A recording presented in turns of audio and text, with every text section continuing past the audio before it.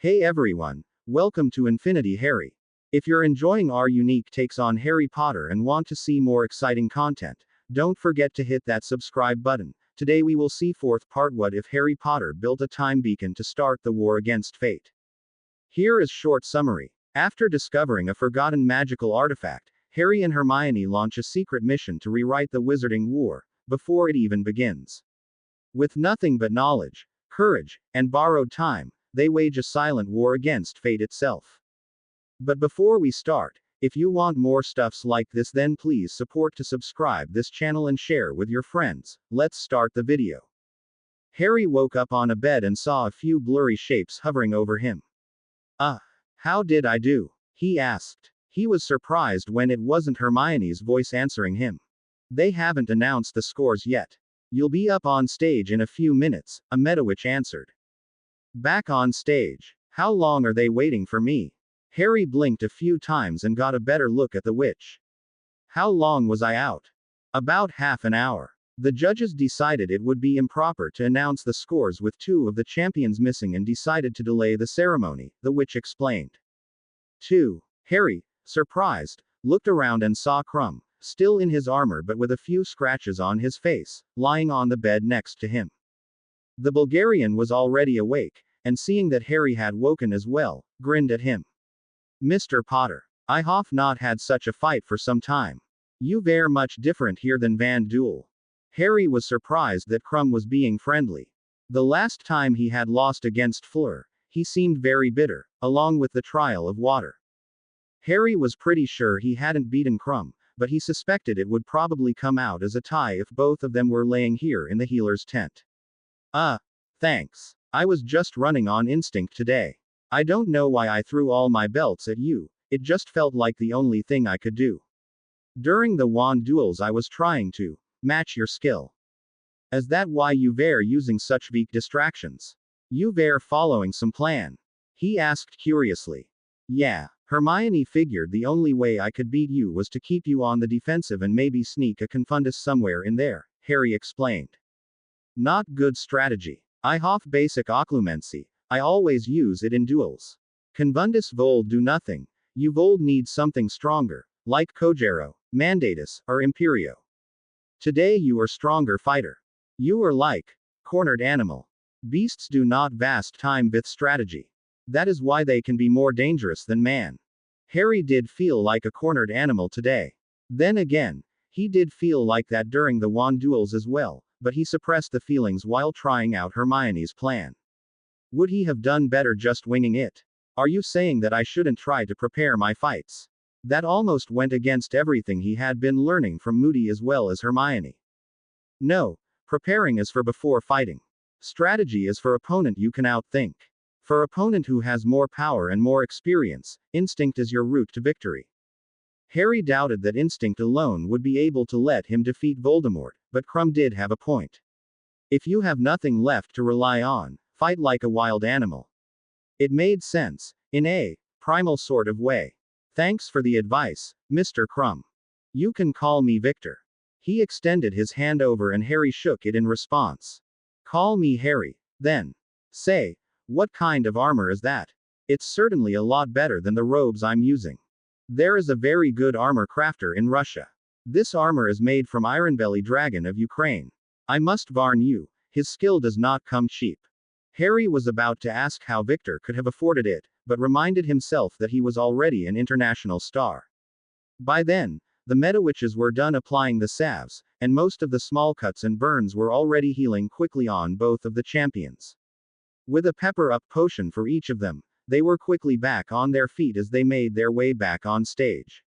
As the two of them emerged from the tent, a loud cheer erupted from the crowd. It looks like our two champions have returned. I wish I could be so young, to be able to recover from such a beating so quickly. Let's have another round of applause for them. Harry rolled his eyes as Bagman continued to drum up more excitement from the crowd.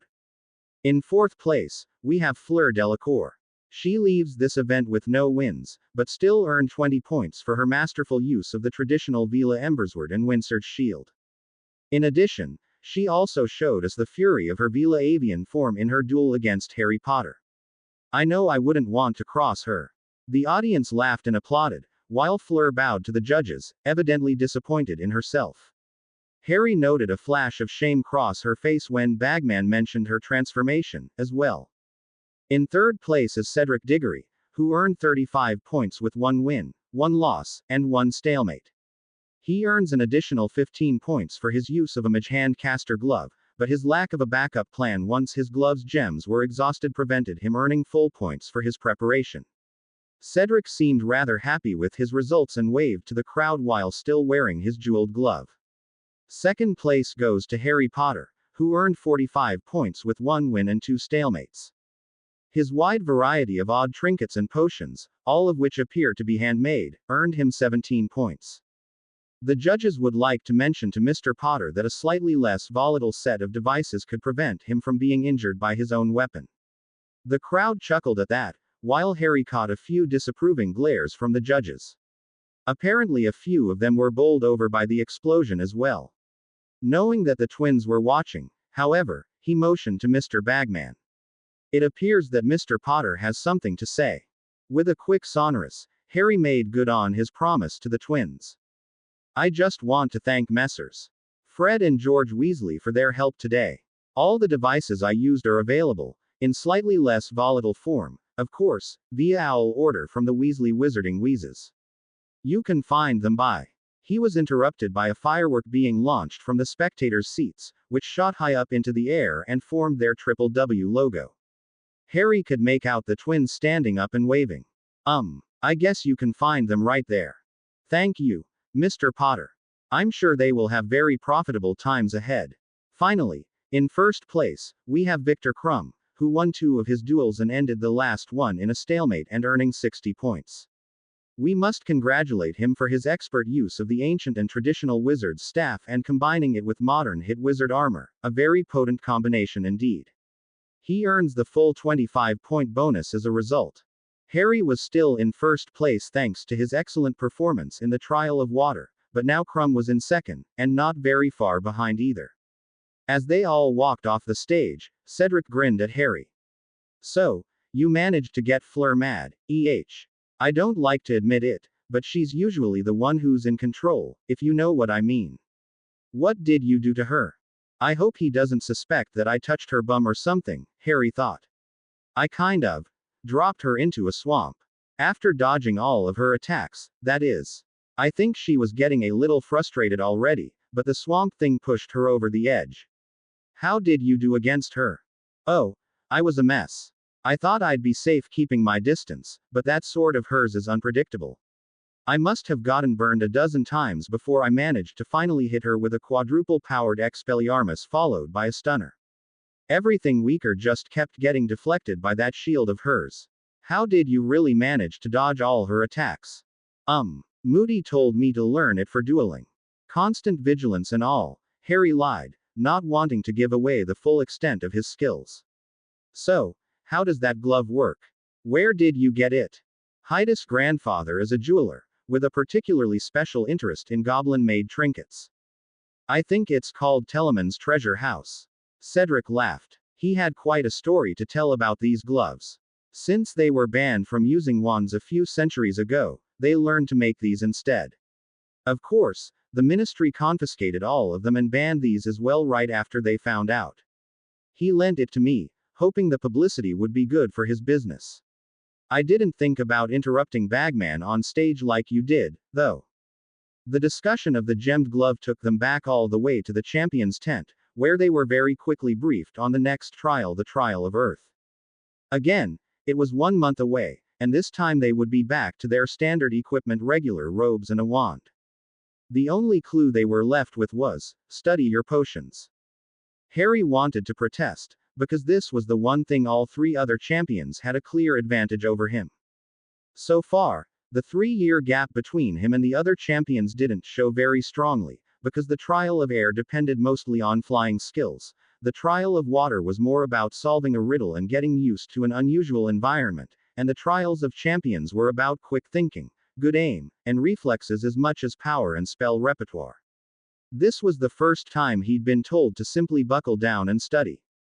Excuse me, Mr. Bagman, but could you be a little more specific? I mean, I'd have to catch up on 3 years worth of general potions on top of whatever extra I'd need to learn. Could you point me in a general direction, at least? Bagman looked at Harry, looking conflicted. I'm sorry, Harry, but the events and rules were decided well in advance, definitely before your name was placed in the goblet. All I can say is what I've already told you. You need to study potions for the trial of Earth. Well, I guess it narrows it down to Earth based potions, but that's still a pretty wide category, Harry griped silently. Hadn't he done this before? Then again, did he really try to win last time? He'd need to consult with Hermione. Leaving the tent, he made his way straight to the VIP seats to find her. Harry, what on earth were you thinking? Hermione shrieked as Harry approached her. That certainly wasn't the response he was expecting. What do you mean? I was just doing my best in the duels. Harry gave a cautious smile, not completely sure of why Hermione was so worked up. He reached out to put his hand on her shoulder to calm her. She swatted his hand away. You almost got yourself killed, Harry. Hermione was breathing heavily and on the verge of tears. The tournament's always been dangerous, Hermione. You know that. You've been helping me train. Harry retorted. He felt that she was being uncharacteristically illogical at the moment. It wasn't as if he stayed overnight in the hospital wing like he'd done so often. That doesn't mean you have to make it more dangerous for yourself. You tossed 24 explosives at once at a ball Crumb was banishing towards you. What were you thinking? Crumb Victor was using my own potions against me. If he did that summoning spell a few more times I would have lost. What else should I have done? You should have lost the duel. Harry was stunned by the simplicity of her answer. Why didn't he think of it before? In fact, why didn't he even consider it in the first place? Okay, at the beginning of the tournament, he had known that he needed to stop Cedric from winning, and the easiest way to do that was to simply beat him. But that was just an excuse. He actually liked being in the tournament. He dreaded every event for a few days before each one started, but as soon as it started he got a rush of excitement while he was competing, a wave of relief when it was over, and a surge of anticipation when waiting for his scores. He wanted to win, pure and simple. He summed up his thoughts by telling Hermione, I don't want to lose. And you'd just throw away your own life just for that. She bit her lip, waiting for his response. Harry noticed that a few people were starting to stare, so he pulled her away from the crowd and tossed up some privacy wards in a secluded area under the bleachers. Why are you so worked up about it, Hermione? Besides, even if the worst happens, you'll find me again in the chamber. Seeing Hermione gasp in response, he knew he'd said exactly what he wasn't supposed to. I was afraid you'd say that, Hermione whispered as she finally broke down and a few tears began to fall. Is that why you're so reckless with your life? Does any of this matter to you, or is it all a game now? Do we matter? She turned and ran back to the castle. Harry wanted to stop her and just tell her that it was obvious all of that mattered to him, but he didn't know how to say it without sounding insincere. By Sunday, he still hadn't heard a word from her. He'd woken up early, hoping to catch Hermione coming down the stairs. He waited for hours, only to find Lavender approach him to say that Hermione was moping on her bed and didn't want to come down. A few attempts to coax her out, via Parvati and Lavender, resulted in failure. The entire time he was waiting, he ran through the conversation in his head over and over. How could she think I didn't care for her anymore? He wondered. Maybe I need someone else's perspective on this. Where's Luna? He went to his room to get the Marauder's map. Searching through all the places he thought she'd be for 10 minutes, he still couldn't find her name. He then decided to search for Neville instead. Another 10 minutes later and he still came up with nothing. Since the map didn't show the room of requirement, he made his way over, only to find the room unused. Back in the common room, he flopped onto the couch and yelled, "Where is everyone?" In frustration. Hogsmeade, of course. It's Valentine's weekend. Harry turned his head to see Ginny at the opposite end of the couch. You were really amazing yesterday, she complimented him. Harry completely missed her last line. Valentine's. It's Valentine's. How could I forget? I've picked the worst time to get into a spat with Hermione, he realized. So why aren't you with Hermione?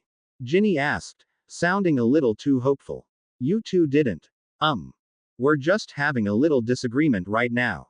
Nothing to worry about, Harry said absently. His mind was racing. Even if he somehow managed to make up with her right this very moment, they wouldn't have enough time to go to Hogsmeade and back. No romantic lunch date, like everyone else was doing. Do you need someone to talk to? Ginny asked shyly, putting on her cutest expression she could muster. Harry, unfortunately, wasn't really paying attention. Talk. She's right. I should talk. I need relationship advice. Now who could I talk to about that? Cedric. He's probably out with Fleur right now. And that would be weird, Harry figured. None of the professors. Are any of them even married? He wondered. Anyone who's in a good relationship right now is probably in Hogsmeade anyways. He then remembered one person on the outskirts of Hogsmeade who he could be frank with. Thanks, Ginny. I do need to talk to someone. I meant me, she squeaked out as Harry fled to his room. Harry carried a basket of soup and salad from the kitchens for Sirius and sandwiches for himself. He wanted to thank his godfather for his help just before the duels and tell him about the results. Most of all, he wanted to talk to him about Hermione. He wasn't really sure why, but Sirius seemed to be the best person he knew to talk to about relationship advice, despite the man not having much human contact for the past 13 years. He did act like he wanted to relive his Hogwarts years again, and talking about school life always seemed to cheer him up the best. It was late afternoon by the time he arrived at the shack. Upon hearing the trap door, Sirius was bounding down the stairs before Harry was all the way inside. Harry, I was wondering if you'd show up today. Where's your girl? I thought you'd be spending the day with her. Sirius was obviously bored to death with nobody to talk to, but at least he was more energetic than ever, since he was able to roam the Forbidden Forest at nights in his dog form. Harry set the basket down between them and looked down glumly. Hermione and I had a little argument, he began. I was wondering if you had any advice for me. Had, or are you still having it? It's still going, Harry admitted reluctantly. So what happened? Did you put the moves on her a bit too early? I did that myself a few times, I have to admit. Can't count how many times I've been slapped, he said, going into his reminiscing mode. No, it's nothing like that. Harry stopped his imagination from going any further. He tried to think of an analogy that he could use to explain the situation, but was having a hard time figuring it out. Well, so Hermione and I have this special meeting spot, and we've made sure that if the two of us got separated, we'd be able to meet up again there. So this was on a date. Was it today? Harry didn't want to give too much away, but the analogy was already failing. I'm not going to say. But the thing is, she kind of got mad at me for going off and doing my own thing, and then she got really angry when I said that we could have just met up at our meeting spot again. Hold up, Harry. You were going out with her, and then you got distracted by something and got separated, and when you two met up again you thought everything was fine and dandy. No, we didn't actually get separated, but, she was worried that she might have lost me at some point. I just suggested that it wouldn't have been a big deal.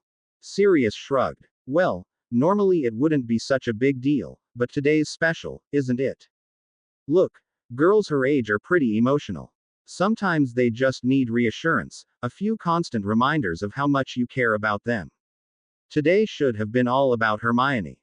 Hold the door open, pull out the chair for her, compliment her on her hair or her perfume every few minutes. It's the little things that add up to really make her day.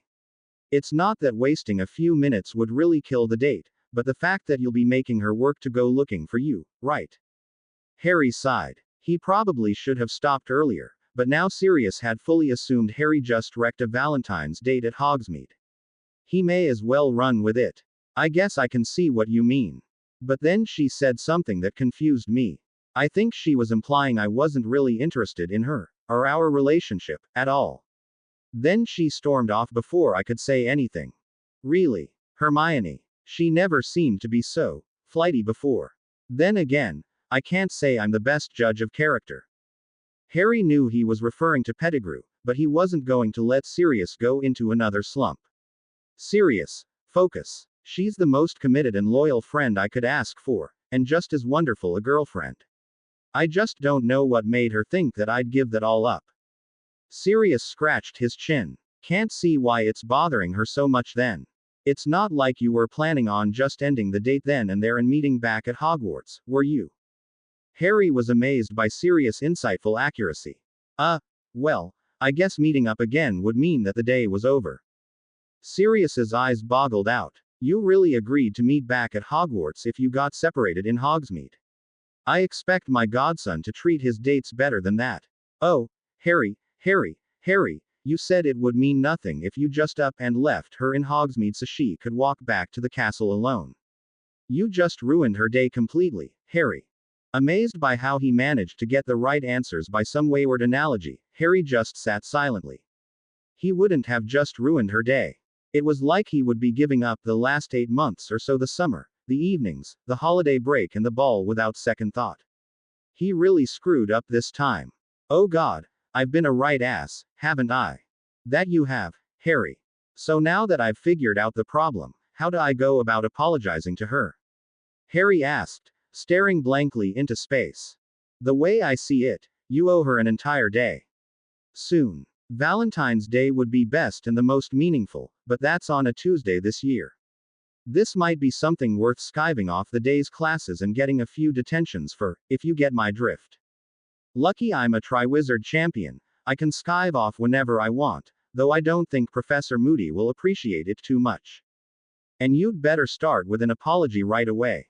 She probably doesn't want to look at you, so do it in writing. And promise her something special on Tuesday to make up for it. Did you just say Professor Moody? Yeah, the retired Or Moody is our Dada teacher this year. I'll tell you about it later, I've got some letters to write. Thanks for the advice, Sirius. No problem, pup. Next time you come back, bring Hermione with you. The sky was dark by the time Harry returned to the castle. It was well past dinner time, but curfew hadn't started yet. Taking a peek at the map again, he saw Hermione on her bed again. Has she had anything to eat? She must have. He decided to visit the kitchens again just in case to pick something up. The elves suggested comfort food, and brought out a small shepherd's pie and a butterbeer. Wrapping the dish and utensils up in a small box, he also asked for some bacon before heading up to the Ollery. Hedwig, I think I'll need your help tonight. Come with me, he said as he stretched out his free arm. Hedwig happily hopped down and they marched back to the dorms. Sparkling was the password he gave to the fat lady. The twins had suggested that one to the prefects. The portrait looked at him, and then to Hedwig, and said, you know, it's traditional to take your parchment to your owl instead of your owl to your parchment. It's almost curfew and I've got a few letters to write, Harry replied dryly as he stepped inside. Well, you should just wait until tomorrow to deliver your letters, then. The fat lady cried as she closed behind him. He quickly made his way past the few Gryffindor couples who were brave enough to snog in the common room, which included Fred and Angelina. Thanks for the endorsement, mate. Fred called out to Harry. We sold out of our entire stock of Valentine's products in one day because of you. Harry only nodded in response. When he finally made it to his room, Hedwig flew off his arm and settled on the bedpost. Harry immediately sat down on his desk and began writing. Dear Hermione, I know I said something completely stupid yesterday. I shouldn't have considered using your device just so I could be reckless with the tournament. If I had to choose between you and winning, I'd choose you any time. I'm sorry for forgetting that. I'm not very good at putting all this down in a letter, so what I'd really like to do is apologize to you, face to face. I'm worried sick about you right now. I don't mean to sound like Mrs. Weasley, but you should have something to eat. The girls were saying you didn't leave your room. I got some meat pie for you. Love, Harry. Harry then tied the note to Hedwig's leg along with the dinner, and instructed her, make sure she gets it, all right. Wait with her until she writes back, but don't pester her about it. Don't peck her or bite her or anything if she doesn't want to write, but stay with her until she does, okay. Hedwig quickly flew out the window and immediately made her way to the girls' side of the dorm. 10 minutes later, Harry was pacing back and forth in his room, wondering if Hermione would accept his apology. After another 10, he was lying on his bed, dreading the prospect that he'd ruined everything. He was just about to give up when Hedwig came soaring back inside, dropping a piece of parchment on top of him. Dear Harry, do you know angry I am at you right now? You were almost as bad as Ron for a moment yesterday. I was scared you were using me just like Ron used me for his essays. I was scared out of my wits when I thought I had nearly lost both of my best friends at school, and I spent the rest of the day wondering if it was worth keeping friends if I was only good for being a tool for them. It took a good night's rest, and some more wallowing in self-pity in the morning before I finally came to my senses and remembered how much you've done for me, too. I finally got ready to confront you this afternoon, and then I hear you've run off somewhere. Now we've no time for any private discussion until classes end tomorrow evening. I want to ask you something before you talk to me tomorrow. What is the one thing you want most from me? Still open to the idea of forgiveness. Hermione. P.S. I did have myself some dinner, and I noticed you weren't there either. You didn't really expect me not to eat anything all day, do you? Thank you for the pie anyways.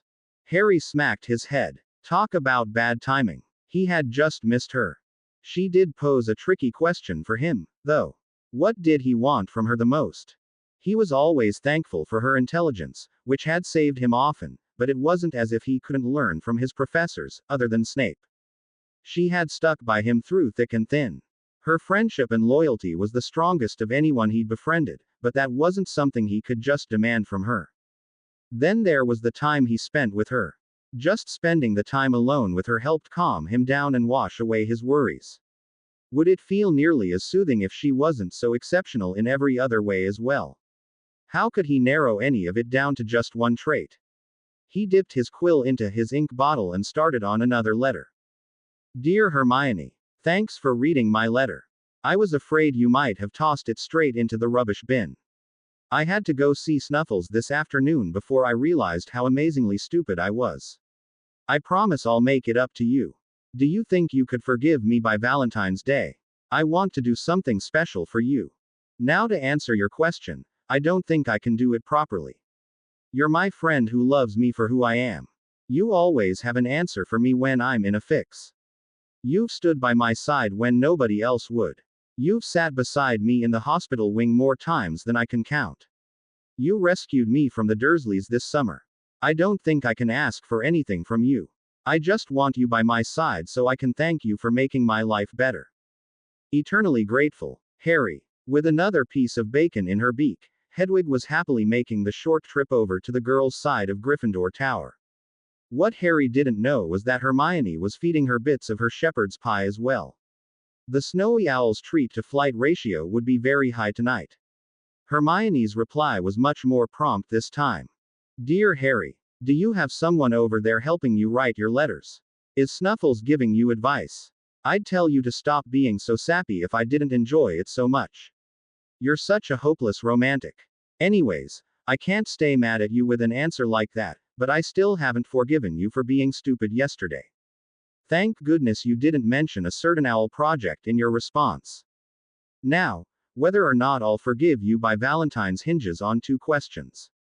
First, would you have asked me to be your girlfriend if I hadn't come to you with my owl project? Second, what are you planning for Tuesday? Amused and amiable, Hermione. Harry grinned. Things were looking up. Dear Hermione, the answer to your first question is I don't know, but I would have been stupid not to. Everything in my life has been so much better since I've become friends with you that I regret it took until Halloween of first year, because that meant missing out on 2 months with you. If I didn't figure it out by summer, then I would have when my name popped out of the goblet.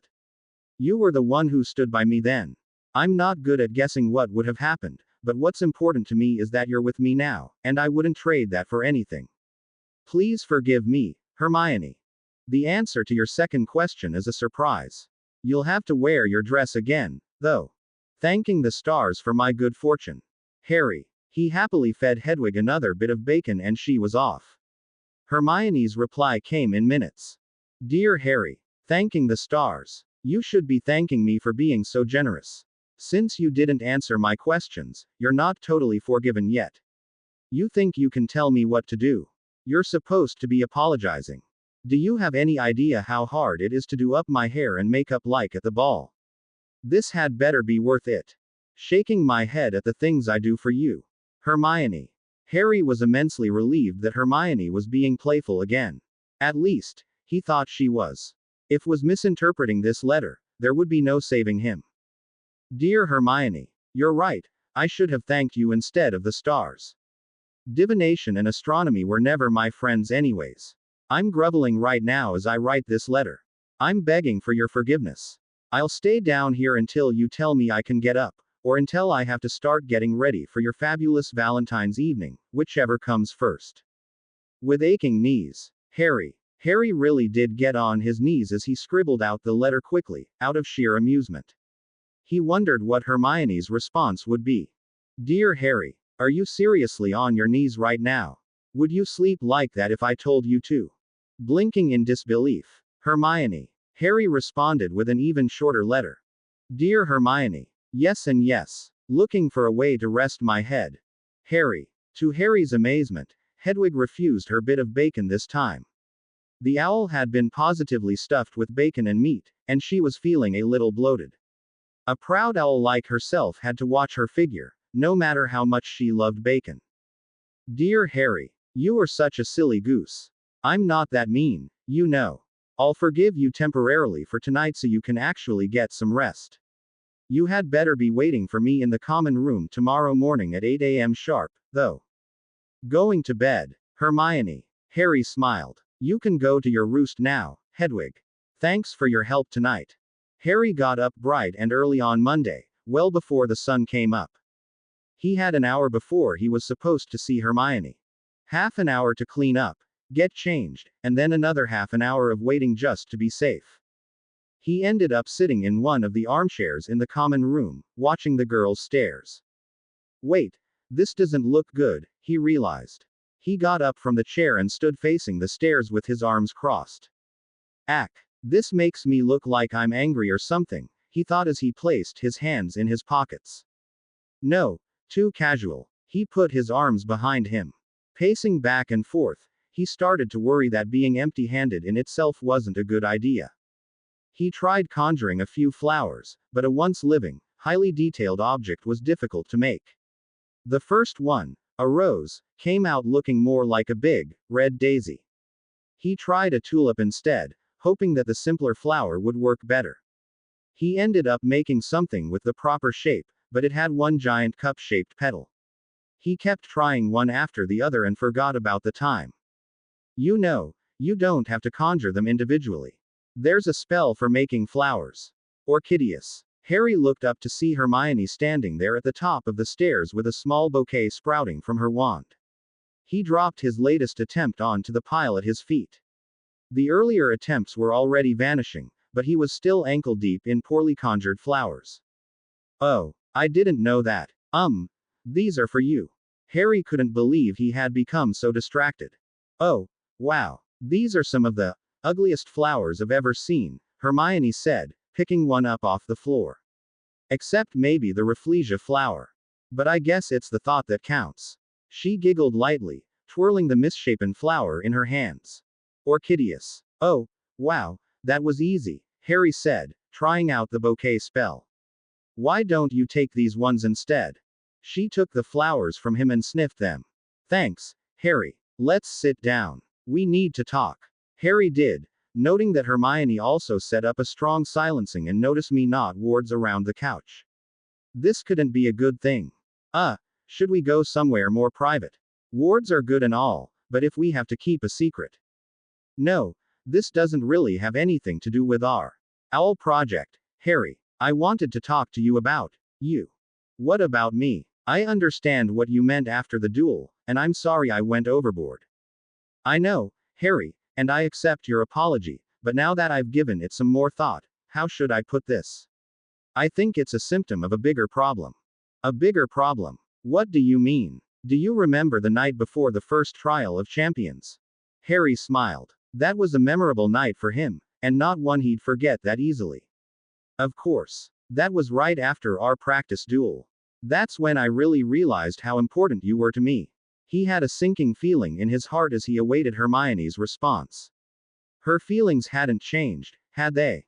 Hermione sensed his tension building, and responded reassuringly, I still meant everything I said. I love you, Harry, and I always want you to be a part of my life. But some of the things you said, well, they felt romantic at the time, and I guess it might have been the atmosphere or something else, but I'm worried. What was it that I said? Asked Harry. Do you really mean you have nothing else to live for, Harry? I know the Dursleys treat you badly, and I'm sorry your parents are gone, but surely I'm not the only thing in your life that keeps you going, am I? What do you want to do with your life? Harry paused for a few seconds, but ended up with only a week. I do have to kill Voldemort. What you want to do, Harry, not what you have to. What if you could forget all that destiny and fate rubbish and just let the adults handle it? What would you do with your life then? I've never given it much thought. Get through the tournament this year. Get through school. Live out my life with you. He gave a half-hearted smile at the last line. So you really don't have any goals for your life, do you? This year, at least, you've got a nice temporary goal of winning the tournament, and you're putting a lot of energy into it, more effort than I've seen you put into anything else, to be honest. She was right, of course. The first 3 years he had been forced into do-or-die situations and he was scared out of his mind every time, but the tournament had never really put his life on the line. He could have conceded and put in a lackluster effort, but he still fought for the prize as if he were facing Voldemort again. And he had started to enjoy it. Yeah, I guess I have. It's fun, putting my passion into the events. And all of them are just temporary. The tournament will be over at the end of the year. We'll defeat Voldemort somehow. I'm sure of it. Before we're 20. I'm not sure if I could be the only thing for you to dedicate your life to, Harry. I want to stand beside you, not hold you up. Once again, Hermione was talking concepts that he'd never thought of before and was having a hard time understanding, but he knew that this time it wasn't just because he hadn't read the same books as her. How about you, then? Could I get some examples from you? He asked for clarification. Me, I want to change Wizarding Society completely. Bring it up to modern Muggle standards. Get rid of the bigotry and racism, equal rights for sentient beings instead of just labeling them as creatures. Oh, and learn as much as I can, of course. Harry was stunned. Hermione had such lofty goals, a few of which she might not see within her lifetime, but they were certainly goals she could strive for her entire life. He didn't have anything that came close. I'm going to have to think about that for a while. Thanks, Harry. That's all I really wanted for now. I didn't expect you suddenly decide to build a city on the moon or something right now. I just want to know that you'll be thinking about your own life a bit more. Hermione got up, dispelling the wards she had set up earlier. We should go to breakfast. Are you coming to potions? No, I have to actually study my potions. Harry had spent most of the last few weeks of potions deliberately getting on Snape's nerves, and had actually learned more about potions in the process. While the rest of the class worked on theirs by following the textbook, Harry had often deliberately made mistakes in his. Sometimes he stirred too quickly or too little, other times he would drop ingredients out of order, or vary the temperature here and there. While initially it was to both annoy the professor and waste a few ingredients, Harry soon began taking notes as he discovered some of his intentional mistakes had consistent and predictable results. Brewing wasn't nearly as dangerous as Snape had implied, and Neville must have been some kind of genius to make his potions keep exploding, because Harry only managed it once, despite his efforts. He was beginning to learn far more about potions with his little experimentation than simply following the recipes.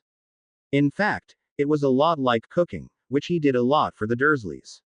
It was odd coincidence how both potions class and cooking for 2 tubs of lard were both the most distasteful routines in his life. What? Hermione cocked her head to the side, with a smile. She was glad that Harry was still able to make a joke after such a serious discussion. She did also learn to enjoy Harry's potions experiments, after he began to take notes, at least. The next task is the trial of Earth. And Bagman gave us a hint. He just said, study your potions. I'll be going to the library, Harry explained. I actually need to learn the potions instead of learn about brewing in general, so I'll be reading some textbooks. It would also give him a nice, quiet place to think if he got bored of reading, and Hermione had given him a lot to think about. All right then. I'm still looking forward to what you've planned for Valentine's, Harry. You're going to love it, Harry assured her. The potions research was actually a lie. Partial lie, at least. He intended to sneak out to Hogsmeade that morning and study potions later, when he got back. He had a particular piece of jewelry to buy, and if they didn't have it, then he'd pay them to make one. Taking the passage through the one-eyed witch into Hogsmeade, he stayed under his invisibility cloak until he was at the jeweler's. Navigating through town was far simpler on a school day Harry never noticed before, but the students made up more than 3/4 of the pedestrians during Hogsmeade weekends. Hello there. Oh, you're a Hogwarts student. Aren't you supposed to be in class right now?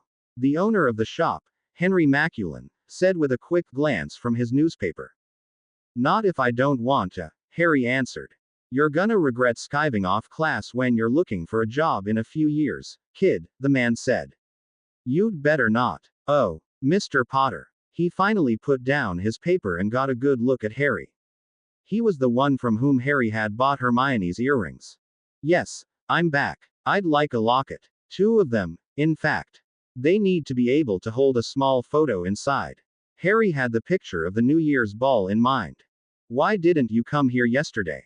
I'm sold out of little love lockets. Seems like the French boys all wanted to buy one for their bells. Not that I'd turn down their business, but they could use a little more independent thinking, you know. Harry hesitated, wondering if this was a problem. He didn't think he was being especially creative, but he also didn't think that everyone else had been buying lockets as well. Still, he had already received the extra copies of the photos from Colin, and a locket would be a nice place to have a copy. Then could you make me one?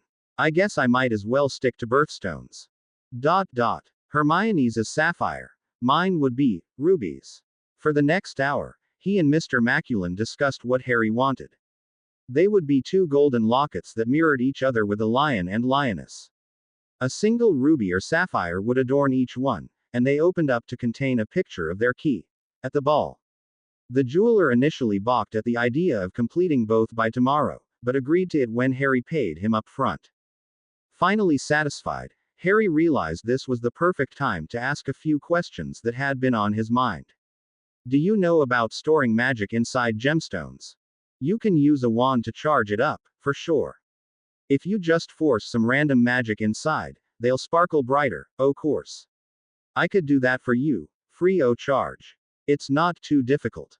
Well, what about storing magic and releasing it later, for casting spells? Harry asked. Oh, are you talking about Mr. Diggory's caster glove? Yes, impressive stuff, I have to say. I can't do that for your locket, for a couple o' reasons.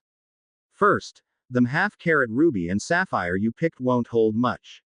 One spell, nothing too powerful. Diamonds are the best, o' course. Half-carat diamond could hold a few spells. Harry figured as much. Cedric's glove was studded with dozens of gems, and it only held about 30 spells. And the next problem is the material. The gold locket won't conduct magic. None of the metals will. Harry was surprised. But Cedric's glove was made of gold, or something that looked like gold. It was definitely metal. Sheesh, do I look like a goblin to you, mate? Seeing Harry's confused expression, he went on. Only goblins know how to make metals that can channel and contain magic, Mr. Potter. I thought that was common knowledge. Why goblin steel and jewelry is so damn valuable. None of them will share their secret with us wizards. I'm muggle raised, but thanks for telling me, Harry growled. Situations like these always reminded him how his life had been completely different from what everyone always thought he was. So if you made jewelry out of something that could channel magic, like wood. What kind of daft fool would buy a 3-galleon jewel and stick it on a 3-canute piece of wood? Look, a word of advice if you're worried about how you can cast spells if you lose your wand, buy a second wand. Fine, thanks for the tip, Harry muttered as he left. It was well after lunch by the time he got back to the castle, grabbed some lunch from the kitchens and went straight to the library. Studying wasn't going as well as Harry had imagined. On the long walks to and from Hogsmeade, he had a lot of time to think about his talk with Hermione that morning. What did he want to do with his life? The thoughts trickled into his mind as he looked through the various books. Look after Sirius, Harry thought as he looked through the table of contents of the upper year potions texts. No, I just need to clear his name. That'll happen after I catch Pettigrew. He's certainly not some old senior that needs tending to. He sighed, finding nothing of use. What the heck does an earth-based potion mean anyways? At least that meant he was in the same boat as the others. His eyes fell on a book on magical fertilizers and potions. Maybe I can solve world hunger or something. That's rather vague. Does that mean I have to be a farmer or something? Abandoning the idea, he turned his focus back onto potions. Once he'd realized the trial of Earth would take only a day, if the current pattern held true, he ruled out all the potions that required more than a few hours to brew, as well as the ones whose effects weren't immediate. From this book, there were only 3 that fit the bill. One was a bloom potion, which made a flower bloom immediately no matter what season it was, although it died just as quickly afterwards. Another was a simple plant maturation potion that aged a plant several weeks in a day, and the last one was a soil softening potion, which turned subsoil into topsoil. The problem was that the first 2 seemed to deal more with plants than earth, while the last one didn't feel like something that tested a Triwizard Champion's mettle. Is there anything I could use my fame for other than be the subject of gossip? He turned back to wondering as he put down the agriculture potion book. I hate the way the Prophet keeps paying Skeeter for those articles. Teen Witch Weekly is almost as bad, but hopefully they'll stop when I get older. Maybe I should start my own newspaper, he concluded. The idea didn't go very far, though, as he really didn't enjoy writing articles himself, nor did he fancy being an editor. Hermione always caught mistakes in his essays when she proofread for him, anyways. He just wanted to own one, and the only reason for that was to stop all the gossip. Harry sighed. Whatever he had decided for his future, he didn't want it to involve potions. He was sure of that much at least. He tried searching for potions that used rocks as an ingredient. Unfortunately, there wasn't a convenient tome of rock-based potions to pull off the shelves. He ended up picking a few out and flipping through the ingredient lists, seeing if any potions matched his criteria. 4 books later and he was still empty-handed. If Hermione were here, I'd be getting this done twice as fast, he thought dejectedly. No, 3 times as fast.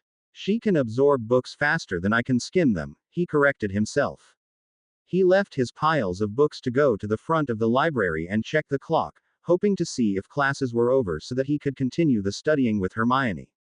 He was surprised to find that dinner had already started. Classes had ended hours ago. He ran up to the Great Hall, where the Gryffindor table was oddly empty. An entire section of students were missing the 4th-year students. Upon seeing him, Angelina immediately said, "Harry, I think you should go visit the hospital wing right now." Harry didn't wait a second as he bolted from the Great Hall. The hospital wing contained a surprising number of Gryffindors, about half a dozen, in fact. Most of them were in coughing and in mild pain, but conscious. Hermione, however, was laying in her bed with her eyes closed. "Hermione!" he cried out as he ran to her side. Seeing no response, he asked, "What happened?" To nobody in particular. "Her potion blew up," came the response from the next bed over. Ron was laying there with a few empty potions vials next to him. "And where were you? Funny how the moment Hermione needs help you're nowhere to be found. Some Gryffindor you are. Or did you just let it happen just because she broke up with you?" Rumors of their relationship troubles had been greatly exaggerated, as rumors often were. He was about to retort angrily, but Neville spoke up from further down. "Oh, come off it, Ron, everyone knows it was Malfoy. Are you actually taking the Slytherins' side on this one?" "Of course not. I'd never defend those slimy snakes." Ron's excitement led him to a fit of coughing. "But the day after they have a spat, Harry doesn't show up and Hermione gets hurt. You keep telling me I'm jealous, but at least I was there to help her out. You practically fell on top of her," coughing, snorted Seamus, on the next bed over. "I wouldn't call that helping. Wait, what did Malfoy do? Why are there so many of you in here?" Harry directed his question to Neville this time, hoping to get a straight answer. "Well, Nobody actually saw him do it, but he was smirking like he knew what was going on. Hermione's potion blew up, and all of us nearby caught a whiff of the stuff and we fell down coughing. Hermione caught it right in her face, though, and she just dropped to the floor. The ones who weren't helping us up ended up attacking the Slytherins. Snape gave all the Gryffindors detentions, except for us who had to go to the hospital wing. Of course, the Slytherins get away as usual, Neville explained with a hoarse voice. Snape even gave detentions to the ones who were helping us, Ron spat bitterly. By then, Madame Pomfrey had heard the commotion and was coming forward with a tray full of potions. Mr. Potter, I'm glad to see you've finally arrived, but as you can tell, Miss Granger is not in any condition for visitors. You can help me distribute these breath freshener potions. Why would they need? Harry didn't understand why sweet-smelling breath would be important to their recovery. It helps clean out the lungs if you inhale something bad, Neville explained. I've had these before, several times a year, to be honest, he admitted with some embarrassment. Evidently, a fresh breath meant something slightly different to wizards than it did to muggles. Thank you, Mr. Longbottom, although I have to say I'm glad that this is the first time I've had to administer this potion to you this school year. Madame Pomfrey smiled as she carefully dripped a few drops into Hermione's mouth. Don't worry, Mr. Potter, I'll have her up and running in a few hours. This is a pretty common affliction. Yeah, don't I know it? Neville laughed weakly, which turned into more coughing. Although I have to say that one potion usually does the trick. Perhaps I just need to order a fresher batch of freshener, Madame Pomfrey said. I was expecting to use up the first batch months ago. I'm sorry to disappoint you, Neville responded. He seemed to be the one student who saw Madame Pomfrey more often than Harry did, and they could chat like friends. Harry, however, was worried. What had Malfoy done? What if it wasn't just a routine potions mishap, and the potions weren't effective for another reason? What if Hermione didn't recover? He couldn't bear to lose her, especially when he had just promised her the best night of her life tomorrow. He had to be sure, and to do that, he needed to find Malfoy. Tracking down Draco was easy with the Marauder's map in hand. The problem was separating him from his goons so he could have some time alone to interrogate him.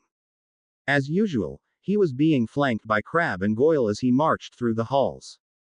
Harry waited under his invisibility cloak, tailing them until the three were alone in a corridor. With a quick stunning spell at Crabbe and Goyle, the two beefy bodyguards dropped straight to the floor. Draco looked around and panicked when he didn't see anyone. Harry stunned him before he could even draw his wand, and then petrified and bound him for good measure. Draco was still using a wand holster. Harry removed it and kept the wand in his pocket. Now he faced the problem of moving them somewhere for interrogation. There was no way he would be moving all three, so he just levitated Draco's body. He cast simple confounding charms on the other two, left them on the floor. He looked at the map, searching for an unused classroom that was more secluded to do the interrogating. That was a problem. To get to any of them, Harry would have to walk past crowds of students or professors. He wasn't going to get snug with Draco underneath his cloak. Then again, he only had to hide Draco, didn't he? Harry took off his cloak and threw it over Draco's body. Perfect. Now he kept one hand on Draco's invisible shoulder as he walked down the hall, keeping the invisible Slytherin hovering close by so he wouldn't bump into anyone. He wasn't quite as careful about not letting Draco bump into things, like corners. He was still trying to navigate to the empty third-floor corridor, where a three-headed dog once resided, when he realized he was walking past the second-floor girls' bathroom. Even better, Harry realized. Ooh, I heard your girlfriend was dying, Harry, Myrtle cheerfully greeted Harry as he entered. She's not dying, Harry answered firmly, though he'd find out for sure in a few minutes. Shouldn't you have jumped in front of her and used your body as a shield? Then, when you died, she could have kept your fleshy body to mourn over and your spirit can come haunt the castle with me. Myrtle suggested, brimming with glee. That was a little too morbid for his taste in jokes, even with a ghost. If that happened, I'd haunt Hermione to keep her company instead. But you know what? If things don't go as planned for me, you might have a new companion soon. Myrtle squealed in delight and into a toilet. Finally rid of the ghost, he spoke the Parseltongue password to the sink. Pulling his invisibility cloak off Draco to keep it clean, they slid down the tube and eventually made their way to the main chamber. Harry laid Malfoy in the center of the chamber, choosing to use Malfoy's wand to maintain a weak lumos, keeping most of the chamber shrouded in darkness. He wondered if Draco was afraid of the dark. He could always test that out if the boy was uncooperative. Enervate. Hello, Malfoy. I'm here to ask you a few questions. Realizing Malfoy was trying to speak, but couldn't move anything but his eyes, he added, "Oh, silly me. Finite." He removed the petrification spell but kept the ropes on him. "You've got nothing on me, Potter." That filthy mudblood just got what was coming to her. Insufferable know-it-all finally got her potions wrong, Draco smirked. "You think you're going to get away with this?" Harry practiced his internal occlumency to keep himself as calm as possible. It wouldn't do to knock Draco out again when he needed to get information out of him. "Malfoy, you must be stupider than Goyle if you think I believe that story for 1 second. Now what did you do to Hermione's potion?" From where I was standing, it looked like the powdered Billigrut shell just blew up in her face because she didn't add it properly. Even Madame Pomfrey said so. Draco was still smirking confidently. Harry could tell through his legilimency that Draco wasn't exactly lying, but there was deception. This was a rehearsed response. "Shut it, Malfoy. You're lying, and I can tell. You need more practice with that. Aren't Slytherins supposed to be good at lying? Now tell me what you did to her potion." Draco remained as arrogant as he could be, tied up and on the floor. "You're going to Azkaban for this, Potter. My father will make sure of it. If that mudblood dies, all the better." Harry wasn't thinking that far ahead, but it would be his word against Draco's, anyways. The threat against Hermione's life didn't pass by unnoticed, though. Now why would you think she was dying of a simple potions mishap, Malfoy? Neville gets them several times a year. She should be better by now. Draco hesitated, realizing what the slip of his tongue had revealed. He remained silent. "Tell me, Malfoy. Tell me before I have to hurt you for it." Harry was starting to have a little difficulty staying calm now. "Hurt me? This is revenge, Potter. You broke my wand. I'm just taking away your wench." Harry's eyes widened in fury. "I'm going to tell you a short story, because I don't want to waste too much time, and it really only happened this morning anyways. Hermione and I talked. She pointed out that I really don't have many good things in life, but she's one of them. I've been thinking about it all day, Malfoy, and I've come to realize that, for the moment at least, there aren't many things I'd dedicate my life to other than her. Do you know what happens when you take away a man's only joy in the world?" Draco stared back at him without a reply. "I don't know either, but if it means making you suffer to get her back, then that's what I'll do." He had wanted to say something profound or dramatic, but nothing had come to mind at that moment. "You're a half-blood bastard, Potter. You goody-goody Gryffindors haven't got the stones to torture someone.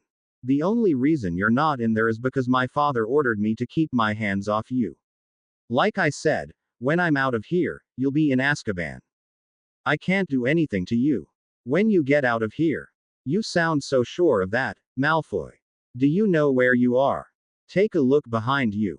Harry rolled Draco with his foot to help him see a huge, scaly wall.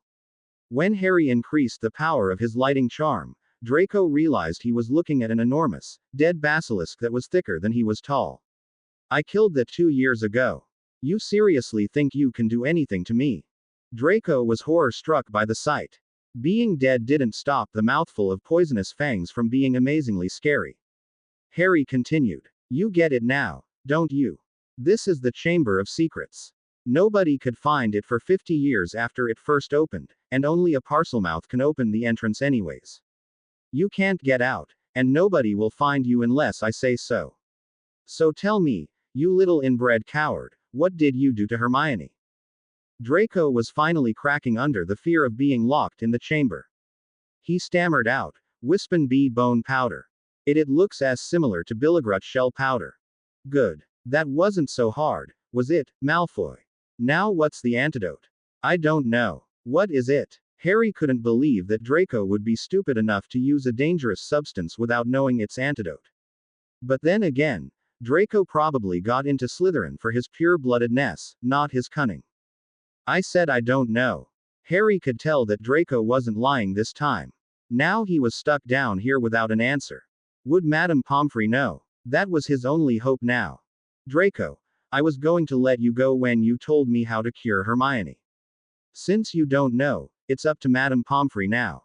You're going to stay down here until she gets better.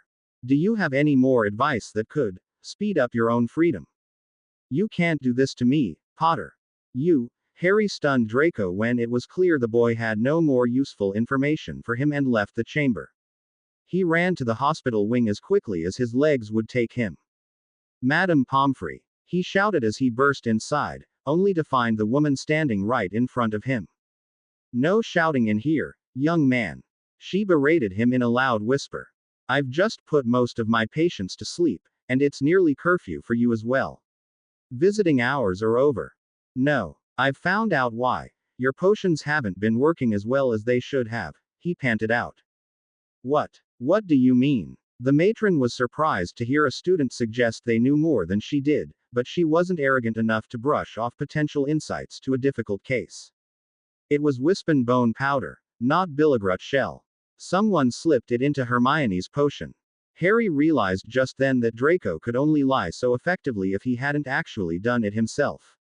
He needed to find out who the accomplice was, but right now, his concern was for Hermione. Professor Snape doesn't use Wispin bone in any of our potions, up to Newt level. I don't think he even keeps any in stock.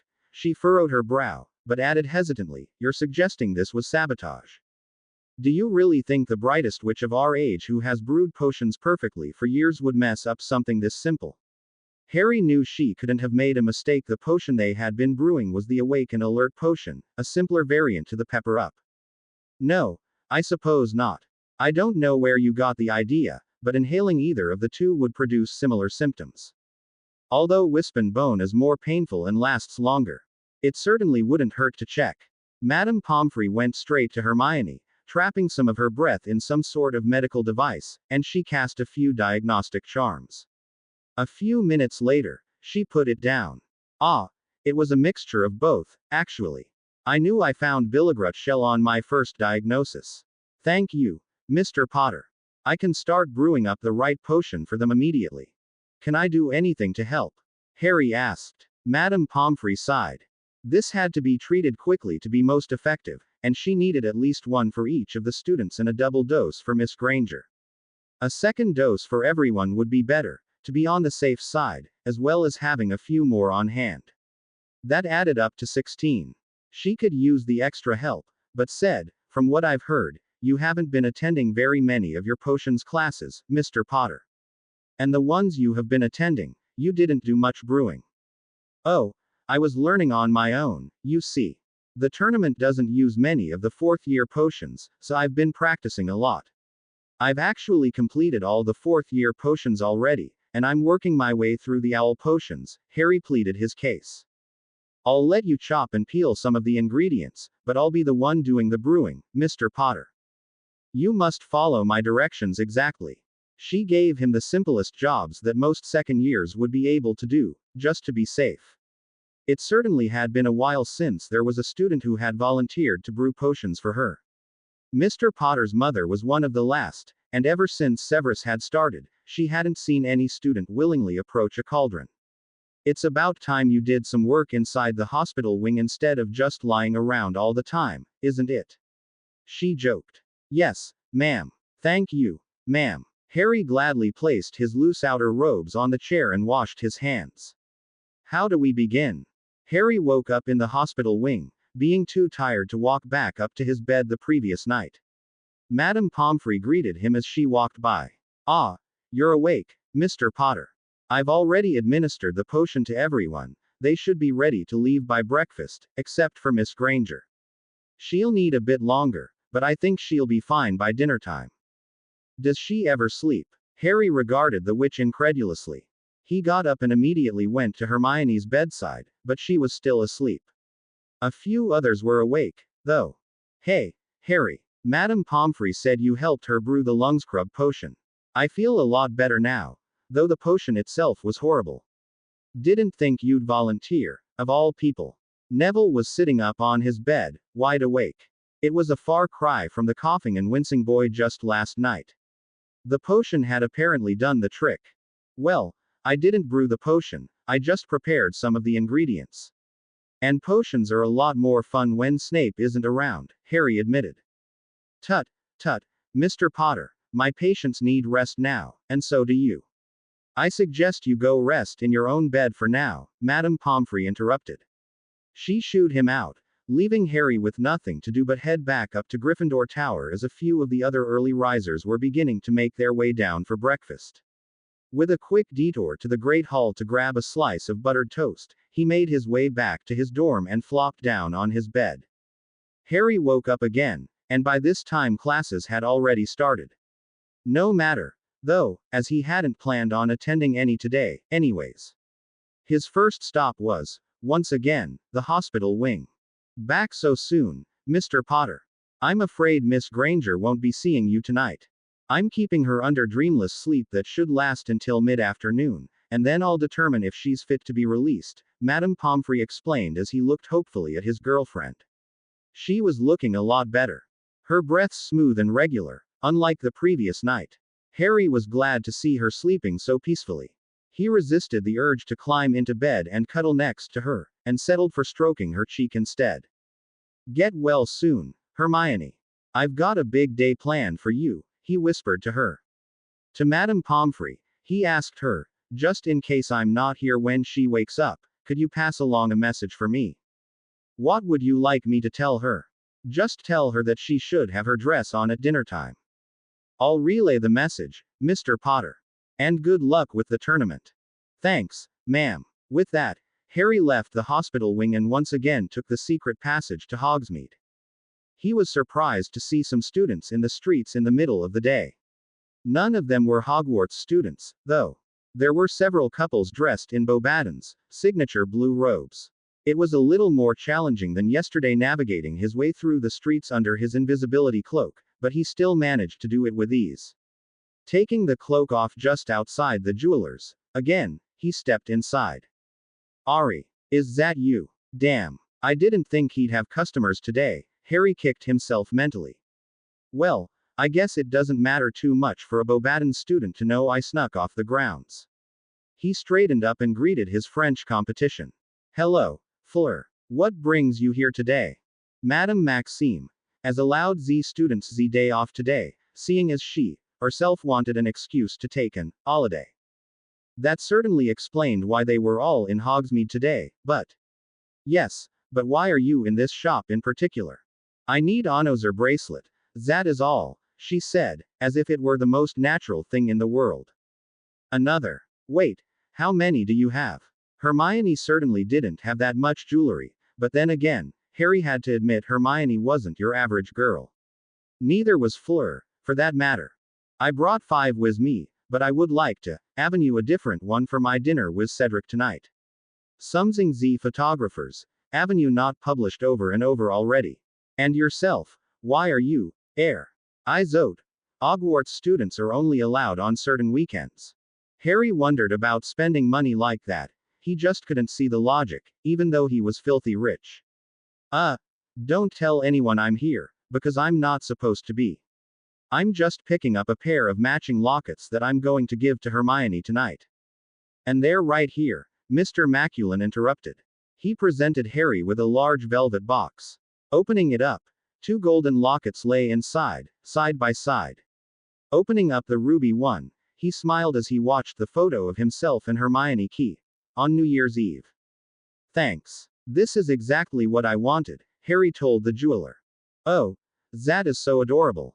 Harry only then noticed Fleur looking over his shoulder at the locket.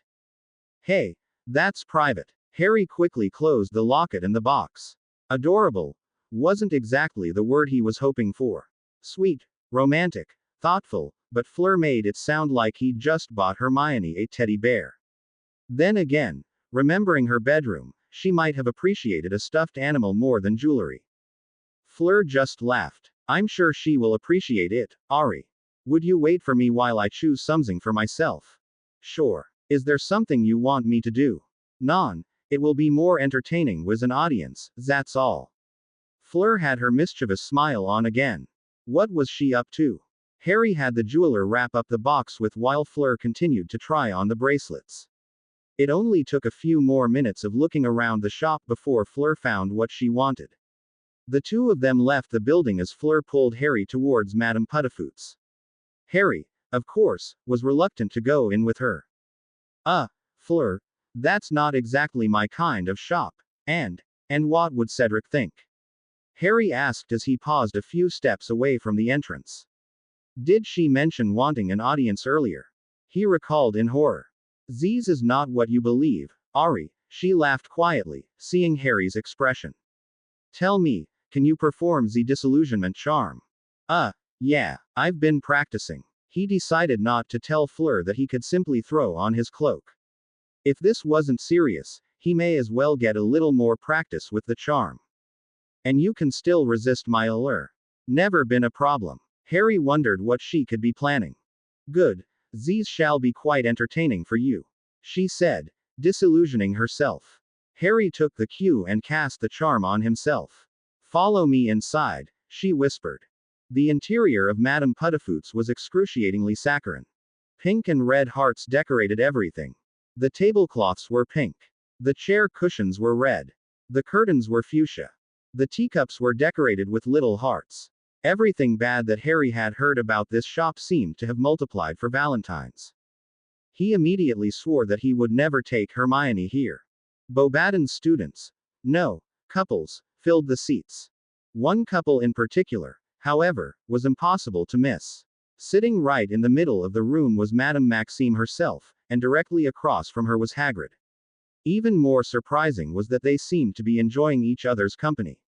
Hagrid was a mumbling mess, and the headmistress seemed to find that charming. Looking back, he realized he'd nearly lost track of Fleur, but saw a slight shimmer in one of the secluded corners of the cafe. Harry quickly crawled over. Fleur, is that you? What are we doing here? He whispered. Just watch. Are you ready? Fleur asked. For what? Harry got his answer immediately when he felt Fleur's allure quickly build up to full force. Thankfully, he had his occlumency shields on at a low level all the time, which stopped him from doing anything stupid. The other males in the cafe, however, weren't so lucky. The chatter and conversation suddenly stopped as all the boys' heads turned roughly in the direction of Fleur. A few even got out of their seats and wandered closer. They couldn't see her under the disillusionment, so in their partially dreamlike state, their eyes drifted in confusion to the first female they saw. For some of them, they were lucky enough to look at their own dates, causing them to immediately do something stupid. Some leapt over the tables, throwing themselves at the girl across from them. Others tripped getting out of their own seats trying to grab their girlfriend's hands. Harry was sure he heard a few of them ask, Je t'aime, veux-tu m'épouser? Even that didn't last long. When the waitress walked into view, several of the boys tripped over each other scrambling towards her. She ended up dropping her tray in surprise, whereupon the boys immediately competed with each other to see who could do the best job of cleaning up the mess. One girl who was abandoned by her date shouted at him, which unfortunately caught the attention of several other boys. As soon as they laid eyes on her, they ran right across the cafe, tripping over each other. The process seemed to repeat itself several times over, as their attention spans had become shorter than a niffler's. Eventually, however, their eyes fell to the most visible woman in the room, their headmistress. Harry struggled to stay silent as 4 or 5 boys scrambled out of their seats and practically began to proposition the half-giantess. Hagrid, it seemed, wasn't affected by the allure as badly as the others. He still went from being tense and nervous to dopey and love-struck.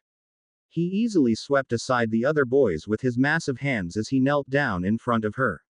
A limp. Ah, I just know the one fair me. This is true love, innit? Madame Maxime was amused by the spectacle, but she figured out what was going on. No, Hagrid, this is not true love. This is what happens when a little Vila tries to play Cupid. Fleur. Ka suffit. Sortir maintenant. Now we go. Fleur whispered as she quickly rushed out the door, avoiding the girls that were searching for her. Harry quickly followed. They didn't stop until they were across the street.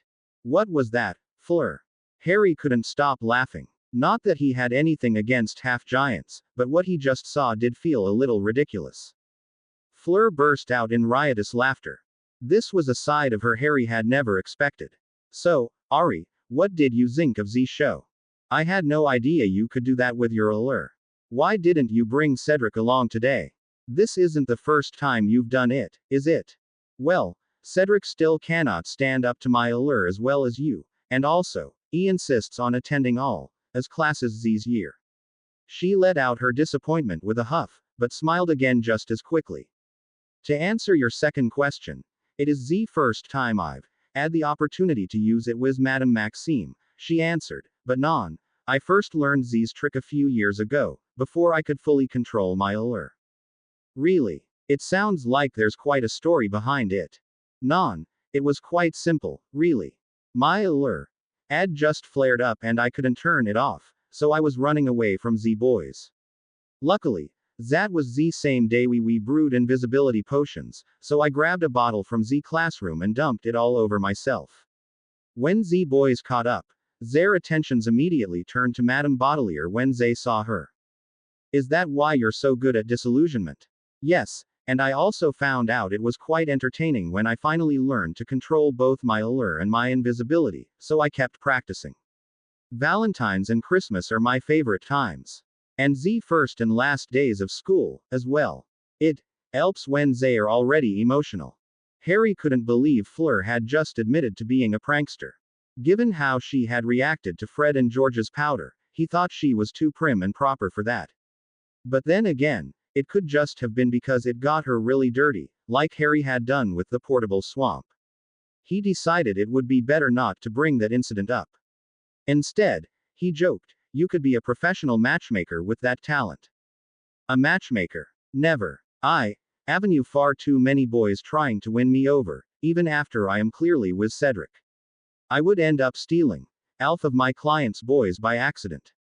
Non, I would much rather be a curse breaker. A curse breaker. It's rather dirty work, isn't it? Harry was surprised again, as Fleur looked more like a supermodel who wouldn't want to get her nails chipped. Yes, but haven't you begun to see the fun in getting dirty? Fleur replied, giving Harry a wicked look. I believe you taught me that only a few days ago. You're welcome. Harry was wondering how much Fleur enjoyed teasing him.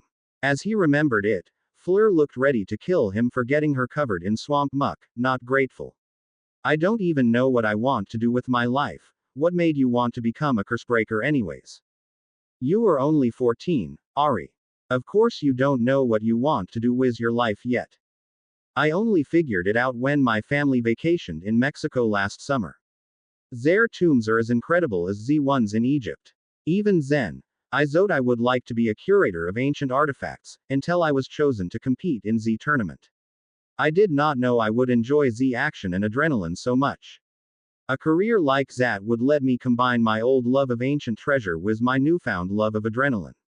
It would force people to see my achievements instead of just my beauty. Oh, thanks for explaining that to me, Harry said. He was a bit relieved to hear that Fleur had trouble figuring out her own life as well. He couldn't quite take the same path, though, as he was already too well known for his achievements, and people expected even more of him. Hermione's practically decided already that she wants to revolutionize the British wizarding world. Me, I just want to get away from all this fame, but I can't seem to avoid it. Your girlfriend is too smart for her own good. She should explore some more before she settles on something. You should do some traveling, and take her along. I can tell you that you are very famous in the British Isles, but not so much elsewhere. Perhaps you will find your calling when you see more of the world. If you are ever in France, come contact the Delacour family.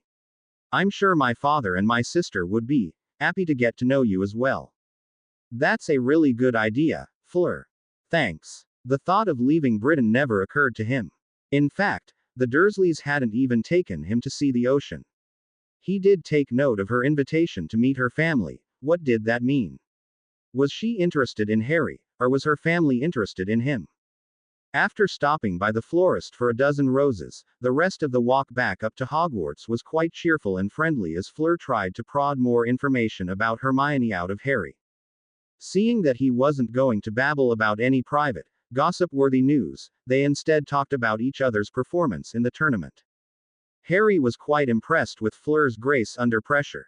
The only time she had buckled was apparently when she fell into Harry's swamp. Fleur, on the other hand, was equally impressed with Harry's ability to keep up with the competition despite his young age. He brushed it off as luck, since he wasn't going to reveal his secret that easily.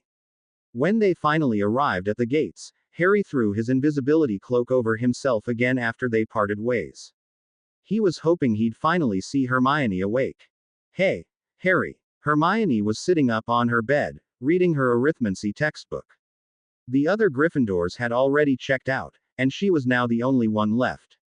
Where were you all day? Hermione. Harry rushed up to her and gave her a hug. I was so worried about you that I barely slept last night. Madame Pomfrey told me how you helped her brew the potion and wouldn't sleep until she gave me the first dose. You're so sweet, Harry, she said, holding his hands. Except you weren't here when I woke. I expected better of you, Mr. Potter, she chided him jokingly. Hey, I was picking up a present for you. Here, he said, handing her the gift. Don't open it until tonight, though. So our date for tonight's still on. Madame Pomfrey said I should be out of here in a few more hours, and I'll probably take another hour or so to get ready, so how's 7 o'clock? Sounds great. Meet me in the room of requirement, alright. I hope you like fish. With long, reuniting key, Harry left again to get ready for the evening. Fish was something he hadn't had the opportunity to cook before, despite the copious amount of work he had done in the Dursleys' kitchen. They loved their fatty pork, beef, bacon, steaks, and burgers, but the closest thing to healthy meat they'd had was chicken and turkey. The only time they ate fish at all was when it was deep fried from a fish and chip stand. He knew that Hermione wouldn't enjoy that as much, and he also knew that fresh fish would taste better, and how much fresher could it possibly get than straight from the water. He grabbed the remainder of his gillyweed and dove into the Black Lake. With a simple disillusionment, a stunner, and a piercing hex, he managed to catch himself one large enough to feed both of them after only a few minutes. It certainly beat sitting around for an hour with a hook and lure. The gillyweed, which was a month old already, was somewhat stale and its effects ended only 10 minutes later, so Harry didn't have to wait long before climbing back out. With the main course in hand, he needed to prepare it. Up in the room of requirement, it had provided him everything he needed for the evening to come. There was a dining table for two, already set, next to a dance floor that opened up to a balcony, giving a spectacular view outside. Off to the side was the kitchen, containing all the cutlery he needed. It even threw in a few cookbooks as well. Harry already had something in mind, but he flipped through the books to find a better recipe as he gutted and descaled the fish. Even though it was far more messy and bloody than anything he'd worked with before, the Dursleys bought their meat pre-cut from the deli or, sometimes, frozen. He was finding it much more enjoyable. Some of it came from the knowledge that he'd be enjoying the fruits of his labors himself, and partly because it was so much easier to do when the room had provided him with every tool he needed, in perfect condition. The Dursleys had forced him to work with only 3 dull knives: the chef's knife, the other knife, and the bread knife. Unfortunately, while the room provided all the tools, it couldn't provide him with the food. He needed to get the other ingredients from the Hogwarts kitchens, which meant he had to get it from the house elves. Tentatively, he called out, "Dobby." The little house elf popped up beside him. "Hello, Master Harry, sir. You was needing." Dobby paused as he found himself in another kitchen. He glanced at the fish. "You was needing fish cooked, Master Harry." Before Harry could answer, Dobby popped away, bringing back plenty of herbs, spices, vegetables, and everything else needed to complete a dinner with the fish. Dobby was just about to debone and fillet the fish when Harry yelled, "Dobby, stop." Dobby froze, and so did the knife hanging midair. "Dobby, I just needed the ingredients. I want to cook this myself." Dobby's eyes began to water. "Is Dobby's cooking not good enough for Master Harry, sir?" "Oh, Dobby has failed Master when he cannot even cook." "Bad, Dobby. Dobby is useless house elf. Harry saw a cleaver begin to levitate and move towards the little elf. Dobby. Stop. I forbid you from harming yourself. It's just really important to me that I cook this meal myself. You can cook breakfast for me tomorrow morning then, how about that? Dobby nodded solemnly. The knives all flew back to their proper places. Harry then told Dobby, I still need a few more ingredients. Some broccoli, carrots, cucumbers, a lime, potatoes, grape tomatoes, feta cheese. He went back to the cookbooks and listed the rest of the ingredients he needed. Dobby happily popped back and forth to the kitchen to provide Harry what he needed. He nearly lost track of time whipping together the dinner, even though it was a simple, three-course meal. He had plenty of fun making his own sauces instead of squirting pre-made stuff from a bottle and ended up experimenting many times to get the flavor right for both the salad and the main course. Seeing that he had half an hour until dinner started, he put the fish in the steamer oven and prepared the dessert as well, then rushed out to the dorm.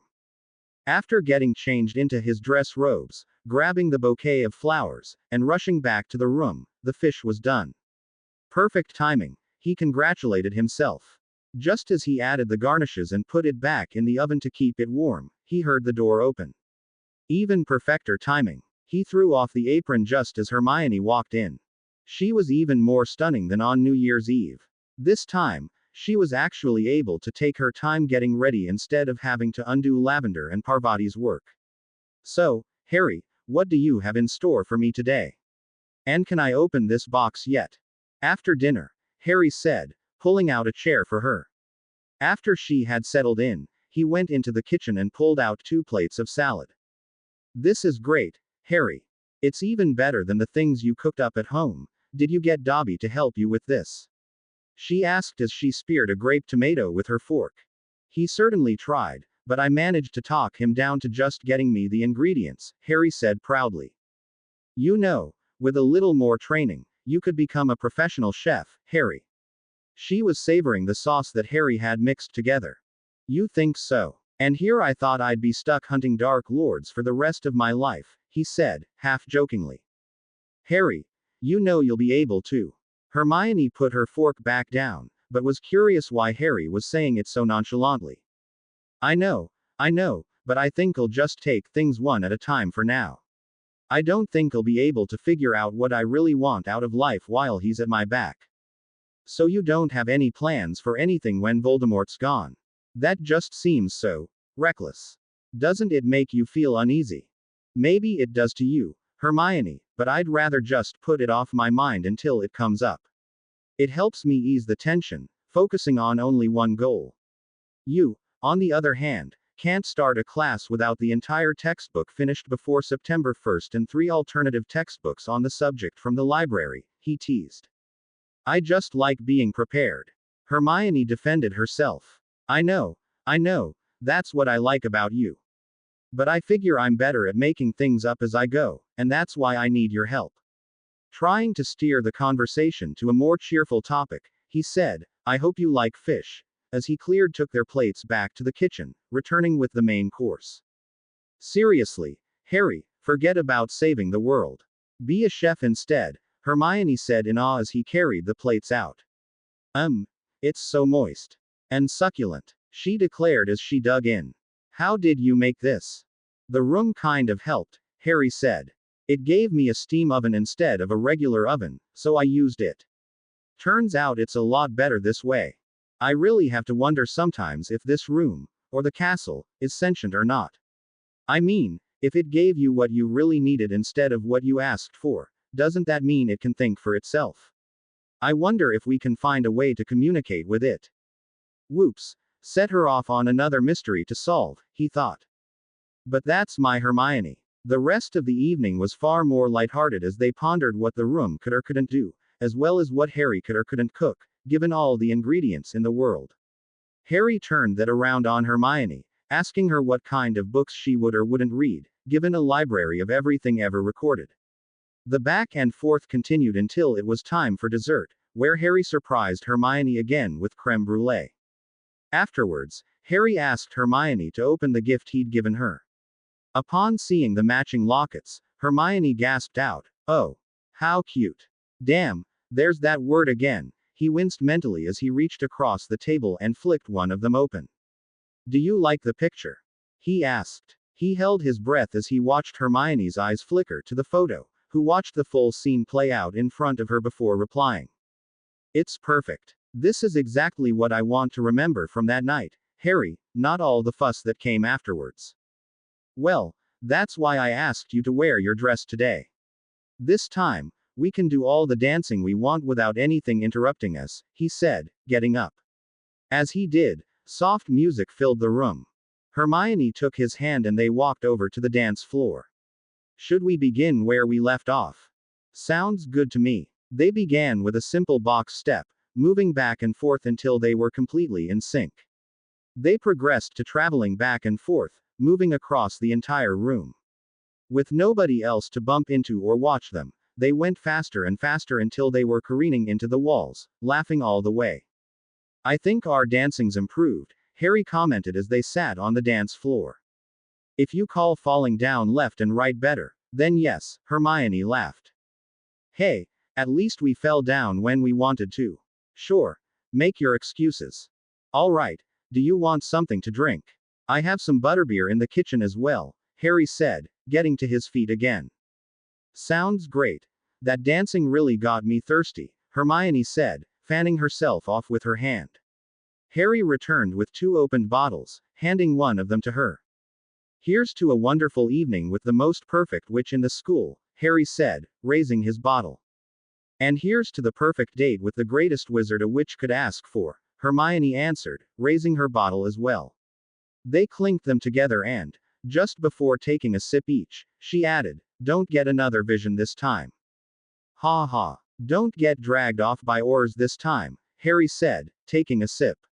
They waited silently for a few seconds after that. Were you actually waiting for me to flop down to the floor? He asked. Yes, she said sheepishly. Look, Voldemort just seems to have a knack for picking the worst days for you to give you visions. I mean, one on your birthday, and the next one at the ball. Yeah, me too, Harry admitted. I think fate just likes to mess with me or something. I think I've earned today, to be honest. You certainly did, Hermione answered him.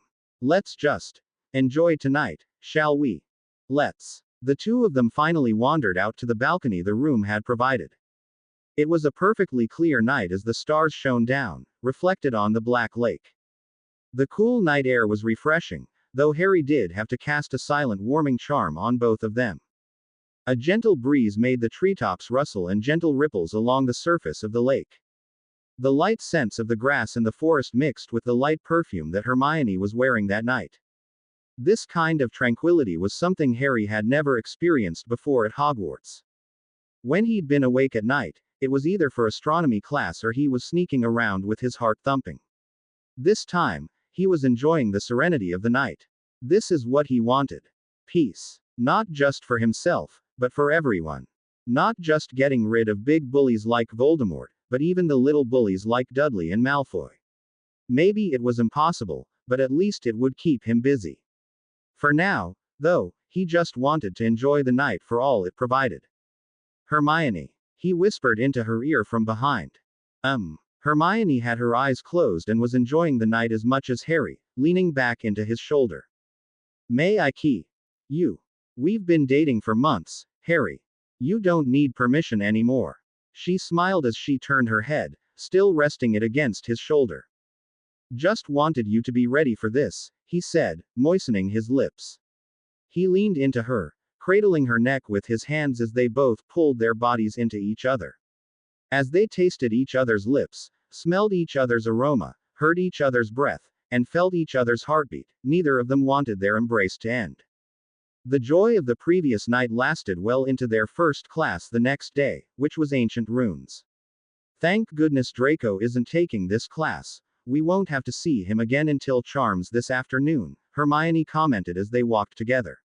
At least he didn't come by to say something stupid this morning. Harry suddenly stopped dead in his tracks. Whoops. It was only after classes that they managed to steal away from the crowd and sneak themselves down to the Chamber of Secrets. Luckily, They had a free period, so they managed to go while most of the other students were still in a class.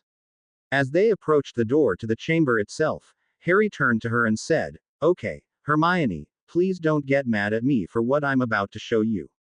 I, wasn't thinking too clearly at the time." Hermione narrowed her eyes. "What do you mean by not thinking clearly? When was this? You were in the hospital wing and you weren't responding to the usual treatment." I kind of panicked. "So what are you showing me, Harry? Don't tell me you." Hermione's eyes widened as she figured it out. "Open," Harry hissed to the door. "You'll see," he said as he stepped inside. They walked into the familiarly dark and empty chamber. "What am I supposed to be seeing again? I thought you were implying that you kidnapped Draco or something of that ridiculous nature," Hermione said. The tension had yet to leave her voice, because she wasn't quite sure if she should be feeling relieved yet. I did kidnap him," Harry admitted. "What?" Hermione's yell echoed through the chamber. Harry threw up his hands in surrender. "Like I said, I wasn't thinking very clearly. And I did manage to find out something useful. If it hadn't been for me, who knows whether or not all of you would have recovered or not." Hermione fumed silently for a few minutes, contemplating what he just told her. "Okay. He did it for me. He did it for everyone else who got stuck in the hospital wing. He could have at least slowed down and thought about it for a while. Now he's dragged me into this whole mess. But then again, I might not be here if it weren't for him." Finally, she spoke. Quote. "Fine. But the ends don't justify the means, you know that. All right. Just help me look for that little bugger." Harry lit up his wand with a slightly brighter lighting charm as he began to search the chamber. "You make it sound like he's a little lost puppy or something." Hermione smirked. She moved over and began her search along the walls. "I'd prefer a little snake, but yeah, thinking of him as an animal kind of helps." "Or a ferret," Hermione suggested. "Ferret. I've been wanting to call him that too, but I don't know why," Harry answered. They realized that the chamber itself had many nooks and crannies that they never bothered finding before. Several of these were actually quite large, enough for them to stand up inside, and had a fairly steep passageway leading up. They ruled them out as possible escape routes that Draco had taken, being far too slippery to climb.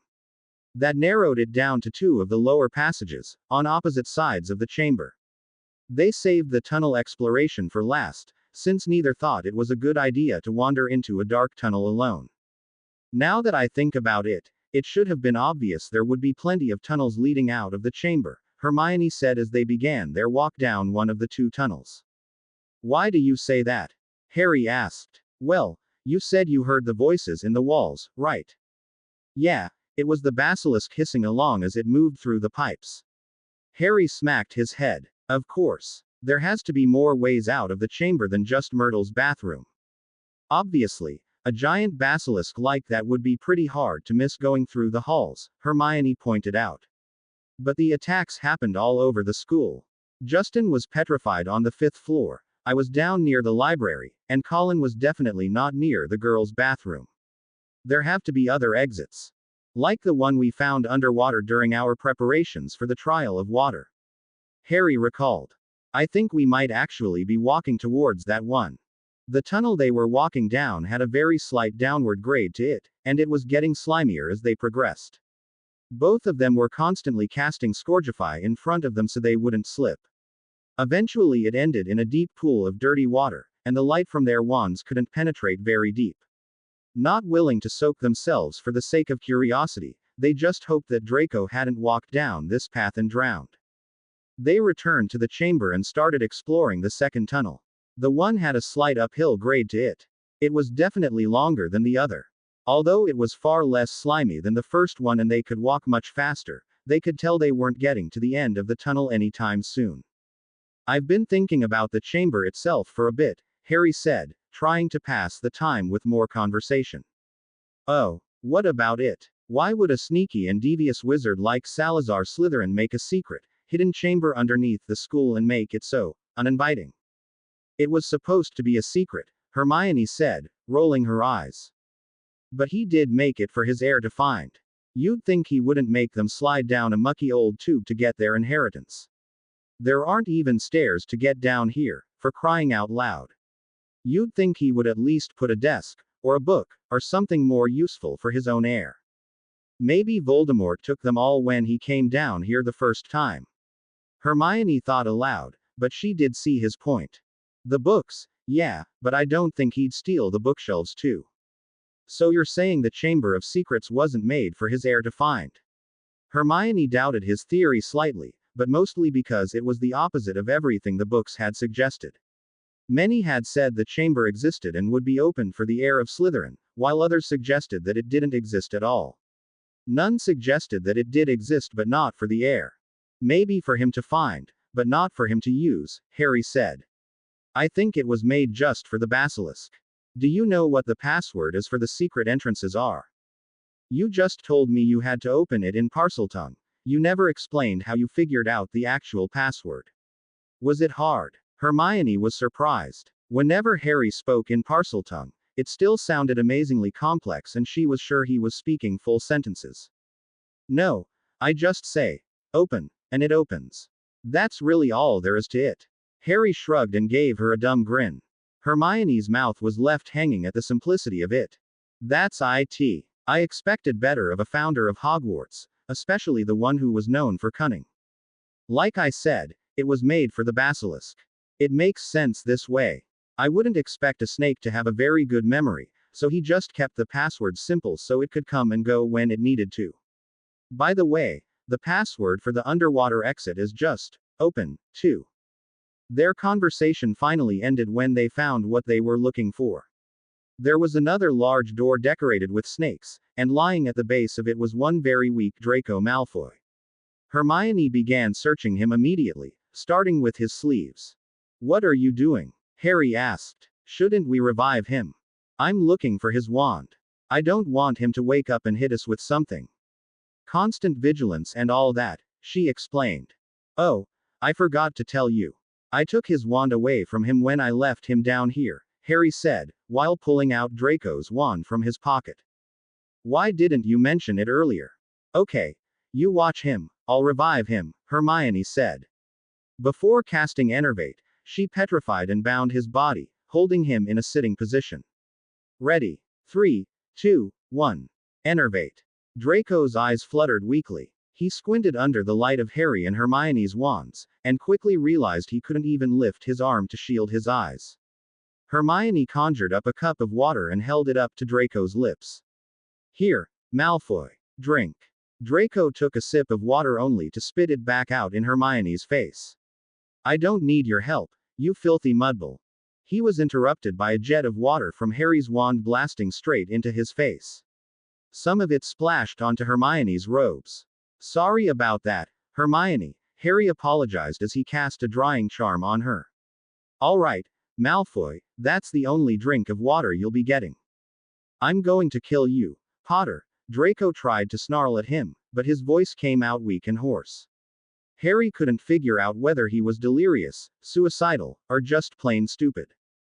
How are you going to manage that? Harry asked with a mixture of worry and amusement. You're dead, Potter. You'd better let me go, because my father will hunt you down, he ranted as he struggled against the petrification spell. Harry cast a stunner at Malfoy to get him to quiet down. You could have just silenced him, Hermione criticized.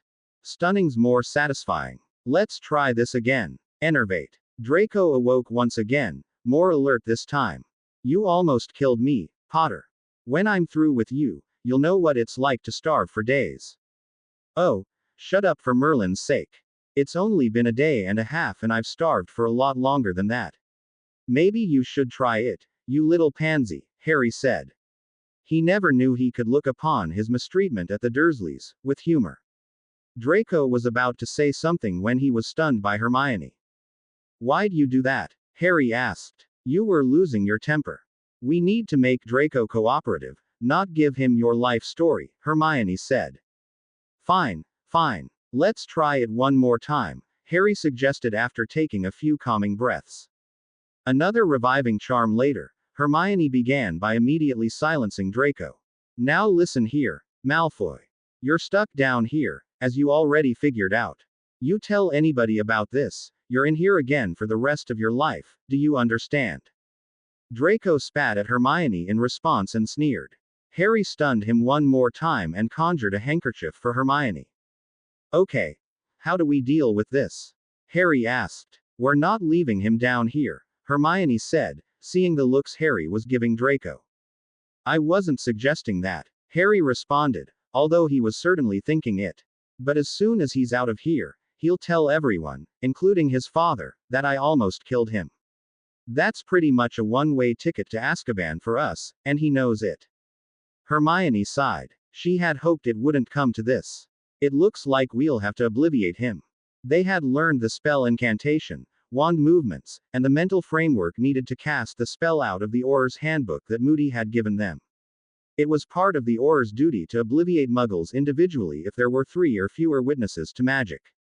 Unfortunately, neither of them had actually cast the spell on a person for practice. I guess Malfoy's as good a guinea pig as any, Harry said, raising his wand. Wait, Harry, we can't just erase his memory, Hermione said. He's been missing for a full day and a half. If someone finds a big blank in his memory, then we might as well turn ourselves in. We need to replace his memory with something. Well, where else could he have disappeared to for a day and a half without anybody finding him? We'll have to get him out of the castle, Harry pointed out. Forbidden Forest, Hermione suggested. We need a reason why he'd go in there at all. How about this? He's been wanting to get revenge on me for a while now, so he followed me into the Forbidden Forest to try to ambush me after you were in the hospital wing. We fought. He got disoriented and ran deeper into the forest instead of coming back out, Harry suggested. And why would you be going into the forest? Hermione asked. I don't know, I'll make something up. Draco doesn't have to know. Tournament training. I wanted to practice fighting wild animals. Alright, that works well enough. We've been pretty far into the forest and I can modify the memory of one of our practice battles to stick into his head, but that doesn't explain why he's been gone for so long, and without his wand. He couldn't even conjure water for himself to drink. Attacked by wild animals, Harry suggested. He might as well keep going with that excuse. What kind of animal, though? I haven't fought any animals before, and it's hard to create a memory from scratch. Should we use Buckbeak's attack on him as a sample? 1 slash isn't much to work with, though. Harry thought for a while. He recalled one long, scary chase from monsters that infested the forest. Modifying the memory so that Malfoy dropped his wand in the escape wouldn't be too difficult. Acromantulas. I'll use the memory of me and Ron in second year. With the plan in place, they practiced the wand movements and incantations a few times on rocks to make sure that they had the physical part of the spell correct. Hermione went first, as she was more proficient with the mental arts. She wiped Draco's memory from the afternoon after the potions accident, and replaced it with one of her own, one of Moody's training sessions where they were practicing tailing a target. Draco would believe he was really doing it, from her point of view. The memory ended when Harry had turned and shot a stunner straight towards her. Alright, Harry, I'm done. Remember 2 weeks ago, tailing and shadowing practice with Moody? That's what I used. Up to the stunner. Exactly, Hermione said. Even better, Harry told her.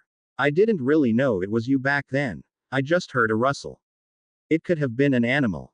This way I can say I just shot a stunner without knowing it was Malfoy. This works with my alibi. I thought I stunned a wild animal and didn't bother checking up on him. Harry then proceeded to work on his part of the memory. He made Malfoy believe he had reawakened at night, completely disoriented. Wandering around much like they had done in their first-year detention, except alone, he stumbled upon an Acromantula colony. Skipping over the part where he actually conversed with Aragog, Harry gave him all the memories of fleeing the spiders he could, and added one additional memory of Malfoy dropping and snapping his wand. The Acromantulas would have given up the chase, but Malfoy kept running until he was exhausted and collapsed. Alright, I'm snapping his wand, Harry announced when he was done. Again. His father will be furious after this is over. Hermione surmised. Even Neville isn't clumsy enough to break 2 wands in a year. Oh well, let's see what you did. Hermione probed Draco's mind with legilimency to see how well the memories appeared to be. She did another minor memory charm to fix up small errors, like the sounds of extra voices that shouldn't have been there. Harry did as well, finding other small errors like Hermione brushing her hair away from her face when it was supposed to be Draco's memory. All in all, they ended up doing 5 memory charms on him in total. Next came the problem of getting him into the forest itself. The staff would be searching desperately for Draco by now, even if they hadn't bothered to make the announcement to students yet. They decided to open the door they were standing beside and keep walking up the tunnel. Since it was so long, it must have led somewhere far from the castle, and that probably meant the forest. It would explain how the basilisk found food to eat. This is kind of exciting.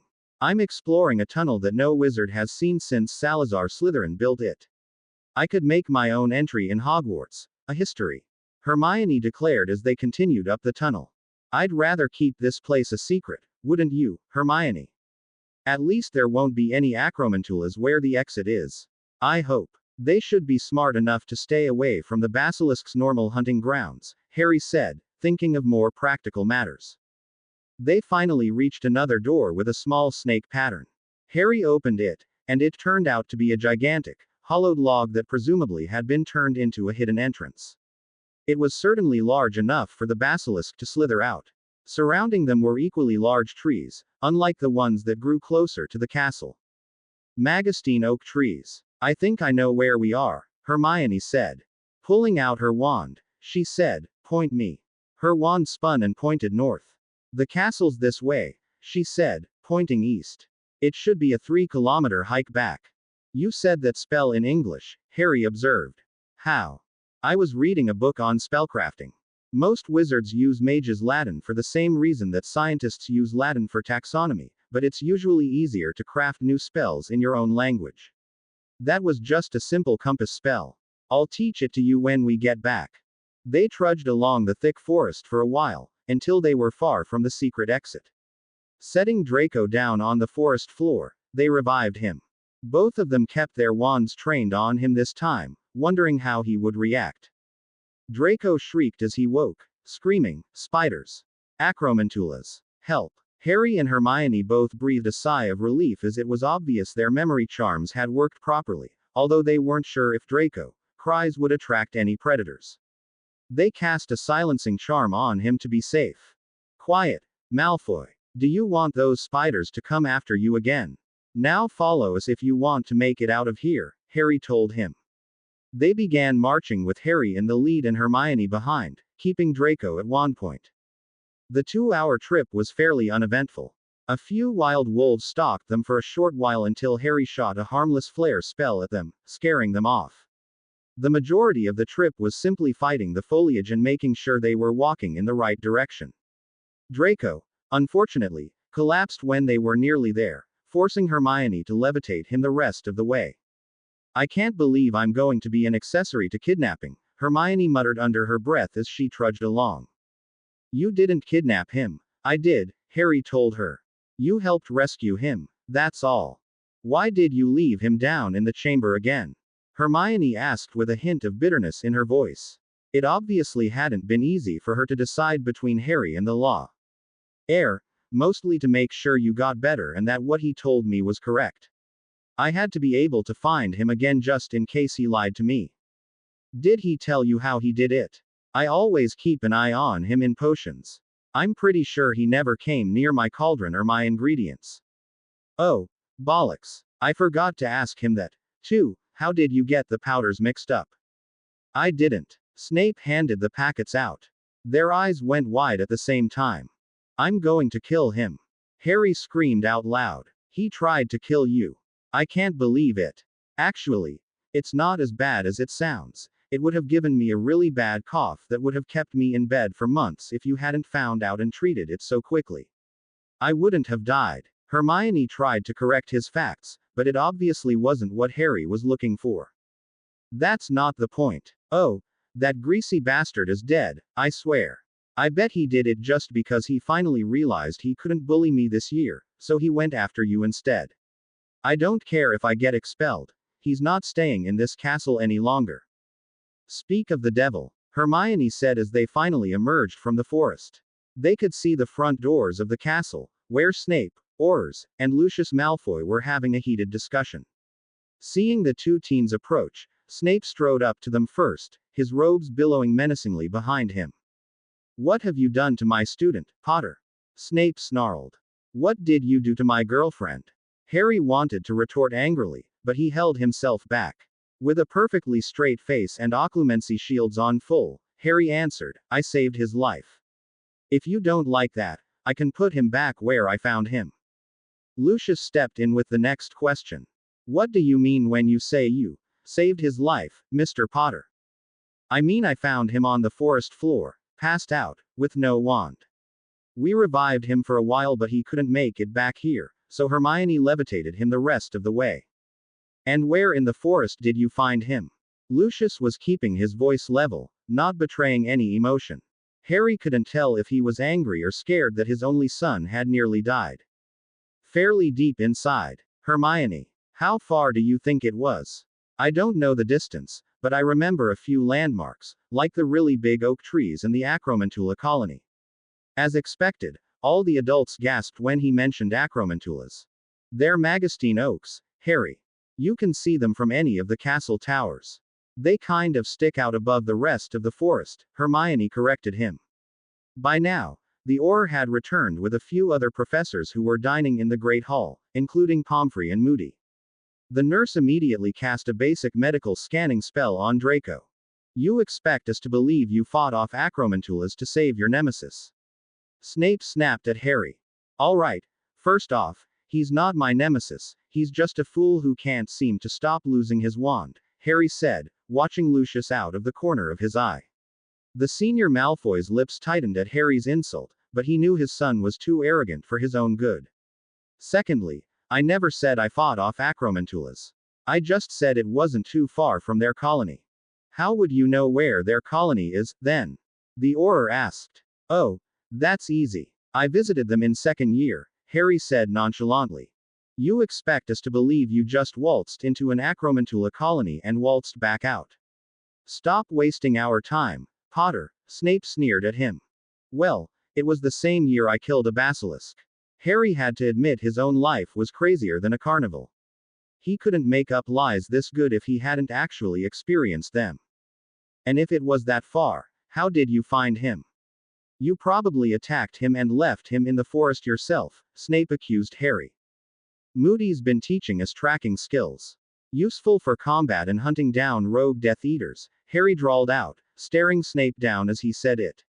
He also noticed Lucius's eyes narrow at him as he said it, but neither would dare push further in Moody's presence. That I have," Moody said. "And he's the best of the lot I've had. Almost as good as the prodigy who's graduating from the academy this year, Nymphy Tonks." Madame Pomfrey had finished her scans and was taking Draco inside. Lucius followed her, leaving Harry to Snape and the Aurors. At least Moody was still there to back him up. "And you were arrogant enough to think you had to rescue him yourself. You should have told a professor first. Your luck is the only thing that saved you from falling into an Acromantula web, despite having the intelligence of an insect." Harry glared at Snape. "And would you like to go in there and feed them giant bats? Chalk it up to habit. The only way things get done around here is when I do it myself. Don't even try to pretend that you would have listened to me for 1 second, Snape. A rat like you is only good for helping your little rat friends escape." Harry was getting angrier at Snape, remembering the man's second worst intrusion on his life, forcing Sirius to remain in hiding and costing him his godfather. "And what's that supposed to mean?" Snape snarled. "You know what I mean. You let a Death Eater escape last year. All you're good for is getting in the way of justice." Snape nearly drew his wand in anger, but suddenly found Moody's wand at his neck. The Auror was completely confused, but seeing the legendary, retired Auror point his wand at the professor, he followed suit. "So, you let your old comrade go, did you? I was wondering how Sirius Black was sneaking into Hogwarts last year. Heard they almost had him, but he escaped at the last second, and you were the one who found the empty room."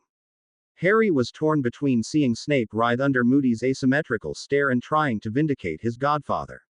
He decided to keep quiet about it. He still didn't have any evidence on hand, after all. He'd have to capture Pettigrew for that. Sir. Mr. Snape was acquitted in a trial, the Auror piped up meekly. You've a lot to learn, rookie. You were still in academy when the war ended. The only thing you can trust a Death Eater to do is lie through his teeth. Better keep your eye on the Malfoys while they're here, too. He waved Harry and Hermione away while he continued to grill Snape. The two of them left eagerly, away from more suspicious eyes and towards big plates of food in the Great Hall. They found Lucius Malfoy waiting for them just outside the Great Hall after dinner, bodyguards at his side. Harry immediately readied his wand holster but approached the man anyways. Hopefully Malfoy Sr. would be smarter than his son and not risk attacking Harry with so many witnesses around, and Harry didn't think he stood a chance against 3 adult wizards anyways. It appears you have saved my son's life, Mr. Potter, he drawled out slowly. And he will make a full recovery quickly. He held out a gloved hand. It appears the House of Malfoy owes Mr. Potter some thanks. Just as Harry was about to shake the man's hand, Hermione stopped him. I think the House of Malfoy owes Harry a little more than just thanks, she said with a devilish grin. Lucius stiffly pulled his hand back as he glared at Hermione disdainfully. Very well, Miss Granger. I'm not sure what a Muggle-born, such as yourself knows of ancient magics of blood and family. Lucius began, clearly trying to avoid the upcoming discussion. Hermione knew exactly what she was talking about, though. Harry's the last heir to his house. We went into the forest to save Draco, at the risk of being attacked by acromantulas, centaurs, wolves, trolls, hippogriffs, and who knows what else. Could it be any clearer? Lucius was hiding his fury well when he knew he'd been trapped. Very well, Miss Granger. Let's discuss this somewhere more private. They led Lucius to an empty classroom, and Lucius motioned for his bodyguards to wait outside. He continued the conversation once he cast a silencing charm.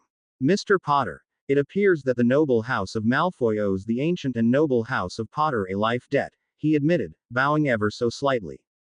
Would you like to settle this debt quickly? Would 10,000 galleons suffice? Harry nearly had to suppress a laugh when he saw how quickly Malfoy was willing to put a price for Draco's life. This would be fantastic material for taunting Draco. On the other hand, he didn't know much about life debts. Dumbledore had mentioned them once, about how Snape had owed the Potters one and he tried to save Harry's life to repay it. It seemed there were multiple ways to repay the debt, with money being the quickest. He smiled at Lucius and said, "Let me discuss this with my advisor," as he pulled Hermione aside. Okay, Hermione, tell me what you know about life debts, more specifically, what we can get out of Lucius for this, Harry grinned. Well, the standard payment is about 10,000, but since Draco is the first heir in line to the Malfoy fortune, then it should be raised to at least 50,000. At least, that's the average payment in the past few centuries. I'm probably rich enough to buy Hogwarts, Hermione, he said, rolling his eyes. I don't need more money. What else can we ask of him? Services, like votes on the next few sessions of the Wizengamot. Heirlooms are real estate property of about the same value. We do want to get this deal over with quickly. I'll explain later, Hermione whispered. Harry thought for a minute. What did he want right now? Draco had been starved for a day and a half, then marched through the forest for another few hours, was now lying in the infirmary, and had lost another wand. Hopefully that meant he wouldn't try anything dumb to Harry, who he believed had saved his life. Snape, on the other hand, was the accomplice, and he was getting away with it.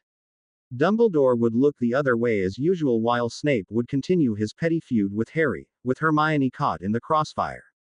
He walked back to Lucius and smiled. I already have enough in my vaults as it is, Mr. Malfoy. I am willing to settle this life debt quickly if you just perform one service for me, he said, this time unable to hold back his grin. And what would you have me do? Get rid of Snape. You're on the Hogwarts Board of Governors, correct? See to it that he is sacked. Permanently. I don't want to see his face on Hogwarts grounds again. It shouldn't be too hard if you simply bring up what a comically poor professor he is. I'll consider the debt repaid when I see him hauling his trunks out the front gate. Lucius considered his offer. Snape was, more specifically, he used to be, one of Voldemort's top brewers. He quickly rose through the ranks, although he never made it into the inner circle. He was a helpful ally within Hogwarts, but at the same time, obviously not good enough to keep Draco out of trouble. Perhaps he was pampering Draco too much already, as his son had nearly killed himself in his arrogance. No, keeping his seat on the Board of Governors was already enough to ensure Hogwarts would move in the direction he wanted. As for the cost, a few bribes here and there, perhaps hiring another potions master and flowing his attorney, all in all, he could have it done for less than 2,000 galleons. 5,000, even if Dumbledore stepped in and tried to stop him. It was an excellent offer. Very well, Mr. Potter. I'll see to it that Severus Snape is sacked as soon as possible, Lucius told him. He shook hands with Harry and left immediately. Harry watched him exit the classroom and take his personal guard with him. As soon as they were out of sight, he closed the door again, set up a silencing ward, and burst out laughing. Hermione, I can't believe you did that. How did you think of it? Do the Malfoys really owe us a life debt? How do the debts even work? He was overflowing with questions and pride for Hermione. Well, what do you want to know first? Hermione asked, brimming with excitement at the prospect of sharing her knowledge with Harry. All right, does Malfoy actually owe us a life debt? I didn't think that kidnapping Draco would make him owe us anything. He doesn't, actually. It really only matters that he believes he owes you a life debt. And he only owes it to you, not to me. More specifically, he owes it to the House of Potter. That's all moot anyways, since we didn't actually save his life. Why? You saved his life too. That's so unfair. That's because you're the heir.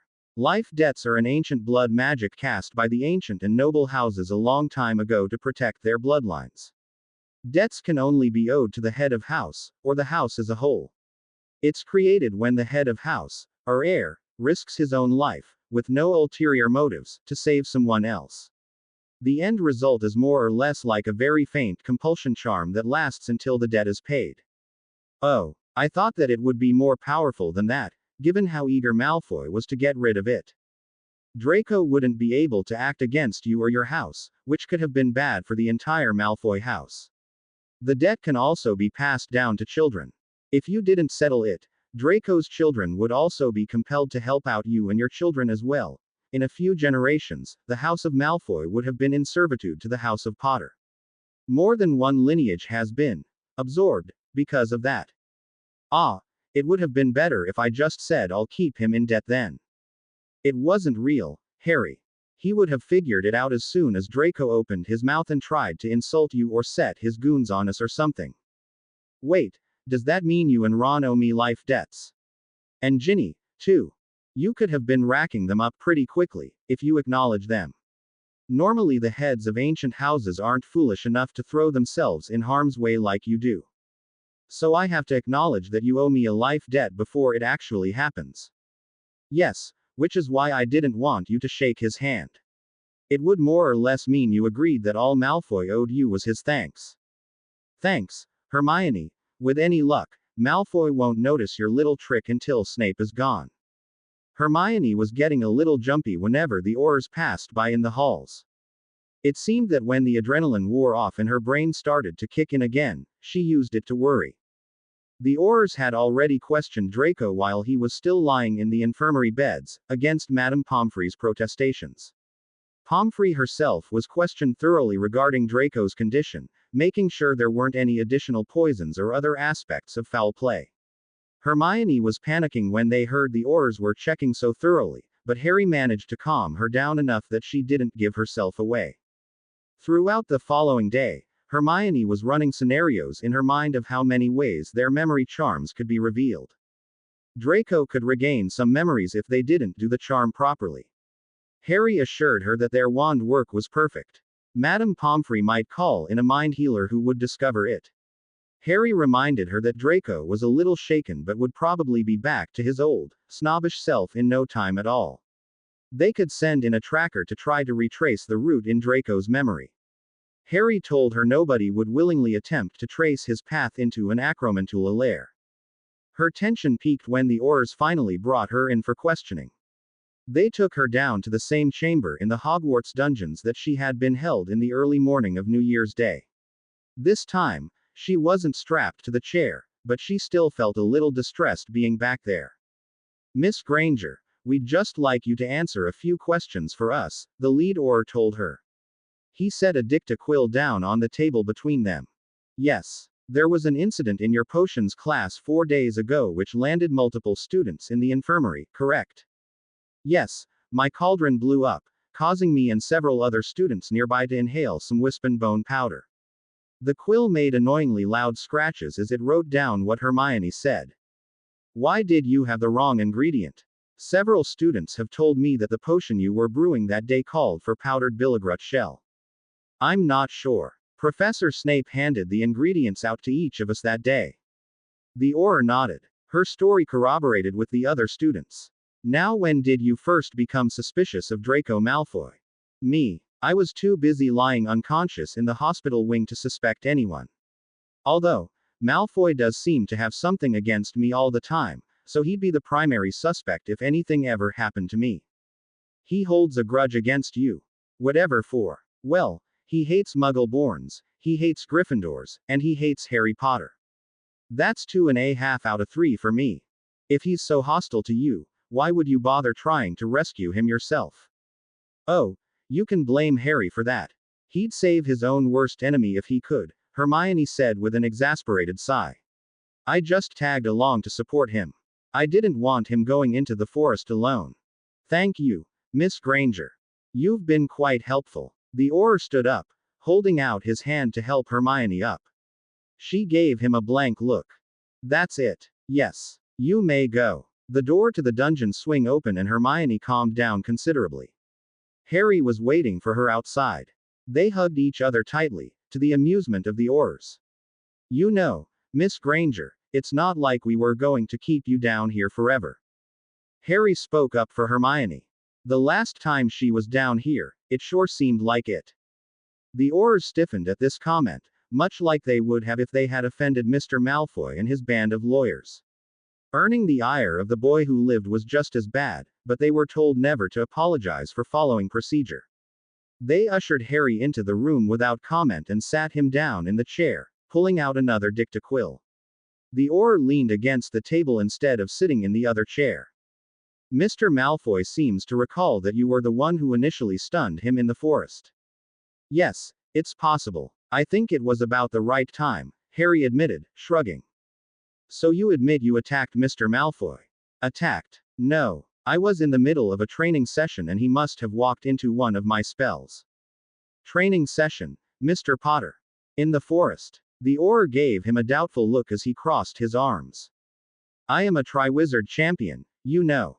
I go into the forest pretty often for training. Hunt a few hippogriffs, wrestle a few trolls, that kind of thing. I probably mistook him for some beast and hit him. Mr. Potter, this is a serious investigation. You'd have us believe you've taken on a troll before. As early as first year. Harry smiled when the Auror took the bait. Sometimes it was easier to lie when the truth was even wilder. Ask Dumbledore if you'd like. How did you find Mr. Malfoy afterwards? Retraced my steps, found a few footsteps of Malfoy, and saw them leading towards the Acromantula colony. That's when I realized he was in grave danger if we couldn't catch up to him fast enough. Harry had rehearsed this line several times with Hermione, and it came out quite smoothly with the help of his occlumency. Why do you suppose Mr. Malfoy would be following you into the forest in the first place? Are you kidding me? He's got some kind of personal grudge against me just because I didn't join Slytherin. He was stupid enough to attack me when we got back from the Christmas halls and ended up breaking his own wand in the scuffle. I think his grudge has gotten bigger ever since. The rest of the interview focused mostly on Harry's past scuffles with Draco. The Aurors, who had personal experience dealing with the Malfoy family, didn't doubt Harry's side of the story very much but were worried about what Malfoy Sr. would do if they contradicted his son's claims. Harry was let go after about an hour. Hermione was waiting outside for him, and they both quickly ran to the 7th floor of the castle, breathing a sigh of relief when they slammed the door of the room of requirement shut behind them. That went better than I expected, Harry said, flopping down on a comfortable couch. I'll say, I expected them to jump out at me and shout, "Memory charm." Every other sentence. Fleur was right. You think too much for your own good, Hermione. He pulled her down in front of him and started giving her a neck rub. Relax. This will all blow over soon. Blow over was not really the correct term over the next week. Blow up was more like it. The news that Snape was soon getting ousted had already made the front page of the weekend paper. Potions Master, Teaching Novice. By Andrea Anderson. One of Hogwarts' youngest professors, Severus Snape, has landed himself in a hot cauldron this week following the disappearance of a young, pureblood scion. Draco Malfoy, son of Lucius Malfoy, had wandered into the Forbidden Forest at Hogwarts and was missing for days until Harry Potter rescued him. Lucius Malfoy pins the blame primarily on the head of his son's Hogwarts house, Severus Snape. Mr. Malfoy had this to say: "I brought my son up as a respectable and well-mannered boy at home. When I discovered that Mr. Snape has let the children run rampant inside his own house and always failed to discipline them for hooliganism, I feared my son would become as foolish and reckless as some Gryffindors. My fears came to light this past week when he decided to wander into the forest, unafraid of the consequences. However, discipline is something Mr. Snape can only control for 1/4 of the students at Hogwarts. He is, however, responsible for all the students' instruction in potions. On the day before the young Malfoy's disappearance was reported, there was an accident in a 4th year's class, sending 7 students to the hospital wing. It appeared to be a case of contaminated ingredients. Once again, discipline was found to be lacking. He's far too lenient on the students, Mr. Flint, another member of the Board of Governors, stated. My son earned an outstanding in his 7th year class assignments, but in the actual potions newt, he received a failing grade. Needless to say, with Mr. Malfoy, Mr. Flint, and several other members of the Hogwarts Board of Governors calling for a review of Mr. Snape's teaching abilities, there could very well be a new potions master in the halls of Hogwarts soon. There was a quiet murmur as the students who had a subscription to the paper passed their copies around. It quickly grew to a cheer that encompassed 3 of the 4 tables in the Great Hall. Snape was absolutely livid. He turned to Dumbledore for help. The headmaster appeared just as surprised at the news as he did. This being the weekend, of course, not all of the students were at breakfast at the same time, and nothing he said would be able to stop the rumors from spreading anyways. By midday, everyone in the castle had practically considered Snape gone. A few students had earned themselves detentions when they simply called Snape, Snape, thinking he'd already been sacked. Just when Harry thought the news wouldn't be centered around him for once, he was caught by a gaggle of girls who were all reading Witch Weekly. They rushed up to Hermione and asked, "So, you're actually okay with an open relationship?" What was that? Let me see. Hermione snatched a copy of the gossip rag from one of the girls. Harry Potter, Ladykiller. Oh, no, not another Skeeter article again. Valentine's. Hogsmeade. Jewelry shop. Fleur again. Ugh. She read aloud. Harry went silent as Hermione read, his eyes shifting nervously as she continued. Stole the glory from Cedric. Stole his girlfriend as well. That's ridiculous. Multiple partners are often a sign of a megalomaniac. Dark Lord. This entire article's rubbish. I can't believe this. She's done it again. Harry, I promise I'll look for her the next time there's a press event. And I won't let any silly dogs distract me. And, for the record, Hermione is my one and only girlfriend, Harry stated firmly to the girls. And Fleur was in Hogsmeade buying some jewelry for her date with Cedric on Valentine's. There's only one jewelry shop in Hogsmeade, so it's not a huge coincidence that we bumped into each other there.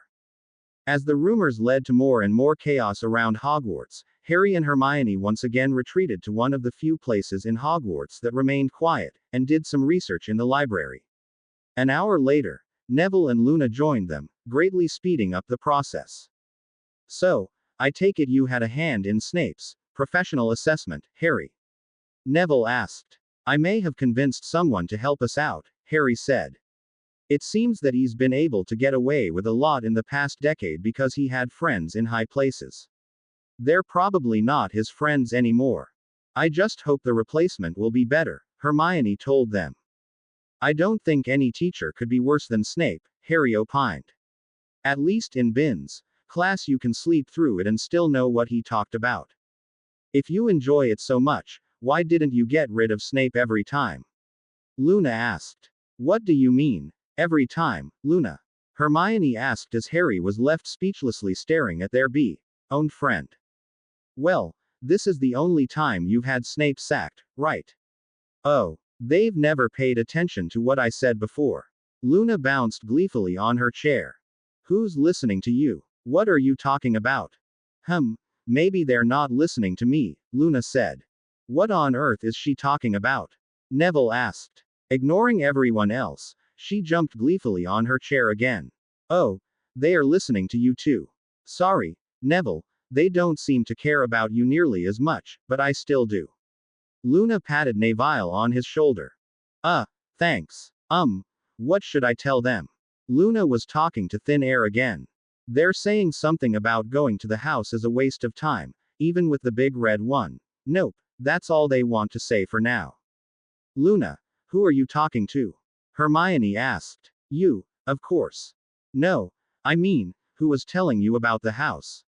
What house? Hermione asked. The blibbering Humdingers, she told them, as if they should have already known. What house are they talking about? Why is it a waste of time? Harry asked, beginning to believe that her odd ramblings were the result of some kind of power. I'm not sure, they didn't say. It wasn't very interesting to them anyways. They don't like short stories. Luna, Harry said, rubbing his temples. So you're telling us to avoid a house in the future, is that it? It's kind of vague. Oh no, they said it happened months ago.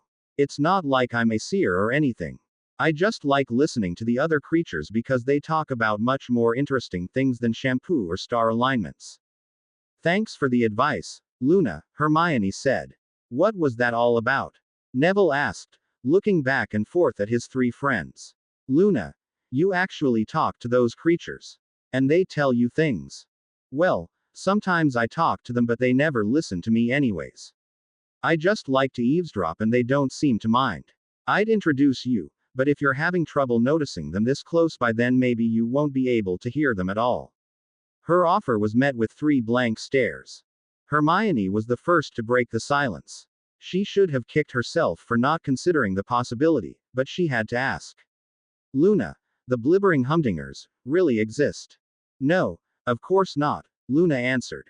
Confusion swept through the other 3 faster than a Confundus spell. Thankfully, she decided to explain things further, since none of the others could figure out what to ask first. They're kind of like dreams, except I can only talk to them when I'm awake, so they're definitely not dreams. But they don't really exist, they only exist halfway, I guess. That's fine, though, I don't really care if my friends really exist or not. She leaned forward and gave each of them a hug. I think friends that really exist are a bit more fun, though. That made no sense at all, Hermione muttered weakly. Harry, did you understand her? Harry just shrugged. Beats me. Even though I've seen a lot of weird things in my life, Luna will always be the weirdest of all. I mean that in the best possible way, Luna. Thanks, Harry. Luna smiled at him. I think we should be glad we're real, Neville murmured. Talking to Luna always seemed to put things into a perspective he'd never even contemplated before. If being called a squib was bad, it was nothing compared to how Luna was sure they weren't figments of her own imagination. Let's just go back to finding good potions, shall we? For following week, they pored over dozens of potions texts, going by the same criteria that Harry had thought of before. The potion would be fairly quick to brew and also had fairly quick effects. Lastly, they needed a potion that would fit the theme of Earth. Harry's role in the trial would probably be to identify the raw ingredients and collect them. Neville was a great help in that department, showing Harry most of the plant-based ingredients in their natural state. Hermione helped oversee his brewing in the room of requirement when they had a shortlist of possible potions. Just to be safe, he also practiced brewing the twins' exploding and immolation potions. If all else failed, he could always try blowing something up, at least. A week and a half after the deal with Malfoy, and the students were seeing the evidence of his handiwork already. There had been a Board of Governors meeting on Friday, and the result was now standing at the ingredients cabinet. A man with extremely short, gray hair and his robe sleeves tied tight to his arms with cords was going through Snape's stores. He took out jar after jar, inspecting, smelling, even tasting a few.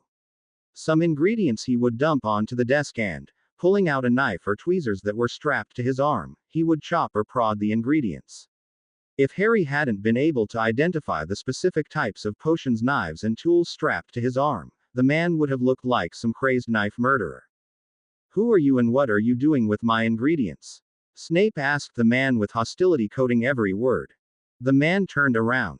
He appeared to be missing an eyebrow and had a few burn scars on his chin, making his short goatee slightly lopsided. Evidently he'd brewed a bad potion himself more than once in his lifetime. "You must be Severus Snape. Thought you looked kind of young," the man said, completely unfazed. "Didn't the association tell you I was coming? The name's Fleming. Floyd Fleming. I'll just be inspecting your ingredients here for any possible signs of contamination, improper storage, mislabeling." He gave Snape a disdainful look with the last few words. "I can assure you my potion's ingredients are in perfect condition," Snape said. "I'll be the judge of that," Fleming said, turning back towards the cabinet. "You just go and teach your class, Harry was glad he decided to come to class this week. He was tempted to ruffle Snape's feathers as usual, but he was also curious to see what this man would do to Snape alone. He decided to be a good student today. Snape stood behind his desk, clearly annoyed that the other man had dismissed him so easily, and told the class, "Wands away. You've all studied the super sensory potion. Now get brewing." Fleming turned around and narrowed his eyes at Snape. "Hold it," he said. Turning to the students, he said, "Everybody take out your wands. Now." A lot of the students were unsure of what to do, looking nervously between their furious professor and the fierce glare of the newcomer. Harry decided to take the lead and released his wand from his holster. Most of the other Gryffindors and a few Slytherins followed suit. "You're a slow lot, aren't you?" he sneered as several of the students still didn't have their wands in hand. "Maybe it was the students' fault, after all," he muttered. "You're brewing a potion today, correct? What's the first step in brewing?" Even Hermione was unsure of how to answer the question. Snape's first step had always been to put their wands away, and he'd already contradicted their professor. Still, she raised her hand. Gather the ingredients for the potion," she asked. "Incorrect." Some students were stunned. Hermione actually answered a question wrong. Some of the Slytherins snickered. "What's so funny? You know the answer. Tell me." He pointed his wand at Pansy Parkinson. "Better yet, show me. Get going." Pansy stiffened up as everyone turned to watch her. She reached out to her cauldron and lifted it towards the cauldron stand. She was petrified into position by Fleming with a modified body bind curse as he yelled, "Incorrect." Evidently, Pansy could still move her head as she turned and winced. "Well, Mr. Snape, would you like to give it a try?" He turned to the professor with an impatient scowl on his face. "Well, for novices such as these, some of them would need to have a full copy of the instructions in front of them," he said derisively, watching Neville as he did so. "Incorrect," bellowed Fleming. "The first step is to tie up your loose robes and long hair," he said, displaying his sleeves. "Unless you want to end up like your professor here. I can smell 20 different ingredients that have probably soaked into his hair over the years. It's disgusting. That hair could be a potion in and of itself." Almost all the girls knew some kind of quick ponytail charm, so all of them had something to tie their hair back immediately. For their sleeves, most of them couldn't conjure rope or didn't know the specific spell, but they quickly figured out a partial shrinking charm worked pretty well. 10 minutes later, the class was once again ready, but Fleming had a disappointed look on his face. "That took far too long. For future reference, the spell is Ligara Manica. The next time someone walks into this room on a brewing day with hair past their cheeks, it'll be shaved off." Turning to Snape, he said, "You may proceed." Snape was thoroughly miffed at the fact that he was being ordered around in his own classroom. "You all know what ingredients you need for the potion. Now proceed." There was a rush of students who ran up to the front of the room. Fleming, apparently, had left the ingredients they needed out for them while he continued to inspect the rest of the jars in the cabinet. As soon as he heard the first knife chopping, however, he turned around and shouted, "Stop! Knives down, wands out." He pointed his wand at Hermione's desk, who had been the first one to start dicing her ingredients. He vanished the tuber she was working on. Harry was shocked. He was starting to think that this new potions master might not be much better than Snape, but there was no reason to start a three-way fight right now. "Tell me, girl, do you know what you were just chopping?" "Yes, it's the kakarot root. Its juices are the primary ingredient of the visual component of the super sensory potion." Fleming smirked. "Evidently, you know the ingredient. Are you still able to smell it?" Yes, it does have the rather pungent odor that was mentioned in the textbooks." "Should you be able to?" "Sir, I don't understand. Should you be breathing in the ingredients you're chopping up?" He stared Hermione down for a silent second, and added, "Weren't you the one who inhaled some contaminated powder last week and ended up in the infirmary?" "It wasn't her fault." Harry leapt to her defense. "Snape's the one who gave her the tainted powder," he shouted accusingly at his professor. Snape, outraged, snarled back, 20 points from Gryffindor for your disrespect, Potter, and I'll have you in detention for your lies." "Lies, Mr. Snape," Fleming drawled out with a vicious glare. "Do you think I'm here on holiday? We've had testimony from the healer herself that your Billigrut shell powder was tainted. Keep your ego in check, rookie." Speaking to both Harry and Hermione, he said, "Mr. Snape takes half the blame for giving you a substandard ingredient to work with, but you take the other half for not casting a bubble head charm on yourself when you began working with active ingredients. I thought you would at least learn from your mistakes, girl." "But we've never learned that spell, sir. Professor Flitwick hasn't taught it yet," Parvati told him. "And he won't, because it's supposed to be the potions professor's job in second year the minute you began working with stuff that was more dangerous than apple juice," Fleming told them. "He won't even let us cast spells in this room anyways. He won't even let us take our wands out to erase our mistakes." Ron spoke up this time, causing Harry to snicker. Ron wasn't a very diligent note-taker in class, after all. Many of the other Gryffindors began protesting as well, seeing that there was another adult who would be taking their side. "So, I guess that all the blame should lay on your professor, then. Those foolish children have no idea what they're doing. They'd as soon as blow up their own cauldron as cast a bubble head charm properly. Don't tell me how to run my class, Mr. Fleming." Snape nearly spat out the man's name. "On the contrary, rookie. My job is to tell you how to run your class. You think you've got the credentials to question me? I've had my potions mastery before you were born. If you'd worked a single professional job since you received your mastery, you'd know all the safety procedures by now. But you didn't, did you? Straight to you know who for you and followed that up by teaching kids after you turned. You can pretend you're the greatest potions master in the world as long as you keep hanging around those who know less." Snape was left speechless as Fleming essentially took over the class, spending the rest of the day teaching them the bubble head charm, which Harry, Hermione, and Neville already knew, and reviewing dozens of safety standards and techniques. Nobody got to brew a potion that day, and they suspected no class, in any year, would get to do so for the next few days. "You can't let this go on any longer, Albus. The children are mocking me behind my back. They taunt me as if my leaving Hogwarts is a sure thing." Snape and Dumbledore were having a private meeting in the headmaster's office the following week after Fleming had finally finished.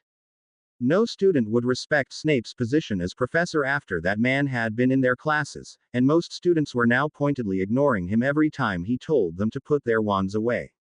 Some were spreading rumors that he was a squib, which was why he hated wand waving as much as Filch. Others suggested that he had faked his mastery and deliberately sabotaged the students' work so they wouldn't surpass him and find out. Although untrue, the rumors were fueled strongly by Snape's attitude against them. "Severus, I'm afraid that I don't have control over the situation. 7 members of the Board of Governors have already voted against you for certain. Only 2 more are needed to overrule me and force you out of Hogwarts. I have pleaded my case to them already. Then I'm on my own again, Albus. You won't be receiving my services any longer." Snape turned and headed towards the door. "Severus, You can't leave now. You've told me yourself. The dark mark is growing stronger. Harry's visions have confirmed it. Voldemort is returning. I'll be needing your help more than ever. We won't be able to win the war without you. Snape paused at the door but didn't bother looking at Dumbledore. And what can you offer me this time, Albus? Last time you offered me Lily's protection, acquittal of my crimes as a Death Eater, and sanctuary at Hogwarts. Lily is dead, the Aurors are opening up an investigation again, and I'll be banned from the halls by the end of the week. What else can you going to offer me, Albus? Is ridding the world of a Dark Lord not reward enough?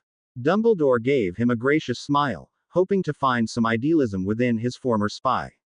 No, not this time. I'd be tortured for hours under Cruciatus for betraying him, and then tossed in Azkaban for returning to him even if he's defeated. The Death Eaters walking free would know that you personally vouched for me at my trial, Headmaster. And thanks to Moody, that madman has set the Aurors on my trail once again. No matter which side I take, I'm facing a death sentence this time. My only hope is to deliver something of value to the Dark Lord. Dumbledore thought for a while and motioned for Snape to sit down. You can give him the prophecy regarding Harry. Snape laughed. I already did, Headmaster.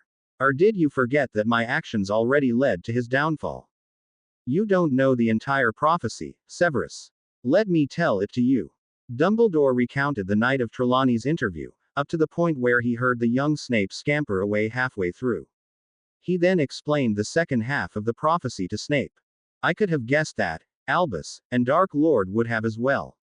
Nobody could explain what the power was that turned the Dark Lord's killing curse upon himself, although it does tell me that he must kill Potter by his own hand. The prophecy alone won't be enough.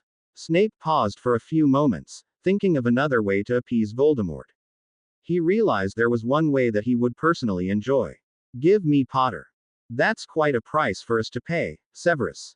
Although, with the wording of the prophecy, it could mean that he will be open to attack only after Harry himself has died. I was hoping that Harry would defeat Voldemort himself. Dumbledore stared at his own hands morosely as he considered it, but if suspicions were correct, the boy himself was a Horcrux and keeping Voldemort from leaving the mortal plane.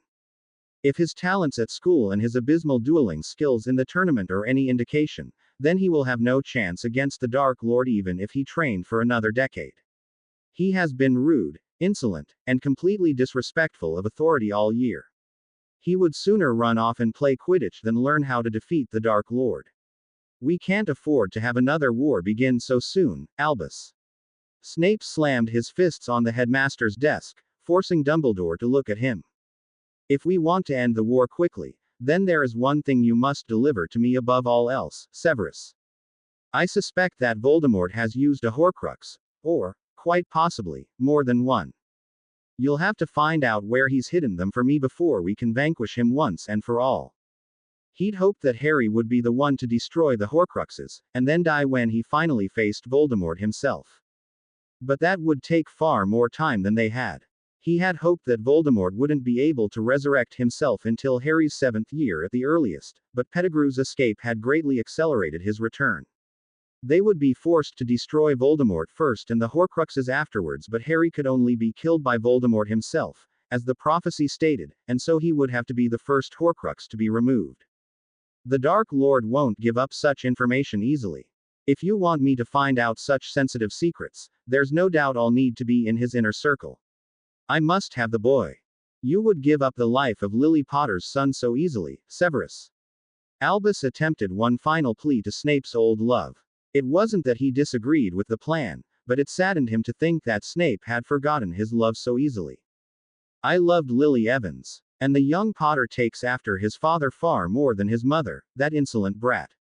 A disrespectful troublemaker like him wouldn't be able to win us a war, Snape spat. At least his death will give us some hope. What are we doing down here again, Harry? You haven't kidnapped anyone else, have you? Hermione joked as they made their way down the chamber again. Ha ha. Remember the pipes that lead up that we couldn't climb? Well, I figured it would fit a broom pretty easily if it could fit a basilisk. So why did you bring only one broom, then? Hermione asked sweetly while hugging Harry tightly from behind. Quote. Exactly. He grinned as they both mounted the broom. Starting with the first path on their left, they flew slowly up the nearly vertical tube. Once again, they found another snake-decorated door, which Harry opened. Beyond it, the path split into three. They decided to search from bottom to top and picked the path that seemed to be lowest. As they rose higher and higher, they could hear some muffled talking through the walls. Eventually they reached the end of the path, facing another snake emblem. "Tell me when it's clear," Harry said, handing Hermione the Marauder's map. "Harry, we're not on here." "I don't know where we are," Hermione said. Apparently the map couldn't track people in between the walls. "Huh. Let's just listen for it, then." They both sat around for several minutes until they couldn't hear any more voices, and Harry opened the door. He peeked around. Nobody was there. He closed the door quickly before anyone could discover them. "I think that was in the dungeons," Harry said. "Yes, your name popped up for a second when you stuck your head out. It's just around the corner from the Slytherin dorms, actually." They continued the same way for the rest of the day, exploring every one of the exits. There appeared to be at least 2 exits on every floor. Harry recognized several of them being very close to the petrification incidents in second year. Several other exits were placed close to important areas of the school, including one near the room of requirement and one near the base of the headmaster's tower. The tunnel didn't end at the base of the tower, however, it led into the walls inside the office. Although there wasn't any exit into the headmaster's office itself, they could hear a conversation through the walls. The headmaster was in a meeting with someone else. Hermione motioned silently to Harry to leave, since it would be an invasion of privacy, but something caught Harry's ear. "How can you get Potter to me?" Harry could recognize that voice anywhere. "Voldemort can't suspect my involvement, nor can you do it too soon, as it would look like petty revenge on your least favorite student. Wait until the news has settled. In a month, perhaps, when he is away from the castle for the 6th trial of the tournament. I can give you one of the tracking devices I have. Pretend you stole it from my office. Let's just hope the Dark Lord doesn't come calling for his loyal Death Eaters before that, shall we? It would be far more impressive to him if I arrived early with his gift." Harry and Hermione made no sound as they descended back down to the chamber deep below Hogwarts. It sounded to them that Dumbledore just wanted to hand Harry over to Snape, who was going to Voldemort. Could they have just heard it wrong? Perhaps something out of context. Moody would whip them for being so optimistic. Constant vigilance usually meant preparing for the worst, and the worst meant Dumbledore wasn't looking out for Harry. If they couldn't trust the headmaster, was there anyone they could trust anymore? Harry Potter never thought of himself as a spy, but here he was, hovering inside the walls of the headmaster's office once again. He was somewhat paranoid of Snape and Dumbledore, and even though he'd overheard them discussing the plans of his kidnapping was over a month away, he still avoided them in the halls by making use of the Marauder's map. On Snape's last day of teaching, however, he saw that they were having another meeting in the headmaster's office, so he quickly grabbed his broom and rushed into the secret passages. Jumping into one of the entrances on the 7th floor and flying through the tunnels, he was in position within minutes. "Wish you luck with your new duties, Severus. That's easy for you to say while you're sitting inside one of the most ancient fortresses of Britain.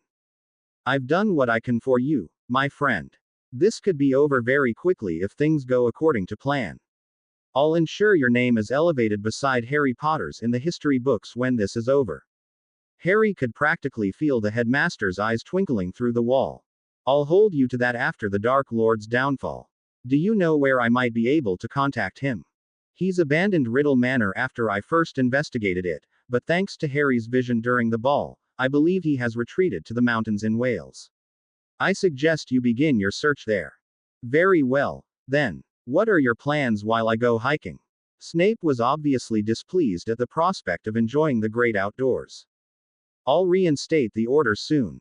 As soon as you're sure you have the information on the Horcruxes, we will strike against Voldemort. The sooner, the better. And how will we communicate? Owls are too easy to intercept and you can't leave the halls of Hogwarts without anybody noticing. Fox will deliver our messages between us. He will know when you're alone. You seem to have planned this for a while, Albus." "That I have, although I never intended it to happen so quickly." Harry's ability to forgive and love is his greatest strength.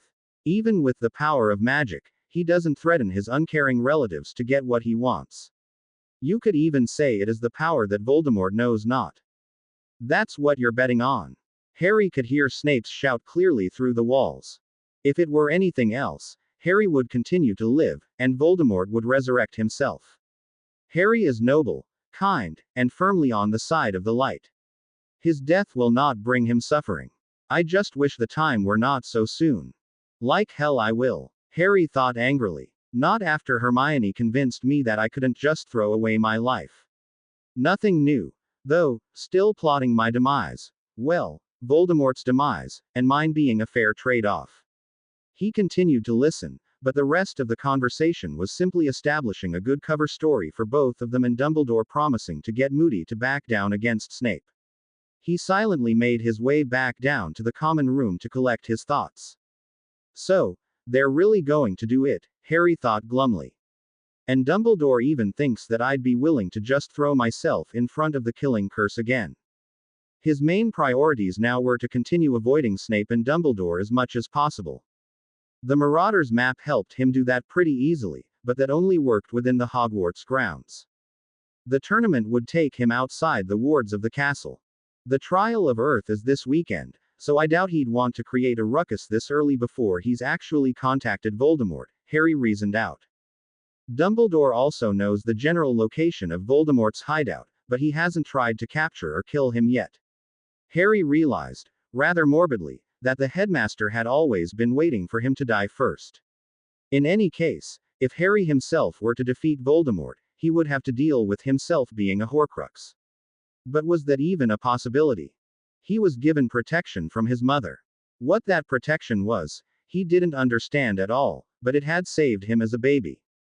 It reflected the Voldemort's Avada Kedavra and continued to work until at least first year, killing Quirrell just by touching him. Could a piece of Voldemort's soul even survive being attached to his body? And didn't a Horcrux take a lot more work than that? Harry had seen a part of the ritual in his vision during the summer. He was pretty sure Voldemort never had the time to draw a large ritual circle in his bedroom with Harry at the center before he accidentally killed himself. Perhaps Dumbledore simply made a bad guess. He wasn't there when it happened, after all. And he was certainly wrong when he thought Harry would go willingly to his death, that's for sure. Maybe I'll just kill Voldemort myself and destroy his Horcruxes with the help of Hermione. If he comes back a few years later after that, then I'll accept that I might be a Horcrux as well. Hey Harry, what's bothering you? Harry was roused from his deep thought and looked up to see the twins, along with Lee Jordan, Angelina, and Katie stepping into the common room. He wasn't too surprised to see the twins, but the others he didn't expect. Aren't you all supposed to be in class? I can see the twins skiving off class for some kind of prank, but the three of you as well. Lee had occasionally helped out the twins with their mischief, but usually didn't even break curfew to do it. Pranks involving him were usually set up in the hours between the end of classes and dinner. Angelina and Katie had never been a part of the twins' pranking, as far as Harry knew. And miss out on celebrating one of the most momentous occasions the halls of this great castle have ever seen. Lee cried out dramatically, throwing his hands in the air. Yeah, even we felt that this victory was more permanent than winning the Quidditch or House Cup, Angelina added. So Katie and I decided it was worth it to help out this time. What are you guys planning? Harry asked, hoping to get back at Snape one last time. All students were required to be in the Great Hall that night, and everyone already knew why. Up at the staff table, there was already an extra seat, right beside Severus Snape. The man who had essentially taken over his potions classes for the past week was now going to take over them officially. After the students ate their fill and desserts were being served, Dumbledore stood up to make the announcement. Staff and students of Hogwarts, your attention, please. Snape sat straighter in his chair, while many eyes at the Gryffindor table darted back and forth. This ancient castle has seen many great wizards and witches walk through its hallowed halls. It is always a pleasure to see one of its talented students return and share their knowledge with the next generation. Plenty of students couldn't help but roll their eyes and suppress a few snide chuckles. Snape glared at those who weren't able to hold it in. Alas, Every one of us will know when the time has come to step outside the great walls of Hogwarts once again, and that time has arrived for our very own potions professor. Professor Snape. Dumbledore clapped loudly, directing Snape to stand up. Most of the students grudgingly gave him subdued applause, more out of respect of the headmaster than Snape himself. Harry didn't move his hands at all as he watched Snape rise from his chair. Hermione nudged Harry with her elbow. Come on, Harry, at least pretend to clap. It's only good manners. You don't want to stand out, do you? She was partially right, as Harry was one of the few who didn't clap at all. Snape was glaring at Harry as he stood up. Then again, Snape probably would have been glaring at him anyways. Was it good manners to send you to the hospital? No, I'm having a hard time even pretending to be nice to him. I can't believe how much Dumbledore is spinning this. The headmaster would never mention the fact that the only people on the board of governors who didn't vote against Snape were the ones loyal to the headmaster and didn't have any children at Hogwarts in the past 15 years. Harry calmly waited for the real show to begin. Professor Snape has chosen to further his potions training and research with some traveling. Would you like to leave us with any wise words before you leave? Dumbledore smiled pleasantly, implying that he needed to make a good final impression. Potions is a great art which. Snape began to speak, but quickly stopped. His voice came out several octaves higher than normal and he sounded like Mouse. Headmaster. Those blasted kids must have done something to my food. He tried to whisper, but his voice rang out loud and clear throughout the hall. The snickers grew to chuckles, which grew to outright laughter. Snape was furious at the humiliation, which was worse than what the Marauders had done to him back in his time as a student. Harry, how did you get the superstar soprano potion into his food? Katie asked. I know a house elf or two, he replied. What did you girls do? It should be happening right about now. Katie was watching the ceiling above Snape, so Harry turned his eyes there as well. The Hogwarts house banners, which usually unfurled at the end of the year when the house points were tallied, dropped down, proudly displaying the words, "Good riddance to bad potions." In place of the usual house crests, there was an animated figure of a bat-like creature with a sharp nose and long hair with a cauldron exploding underneath it. Harry laughed. That seems more like the boys' style of prank, to be honest. It was. Ours is late. Whoops, here it is. Angelina told him just as a bucket of liquid fell from the ceiling straight over Snape's chair. Since he was already looking at the ceiling because of the banners, he managed to jump out of the way, partially. He ended up crashing into the dining table screaming like a chipmunk and still ended up getting splashed a little on the left side of his face. Where it managed to touch his hair, it turned his hair golden yellow and sprouted a few ribbons as well. A second banner unfurled, with the words, "Hair Care Solutions now available from Weasley's Wonderwitch catalog." Damn. A few seconds earlier and we would have had him.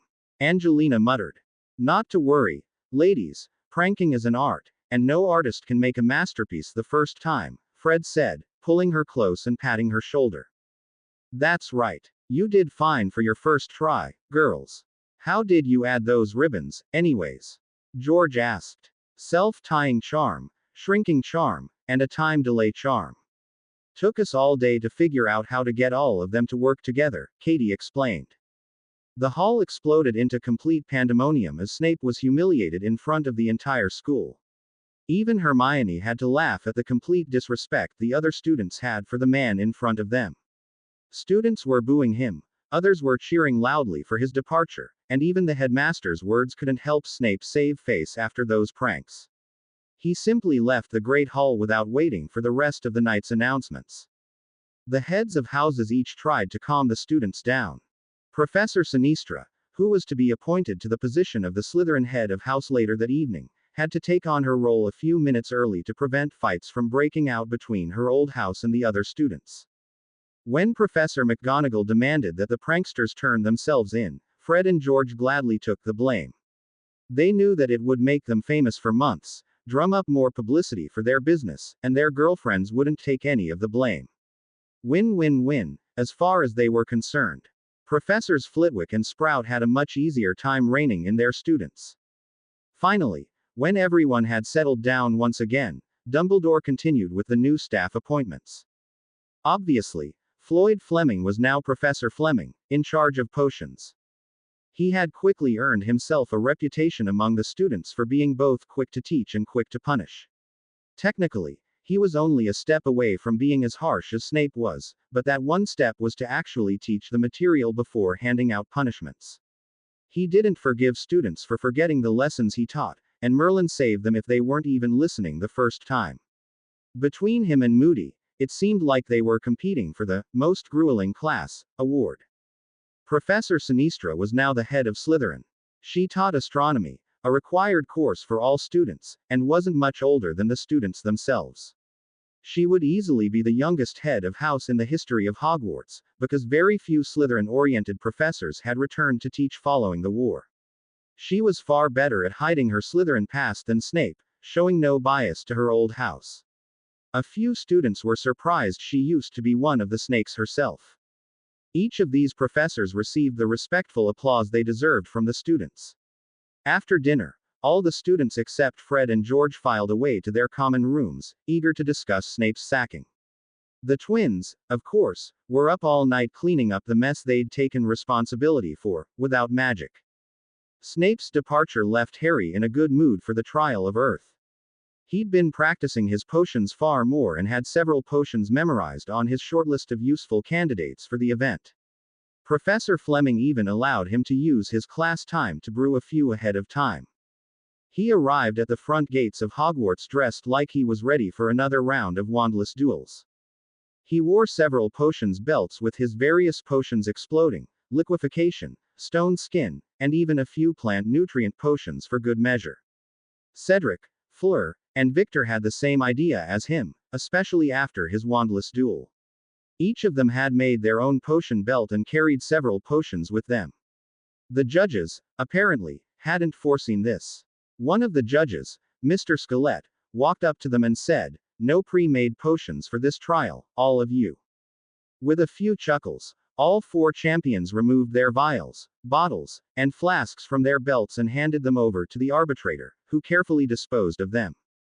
When Bagman arrived, they portkeyed straight to the trial location. The portkey dumped them all into the champion's tent at least, it dumped Harry down on the ground. Cedric and Fleur looked at him with amusement, while Victor frowned in disapproval as Harry got back up. "I wonder where we are now," Harry thought as he tried to peek outside of the tent flaps. Only then did he realize he forgot to do research on the actual location of the event, concentrating solely on the studying the potions instead. He only hoped that the other champions had failed to do so as well. "Hold tight, champions. The trial will start in half an hour, so there's just a few extra rules for this trial on top of the usual rules of the tournament. First, no attacks on your fellow champions, of course, but you can't steal their potions ingredients after they've collected them or interrupt their brewing. And once a champion's picked an egg to retrieve, that egg's off limits as well." "Wait, you're not going to tell us what we're actually going to do?" Cedric asked, raising an eyebrow. Z's is quite irregular," Fleur added. Victor only grunted to show his disapproval as well. "We'll explain it at the starting line. It'll be a bit easier for everyone to see that way." Bagman's smile was met with 4 frowns. "All right then, I'll be right back. Just hold tight." He ducked out of the tent, leaving the champions wondering what was going on with this trial. "So, any guesses?" Harry thought aloud. "Aren't we supposed to be competitors?" Cedric grinned. "My guess is the egg's trapped inside some chest like last time, and we need to brew a potion to get it out. That much seems obvious." "Doesn't sound like it's full of excitement and danger as usual," Harry said, somewhat relieved. "Yeah, this might actually be kind of boring," Cedric said. "I've never liked brewing, to be honest. I don't think anybody could, learning from Snape. Good thing he's gone." The other 2 champions listened silently as the 2 Hogwarts students bad-mouthed their former potions master. "So, I take it, Hogwarts is not known for its prowess in potions. A Z reputation for being the best," Fleur declared. "Not for the past decade or so. I forget who taught before Snape, but he was supposed to be one of the best. My father told me potions was one of the most popular newt subjects at Hogwarts back then," Cedric explained. "Yeah, I prepared for this trial by not attending class and practicing potions on my own, Harry told them. You too. Cedric laughed as he admitted skiving off Snape's class as well. The champions all kept the atmosphere between them light until Bagman returned. All right, everybody, time to go on stage. The ever-cheerful man ushered them all outside, and Harry finally saw what was in store for him. On the stage were 4 cauldrons and basic brewer's tools, as well as a satchel and a few empty jars beside each cauldron. The audience surrounded them in a semicircular amphitheater so they could clearly see what each of them would be brewing. The amphitheater itself opened up to a forest just beyond the seats. Harry wasn't sure what forest it was, but it certainly wasn't the Forbidden Forest at Hogwarts. The biggest challenge was standing right in front of them between the stage and the forest. 4 massive stone golems, each one about 5 meters high, stood silently like statues. They were very simple creations. 2 massive slabs formed each arm and leg, and 1 giant slab of stone formed its main body. They didn't seem to have any particularly special parts or weaponry other than their bulkiness, but they were already deadly enough for Harry's tastes. Bagman made his speech to both the audience and the champions. Today, for the trial of Earth, our champions will be trekking through wildly varying terrain in search of potions ingredients to defeat a golem, magically enchanted by all 3 headmasters of the competing schools together. These golems are charmed to be extremely resistant to direct magic and physical harm, but they are susceptible to potions-based effects.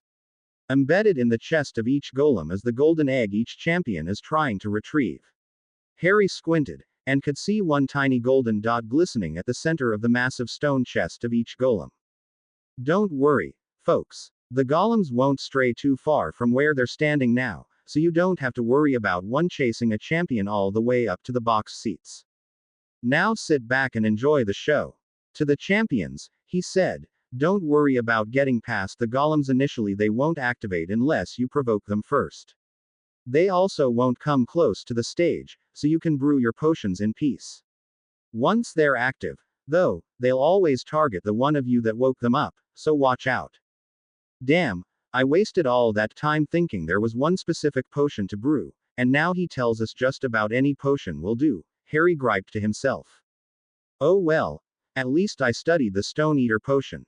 That should come in handy. And the exploding potion if all else fails. Harry was running the list of ingredients through his mind to make sure he knew what to get and nearly failed to notice Bagman shout, begin. The sudden movement of the 3 other champions beside him brought his attention back to reality. Harry grabbed the satchel and the empty jars and bolted after them. It was unnerving to run right past the huge golem's legs, as they looked like they would jump out and crush him at any given moment. The golem's body was well above his head, so he obviously had to find a way to topple the thing before he could even reach the egg. Alright, exploding potion to blow off its legs and arms, and Stone Eater potion to dig that egg out of its chest, he decided. As he passed the golems, he stopped and looked at the rather odd landscape. There was a forest directly in front of him, but to his left, there was a desert about half a kilometer away. And to the right, there seemed to be some kind of rocky, mountainous terrain at the same distance. Whatever this place was, it seemed to be completely artificial. At least he was sure he'd be able to find the ingredients he needed. First things first, exploding potion, and plenty of it. Harry went into the forest to begin his search for the red rapaceed, an oily plant that was the basis of the fuel for the twins' exploding potion formula. Looking around, he saw a grassy field at the other side of the amphitheater and headed that way. Fleur went straight into the forest, while Cedric headed off to the mountainous area. Victor was already ahead of Harry, heading towards the green plains as well. Harry stopped when he found the plants, and began the slow process of extracting the oil and filling up one of the larger jars with the fluid. Crumb didn't stop at the plants, and instead kept going towards the Badlands terrain further away. He wondered what Crumb was planning to brew, but didn't let himself get distracted as he continued to squeeze the oil out of the plants. Cut, squeeze, and repeat. He performed the mind-numbingly repetitive motions as the jar slowly filled. 20 minutes later, his back was aching from being hunched over so much, but the jar was nearly full. If he was careful with his brewing, he'd have enough oil for about a dozen exploding potions. Perfect. An enormous explosion in the distance nearly made him drop the jar in surprise. Thankfully, he only spilled a few drops before catching his balance and sealing the jar tight. Looking towards the source of the noise, he saw a boulder explode, followed by another thunderous boom. He could just make out Victor single-handedly taking down a rhinoceros-like creature. Harry wondered if he should help, but then again, maybe this constituted collecting ingredients for the Bulgarian. Victor was dodging and shielding himself proficiently, and the animal was already walking with a limp. It tried to charge one more time, and Victor dodged it like an expert bullfighter unleashing an ice spear into the animal's side just as it passed by him. The beast finally collapsed, and Victor pulled out a small knife and slowly began chipping away at the animal's horn. Why doesn't he just cut it off with a defendo? Harry wondered, but then he realized what the animal was. Victor was acquiring himself an erumpent horn, and its fluids were at least 100 times more explosive than the oil Harry had been collecting. The twins never used it in their formula, of course, because the fluid was hard to acquire, dangerous to handle, and very expensive. Harry wondered for a second if he should have tried to get one himself, but abandoned the idea quickly. If it took Victor 20 minutes of hard fighting to take down the animal, Harry wouldn't have had a chance against it. He collected a few other ingredients that he would need from the fields, such as grass, for stability, and shrewberries, as a snack, and proceeded to the Badlands. Victor had already cut off the erumpent's horn and left the body by the time Harry arrived. Seems like such a waste, Harry thought. It wasn't an endangered species, but he still felt odd about leaving such a large animal and taking only its horn. Victor was pretty careful in his cutting, too. There was nothing left for Harry to salvage. He didn't quite enjoy the prospect of killing an animal himself, but he knew there was at least one ingredient he'd be needing from an animal. Well, a worm, at least. He had no problems killing one of those. Plants were still far easier to deal with, though. He was starting to understand Neville's love of herbology. After picking up a few of the stones and plants he needed from the Badlands area, he jogged at a good pace all the way back to the desert area. It was time to hunt some hulid worms, otherwise known as stone maggots. They chewed through rock as part of their standard diet, and their stomach bile was the main component for the Stone Eater potion. Thankfully, the tournament organizers had seen fit to lay out a few tasty rocks in the area for the worms to feast upon. Fleur, Cedric, and Victor were all there, collecting worms as well. Fleur was disgusted with the prospect of collecting the worms with her hands, but it would take far too much effort to keep summoning the tiny, individual worms magically. Cedric was laughing at the expression on her face as he brushed a bunch of them into one of his jars. Victor took it one step further and crushed a bunch of the worms with his bare hands, letting their juices drip into a vial. Fleur nearly threw up, and chose to turn her back to the laughing Bulgarian while continuing to collect her worms. Harry collected his quietly, amused at the byplay between the foreign students. Victor was the first to leave, followed by Cedric. Harry decided to collect a few more so he could brew a bigger batch of potion.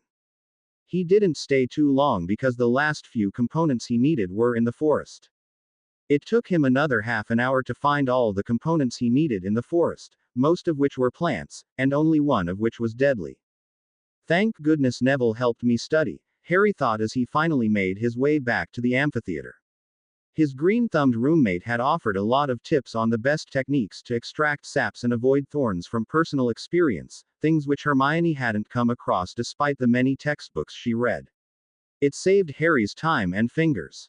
He was the third one back on stage. Victor and Cedric were already brewing, but Fleur was nowhere in sight. At least I'm not last.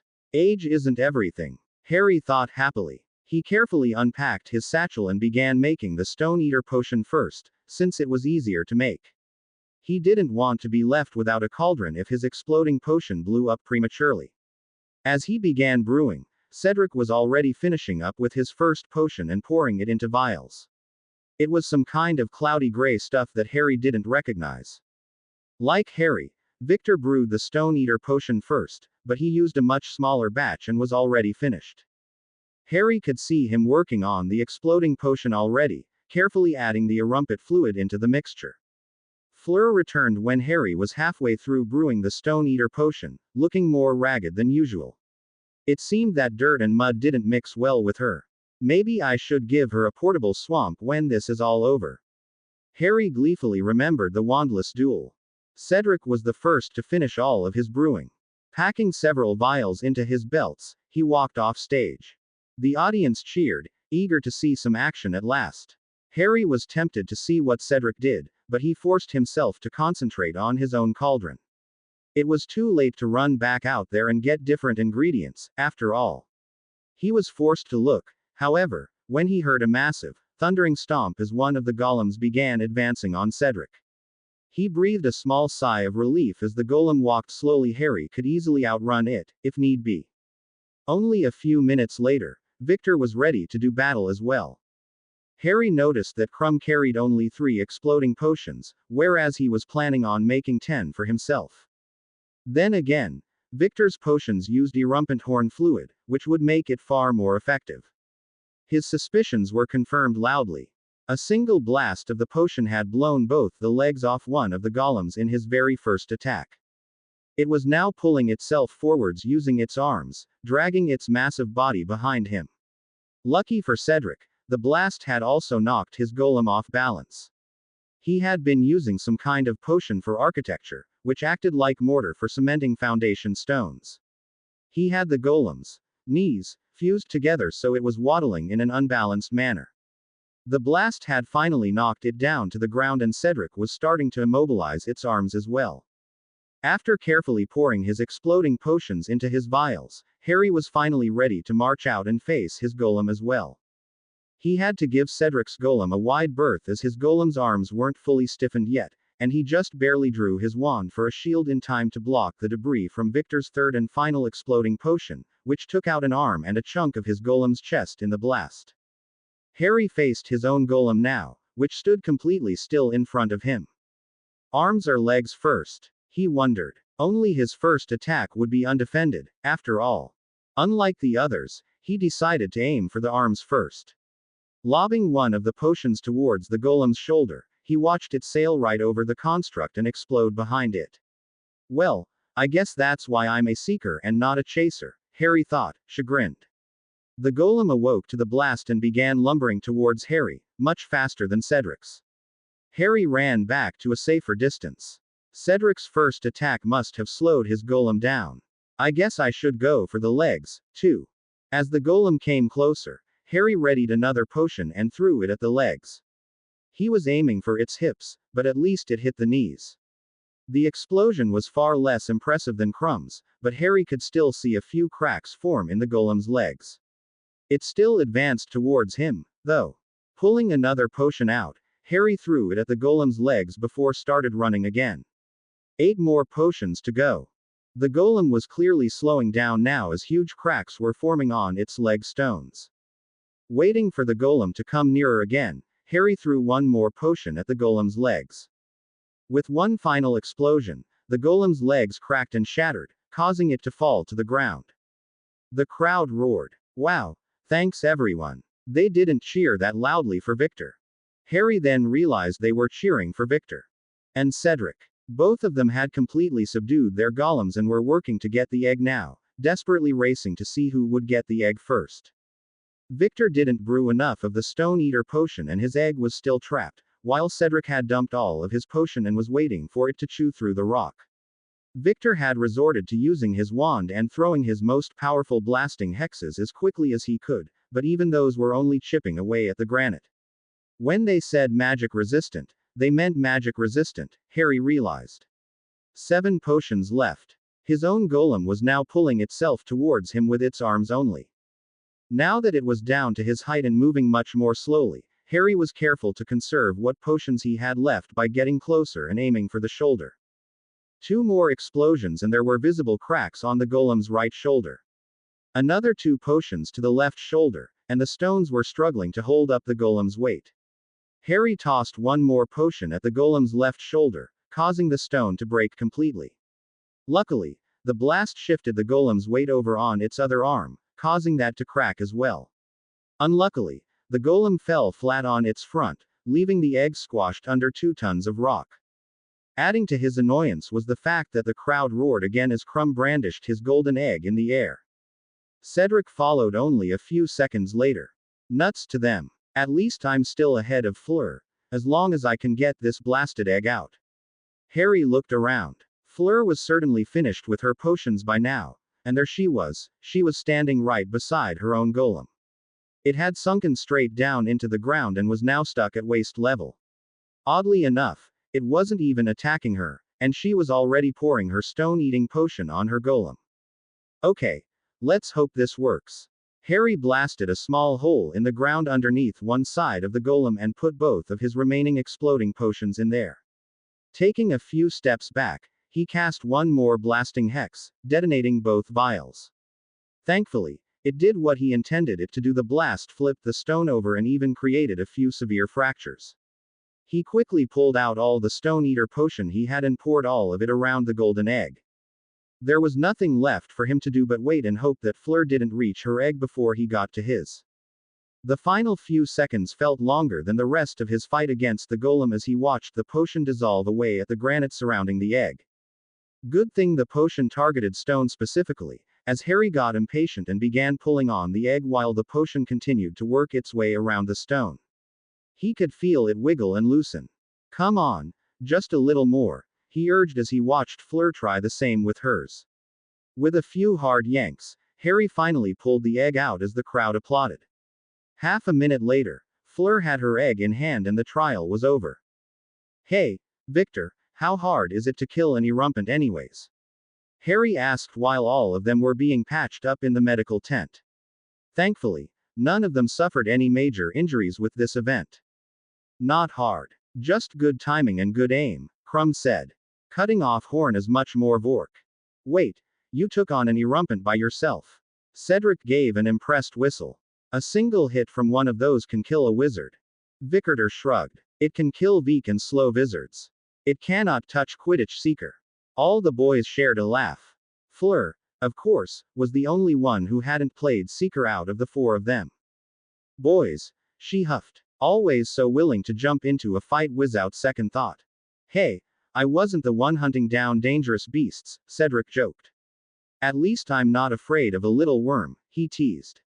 I am not afraid of them. They are simply disgusting, she said with a hard glare at Crumb, who was grinning at her like a wolf.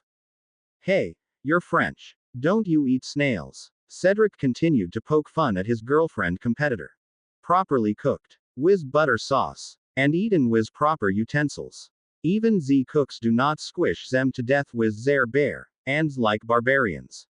Lucky for Cedric, her disgust was clearly focused on Victor for now.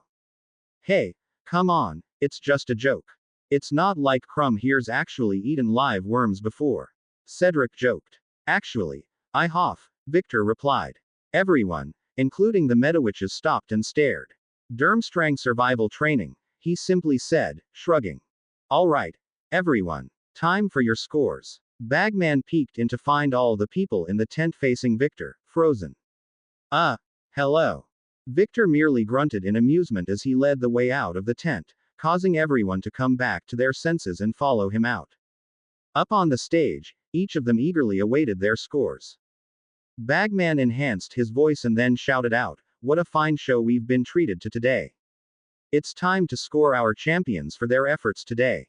Beginning with fourth place is Fleur Delacour, who earned 20 points with her placement and a 16-point bonus for a very unique choice of using a cushion rock potion on the ground instead of her golem, followed by a draft of peace to prevent it from attacking at all and allowing her to use her rock-eating potion almost immediately.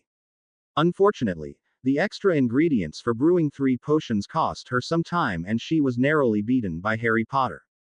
Fleur accepted her third poor performance in a row graciously, but Harry could tell she was feeling quite frustrated and outmatched and didn't have many chances left to make up for it. He could tell she wanted fame from the tournament, but not as the girl, or the prettiest champion. He wondered if the remaining 2 trials would suit her strengths. And beating her by less than a minute, but earning an extra 20 points in doing so, Harry Potter. He gained 40 points for coming in third, but earns only 7 bonus points for his potions, in which he seemed to prefer quantity over quality. We've also seen him use this potion before, so he didn't earn any bonus for creativity. Hey, Harry fumed. It's not my fault I didn't want to get pierced by an ingredient. No bonus points for playing it safe. Fleming would probably want to have a word with the judges. In second place is Cedric Diggory, who brewed a basic Morian mortar potion to immobilize his own golem. Being one of the first to finish brewing and attack his golem, he earned 60 points plus an additional 15 bonus points. It was a very creative use of a non-combatant potion that performed exquisitely.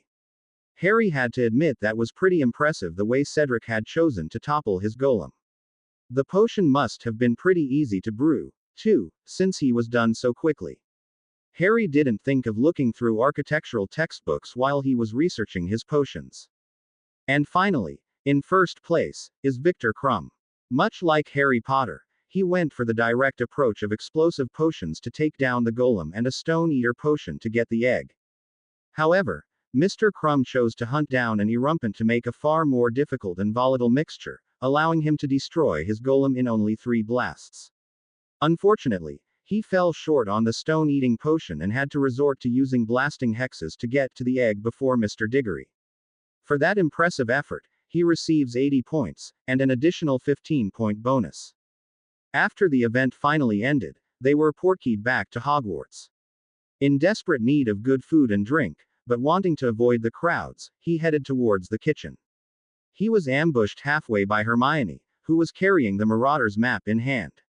"Harry," she shouted, "I found Rita Skeeter." She looked like she was talking to some students by the greenhouses. It figured that they were all Slytherins. She would be getting as many biased quotes as she could want now that the Snakes had lost their Snape immunity, and Harry was the one being blamed for it. They needed a plan of attack with only the 2 of them. She could get away pretty easily. But if they waited for to get help, probably from Neville and Luna, she might leave before then. She probably only intended to nab a few quotes while Harry was busy with the trial of Earth. Their decision was made for them as they saw the dots separate. She obviously hadn't intended to stay very long, and she wasn't even heading for the front gates. It looked like she was going to sneak across out the fields north of the castle to get out of Hogwarts' anti-apparition wards. The problem was that she was on the directly opposite side of the castle from them, and moving away. Harry and Hermione decided to split up, each running as fast as they could around each side of the castle, hoping to trap the so-called reporter from both sides. Wish I had my broom, Harry thought. Wait a minute. Maybe I can summon it from here. Accio Firebolt, he shouted, pointing vaguely in the direction of Gryffindor Tower. He continued to run, just in case the summoning charm didn't work. After a minute, he finally saw a small broomstick tumble out from the 7th floor, heading towards where he was when he first cast the spell. Accio Firebolt, he cried again, stopping this time as the broom flew towards him. He flew high into the air so he wouldn't be noticed as easily, and to get a better vantage point to spot her.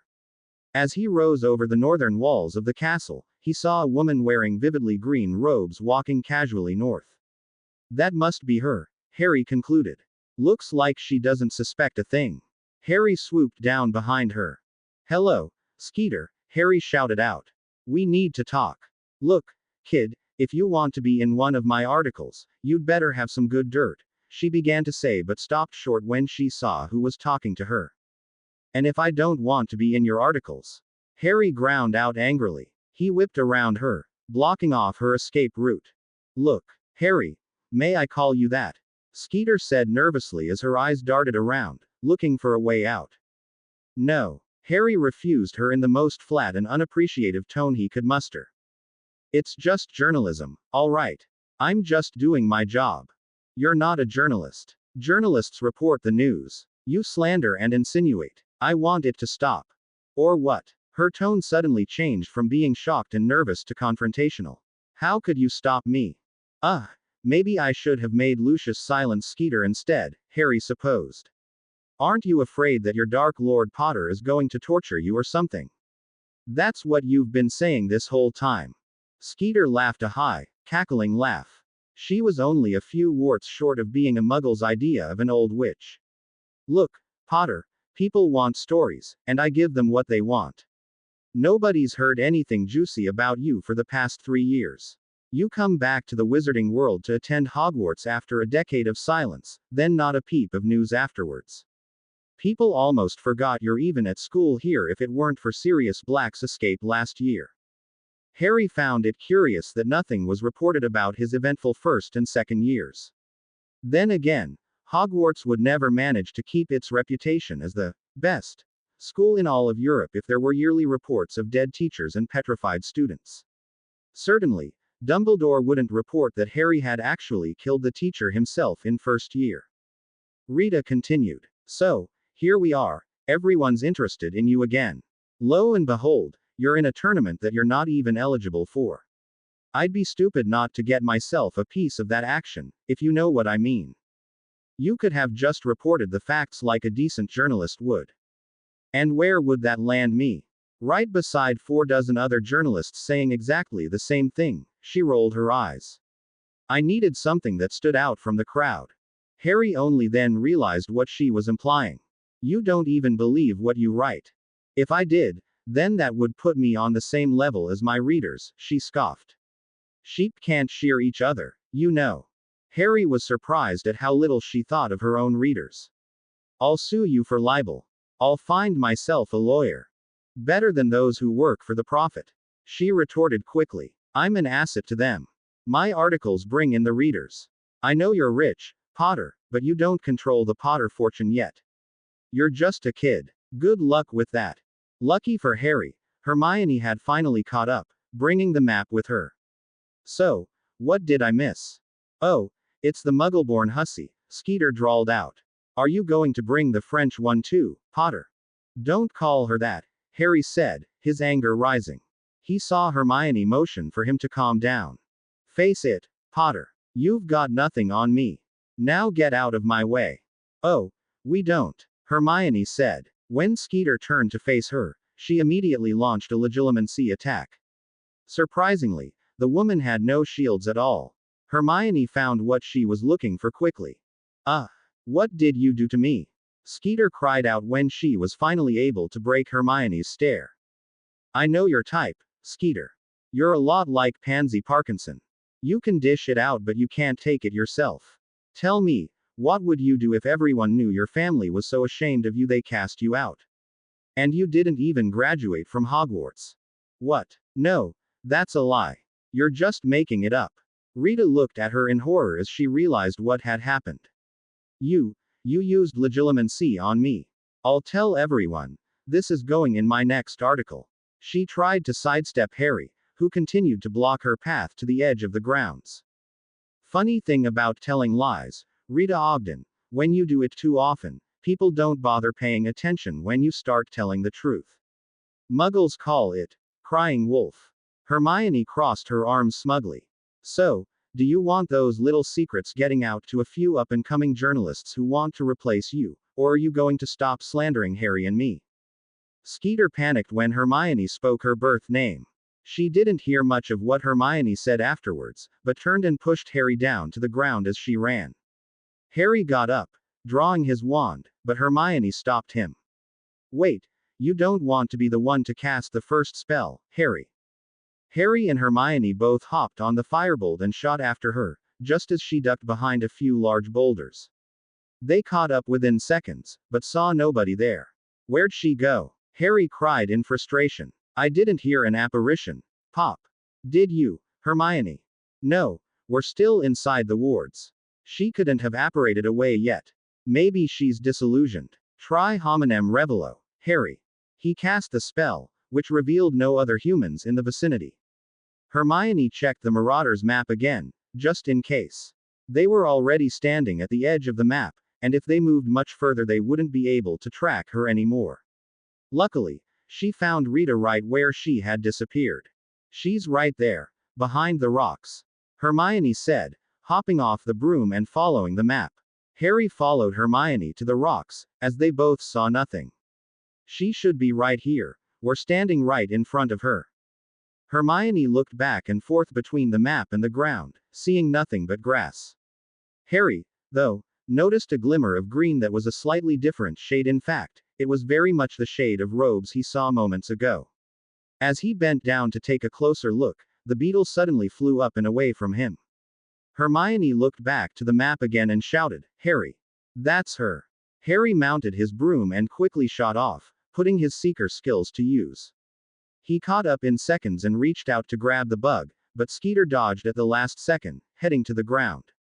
Obviously, the reporter was smarter and more strategic than the snitch. She quickly realized she'd be completely outmatched in the air against Harry, and decided to try to lose them on the ground. Hermione saw her scuttle into a gnome hole to get away. "No, I can't let her get away," she thought desperately. "I've already failed Harry once. We're so close this time." As she peered down the hole, she barely noticed herself shrink down as she focused on nabbing the little beetle. Instinctively, she hopped into the hole, emerging a minute later with a fat beetle trapped in her beak. Harry stared at Hermione, who had somehow just completed her animagus transformation. "I hope you're not planning on eating her," he joked. She was a cute little burrowing owl, exactly what he'd seen before in their dreams. Harry conjured a jar and let Hermione drop Skeeter inside. Now what? He wondered. Hermione hopped back towards the gnome hole and hooted at Harry. He realized why she wasn't changing back. Her clothes were laying on the ground. Evidently, making your clothes part of your transformation was something they had to practice. Making sure to cast an unbreakable charm on the jar, Harry collected her clothes. "Hop on my shoulder, Hermione," he told her. "We'll head up to the room so you can change back." Hermione hooted again and pecked at the jar that held Skeeter. Harry couldn't figure out what she was saying. "Huh, of course I'm going to bring her." Hermione hooted again, this time covering up the jar with her wings. Harry tried to figure out what Hermione was trying to tell him. "You want me to leave her here?" Hermione vigorously shook her head. "You're not saying you want to carry her yourself, do you?" Hermione did manage to communicate what a stupid idea that was. Hermione tried to cover her eyes with her wings. The sight of a little owl playing peek-a-boo sent Harry to the ground, clutching his sides. "Oh, right. I understand now," he said when he finally stopped laughing. He cast a painting charm at the jar, covering it up so Skeeter wouldn't be able to see where they were. Hermione let out an exasperated hoot and flew up to Harry's shoulder. Harry mounted his broom, flying straight to the Ollery, and from there they walked up to the 7th floor. He managed to avoid most of the other students along the way, so he didn't have to explain why he now had a plain brown owl instead of Hedwig. He requested from the room a place for Hermione to change and where he could continue to negotiate with Skeeter. When Hermione had changed back into her human form, and her clothes, they removed the paint charm from the jar so that the beetle could see them. For now, it wasn't moving. "I guess we can add unregistered animagus to your list of credentials. I'm sure plenty of people will want to know that," Hermione said. "Tap the lid if you understand, Skeeter." The beetle did nothing but wander aimlessly at the bottom. "All right, let's try this. If you don't agree to our offer, we're going to release all this information to the public. You were born Rita Ogden, cast out of your family because your lies and rumor mongering ended up getting your grandfather, Tiberius Ogden, in a lot of trouble. His exact words, as you recall, were, the words that come out of that girl's mouth are naught but lies and deceit. The family of Ogden will never host such a two-faced Kuma fox in this house. Now, if they found out you just changed your name and started making money from that nasty habit of yours, they wouldn't be very happy, would they?" The beetle stopped moving around but didn't do anything to acknowledge her words.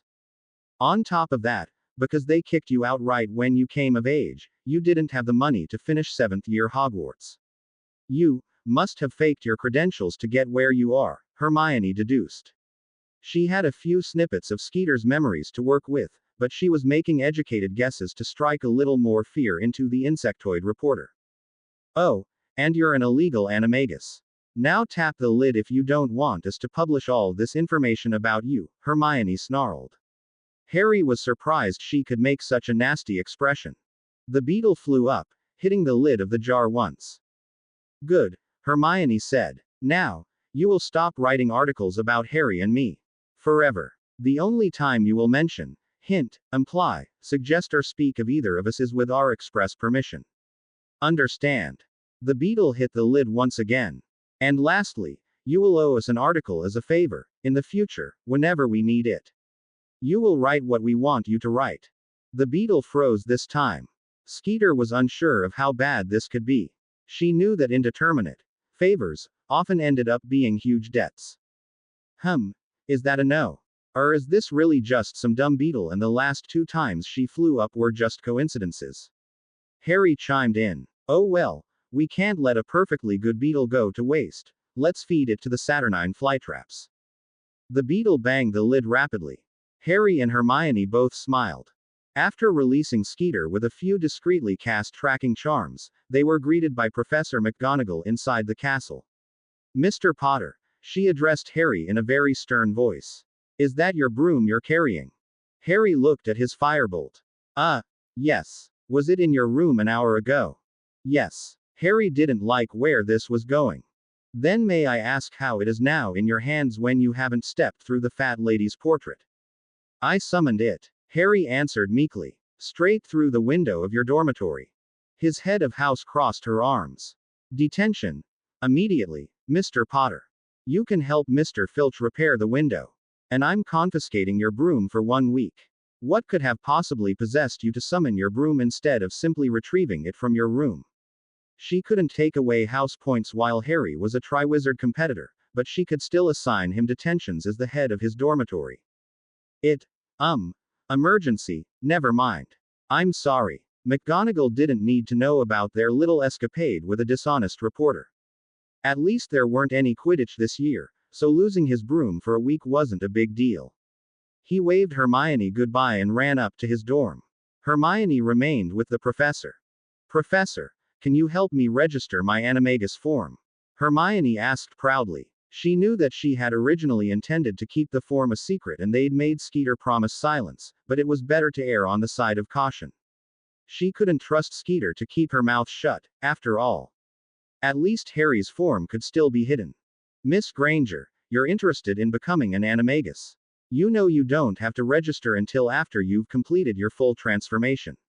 Many people begin to learn, but very few actually complete it. Not that I'm doubting your abilities, of course, but it normally takes several years, so there's no rush. I've already completed my transformation, Professor. It was, just a little after Harry summoned his broom. McGonagall's mouth hung agape for a few moments before she caught herself. You're only 15. This could be a record for the youngest animagus in centuries. Could you show me your form? She nearly lost her usual, refined composure at the excitement of Hermione's achievement. I'd rather not. I haven't quite figured out how to incorporate my clothing into my transformation, but I'm a brown burrowing owl. Well, come to my office then. I'll seal the doors and windows, and I promise I won't watch when you transform back into your human form. My advice to you would be for you to feel that your clothes are a natural part of your body to incorporate it into your transformation. They did just as they had promised. This time, Hermione managed to incorporate her clothes and knickers into the transformation, but her clothes still fell to the floor. It was remarkably easy this time. The initial transformation seemed to have broken some sort of barrier, be it mental, magical, or physical. McGonagall applauded her form, changing into her cat form so they could see each other eye to eye. Eventually, the professor changed back, conjuring a simple screen for Hermione to put on her clothes again. Very well, I'll put in the request for you as your mentor, even though I'm guessing you learned it on your own. Seeing Hermione nod, she continued. Do you know what triggered your first transformation? You don't have to answer. I'm just curious. I was chasing down an insect that had run into a gnome's burrow to hide, Hermione answered sheepishly. Ah, that does make sense. The burrowing owl is a predatory animal that hunts insects and small animals. The hunting instinct would have been a great starting point. I suppose I'll tell you my own, since it's only fair. I was actually meditating on my animagus form at my home when I heard a mouse rummaging through my kitchen. Before I knew it, I was on all fours chasing it down. I suppose I should thank that little mouse. McGonagall sighed, as it was clearly one of her more joyful memories. She even enjoyed prowling around Hogwarts at night as a cat, although she still disliked Mrs. Norris. Were you alone when it happened? Oh, Yes, I had the day off, and I preferred to meditate in peace. She realized what Hermione was going to ask next. Don't worry, Miss Granger. My first time, I left my robes behind as well. Hermione winced. She didn't need that mental image. I guess I should thank Harry then. Hermione murmured. You were outside when it occurred, then. Hermione nodded, embarrassed. And I suppose Mr. Potter helped you gather your clothes for you to transform back. With another nod, Professor McGonagall smiled, and handed Hermione the firebolt. I suppose such gentlemanly behavior should be rewarded. I can't give house points to him now, but you can take his broom back to him. I do know how much he adores his flying. Thank you, Professor. Hermione switched gears, feeling it was a good time to be frank with her head of house while she was in a good mood. Professor, I want to ask you a question about the headmaster. What would you like to know? I know Professor Dumbledore has done many great things in his life, like defeating Grindelwald and fighting Voldemort. McGonagall shuddered lightly at the name. But, do you think he's ever made any bad decisions? You ask a tricky question, Miss Granger. I've seen him make an occasional mistake over the years, but he always did it with the purest intentions. In the last war, he was often faced with dilemmas between bad and worse. I have never seen him make a decision that wasn't for the greatest good in mind. He is a shining example of a light wizard. Thank you for your insight, Professor. Hermione saw the proud smile on McGonagall's face. It was obvious she held Dumbledore in high regard, quite possibly as her idol. When it came to choosing between Harry and Dumbledore, there was no doubt whose side of the story she would believe first. At breakfast the next day, there was no article in the paper by Rita Skeeter. Things seemed to be going well so far. They loaded another basket of food from the kitchens and went for another visit to Sirius. Hermione had been practicing all night with her animagus form and could now incorporate non-enchanted clothing into her transformation pretty easily, although she was now concentrating on making her wand part of the transformation.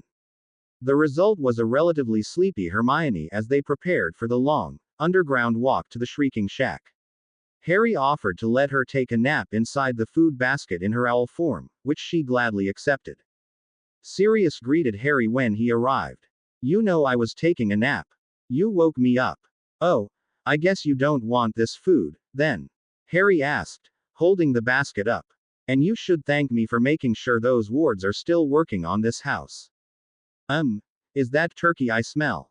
Give it here. Sirius grabbed the basket from Harry, who remembered what it carried a second too late. Sirius dropped the basket on the floor and reached inside, only to pull his hand back out in pain. Ow! What was that? You gave me a live bird.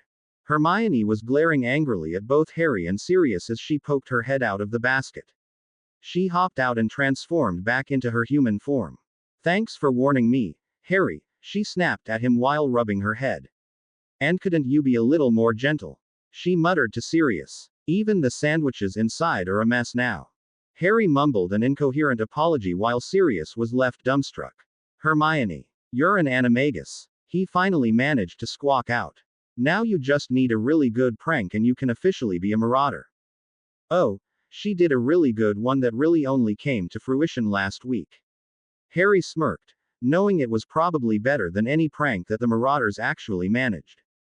What was it? She got Snape sacked. Sirius's eyes bugged out. I didn't get him sacked. You're the one that suggested it. Hermione said bashfully. She didn't really want to think of herself as a prankster. No, she was studious. Okay, so she broke a few rules occasionally, but that was usually for Harry's sake. A prankster? No. Never. Don't be so shy about it, Hermione. You're the one that let me do it. Oh, and it gets better, Sirius. Harry was grinning so widely his cheeks were aching. The two of you got Snape sacked. How could it get any better? I mean, James and I tried to get him expelled back in our day, but you've topped us already. Tell me how you did it. Sirius was giddily hopping up and down now. If it weren't for the beard, Sirius was looking as excitable as a first year. Oh, but we didn't really do it. We got Lucius Malfoy to do it for us. It took a while to revive Sirius from his stupor, but when they did, they explained how the whole episode before and after Valentine's Day played out. Sirius was in awe over everything they had managed to do, but when their story ended, he had come to a definite conclusion. You need a marauder name. I don't want to be called anything other than Hermione, she said. Too bad, because you don't get to name yourself. You can't be. She stopped short of making the pun. Of course I'm Sirius. Sirius completed it for her anyways. But I'm also Padfoot. You think I chose that name for myself? Heck, you think Remus picked Moony for himself? Now, change back to your animagus form. Don't change back until we've finished deciding. Hermione sighed, knowing that she'd end up with a nickname anyways, and became a burrowing owl again. Wow, those feathers on her head are really fluffy, aren't they? Sirius observed. And those legs are really long for a bird, Harry added. Fluffball, Sirius suggested. Hermione angrily pecked at him. No, that's completely ridiculous. Harry would keep that one for personal use, though. Downy Pop. What's that even supposed to mean? Harry asked. Those legs of her make her look like a lollipop, don't you think? A feathery lollipop. That resulted in Hermione hopping on Sirius's leg and squeezing with her talons. Ow. Okay. Fine. Sheesh. How about Stiltwings? Harry tried out. It didn't result in Hermione hurting him, at least. Nah. Makes it too obvious that she's a bird. She's pretty smart, right? How about Stiltwit? Long legs and a sharp mind. Always good things for a girl to have. Sirius laughed at his own joke, and Harry thought it fit. Seeing that Harry wasn't coming to her defense for that one, Hermione transformed back to her human form. No, it makes me sound like a twit. You've got it ending in twit. That's anything but intelligent. Sorry, you transformed back. That means you've accepted Stiltwit as your name. Sirius laughed. But you do have a nice pair of legs, I do declare.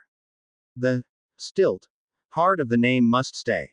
Hermione was wearing a pair of slim-fit jeans that day instead of her usual wizarding robes. Sirius, will you stop ogling my girlfriend? Hey, at least it's only her legs. Good thing you didn't transform into a beepy. Harry and Hermione both groaned.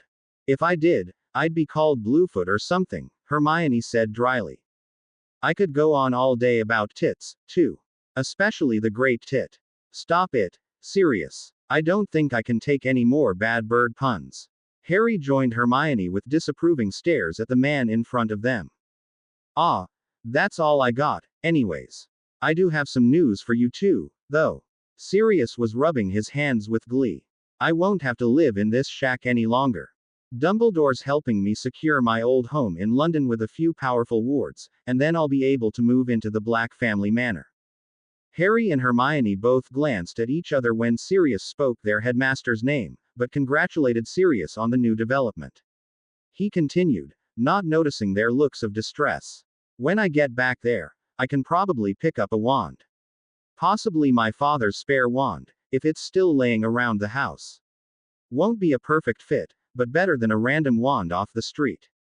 Sirius, Harry interrupted. Do you trust Dumbledore? Of course. He's the greatest wizard of our age. Don't you? Sirius answered the question as if it was the most obvious truth in the world. If you had to choose between him and me, who would you pick? What? Why are you asking this? Don't tell me you're turning dark or something. Sirius joked, but cut his laughter short when he saw their grim expressions. Wait, are you serious? Yes. If I asked you to defend me, even if it meant going against Dumbledore's wishes, would you? Of course I would, Harry. You're my godson. But you don't seriously believe that Dumbledore wouldn't be on your side as well, would he? I mean, you're the boy who lived, defeater of you-know-who. Just say Voldemort, Sirius. And yes, I overheard him in his office. He believes that the only way to permanently vanquish Voldemort is for me to die. Are you sure you heard him right? Sirius asked fearfully. Knowing that one of the greatest leaders of the last two wars wanted a national hero dead wasn't easy to comprehend. Unless there's any other Potters alive, then I'm sure he was talking about me. And from what I can tell, he's planning on doing it soon, with Snape acting as his spy to take me to Voldemort himself. He thinks I would make a good welcoming gift and instantly land Snape in his inner circle. So that's why he wanted to reinstate the order. Sirius mumbled. Don't worry, Harry, I'm on your side. Have you got a plan? Over the following week, Harry was striking off potential allies one by one. Sirius was the only one who he knew would take his side. The Weasley parents welcomed him like he was one of their own children, but that also meant telling him to sit still and listen to the headmaster, who obviously knew best. Hagrid obviously loved Dumbledore, and Harry couldn't blame him. The headmaster had given him a job and a home for the past half-century despite never finishing his education. Most of the other professors were just as loyal and didn't even know Harry well enough to call him anything more than their student, so he certainly couldn't ask much of them. Oddly enough, Professor Fleming was perfectly willing to help him, for a price. I've brewed undetectable performance potions for many clients before, Mr. Potter, he offered after class one day. Including a few team members in the Quidditch League, not naming any names, of course. I understand the need for privacy. It seemed that being a mere professor in Hogwarts wasn't nearly lucrative enough, and he still spent weekends directing a brewery that specialized in unique, tailored, or hard-to-brew potions that was run by his apprentices. It certainly explained why he was so strict with safety precautions and how Malfoy knew him in the first place. That left him with only one more adult ally left, Moody. The following week during their training sessions, they had moved on from the individual skills to preparation and strategy. Harry, however, made a request for more practice with tracking skills. You've done a fine job with it already, lad, and you've proven it by finding the little Malfoy scion. Are you only asking because of the next Triwizard trial? Harry hid his amusement when Moody mentioned Draco, but nodded. Yeah, I just wanted some more practice with it. What is the next trial? You never told me. It's not going to be another duel. In the excitement of Skeeter and Hermione's animagus form, Harry had completely forgotten to explain to her what he needed to prepare for. The third trial of champions is going to be the Champions Hunt, Harry explained. 3 against 1. The one person has 10 minutes to run and hide, and afterwards the 3 others have to hunt them down and incapacitate them. Obviously, the one who lasts the longest gets the most points. Can't help you with the tournament. Rules are rules, Moody explained. Teaching you fighting and dueling was always part of my lesson plan, but I can't change it to help you with this one trial. Harry sighed as they started their lesson. To their surprise, they weren't doing any physical activity at all today. Moody pulled out 2 sets of wizard's chess. Moody had each of them play a single game against each other. Ron would have loved this, Harry thought. Shame he didn't want to keep up the training at the beginning. Can anyone tell me how this game relates to a real battle? Moody asked each of them. Back in her natural environment once again, Hermione's hand shot up. It's a representation of a medieval battlefield. The pawns are foot soldiers, the knights can jump over pieces because horses are more mobile, she began explaining. Wrong. That's what they write in books, isn't it? Moody smirked. Would you 3 like to try? Harry and Neville looked at each other doubtfully. If Hermione got it wrong, they didn't think they had a chance without making fools of themselves. Luna spoke up without such restraints. If I had this chessboard in a real battle, I could throw it at someone or hit them over the head. Moody laughed out loud. The Aurors could use a mind like yours, Lovegood. She's right. This has nothing at all to do with a real battle, he explained. The pieces began to protest over the insult. The battles were very real to them, after all. Moody banished them all back into their boxes. Now can any of you tell me why? Harry could see the point Moody was making now. You take turns moving pieces, one at a time. A real battle would involve everyone moving at once. Partially correct. Anyone else want to try? The chessboard is square, and you can see everything. A battlefield can be anywhere. The enemy could be hidden, Hermione suggested. The armies are the same size. It's always a fair fight, Neville pointed out. He never experienced a fair fight, especially in his first 3 years at Hogwarts. If the point is to protect the king, then why bring him to the battlefield in the first place? It seems like a rather silly thing to do, Luna said. All of you are right, but all of you are still missing the most important point.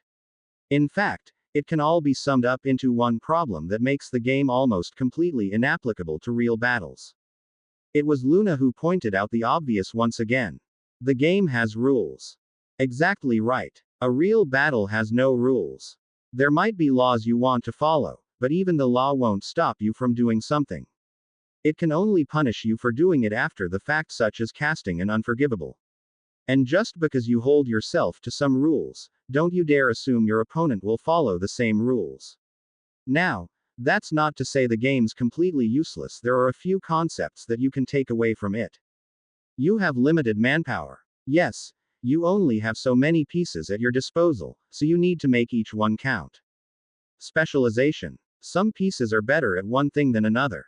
Also good to play to your strengths, but be aware that even a healer can just as easily cast a cutting charm to the neck.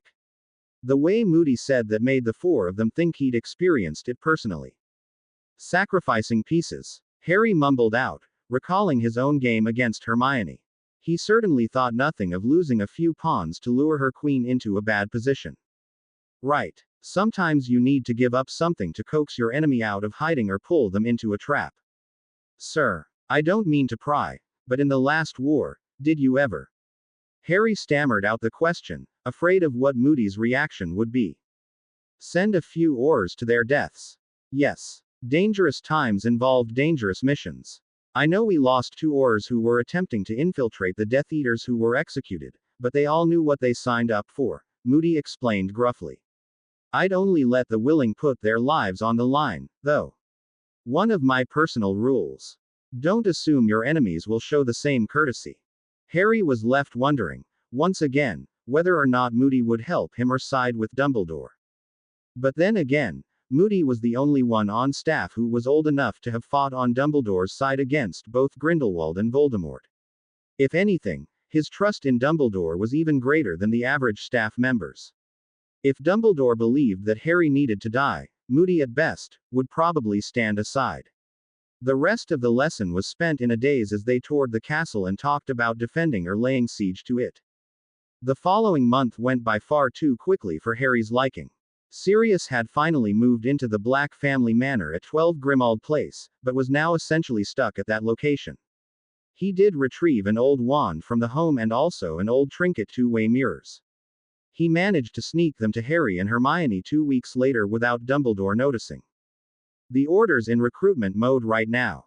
Dumbledore's calling all of the old crowd in Moody, Remus, Elphia's Doge, and he's hoping to get the older Weasleys in soon. Moody's recommended a few of the new recruits, including one of my only cousins that didn't turn dark. You met up with all of them? Hermione asked brightly. It would be good to know that Sirius was getting some more human interaction than just the 2 of them. Yeah, Moody's eye almost popped out of its socket when he saw me. Dumbledore explained that I was innocent. He still made me take some Veritaserum before he believed me. Sirius chuckled. He also mentioned that you convinced him that Snape let me escape, Harry. I was referring to Peter at the time, but yeah, it got Moody hounding Snape for a few hours.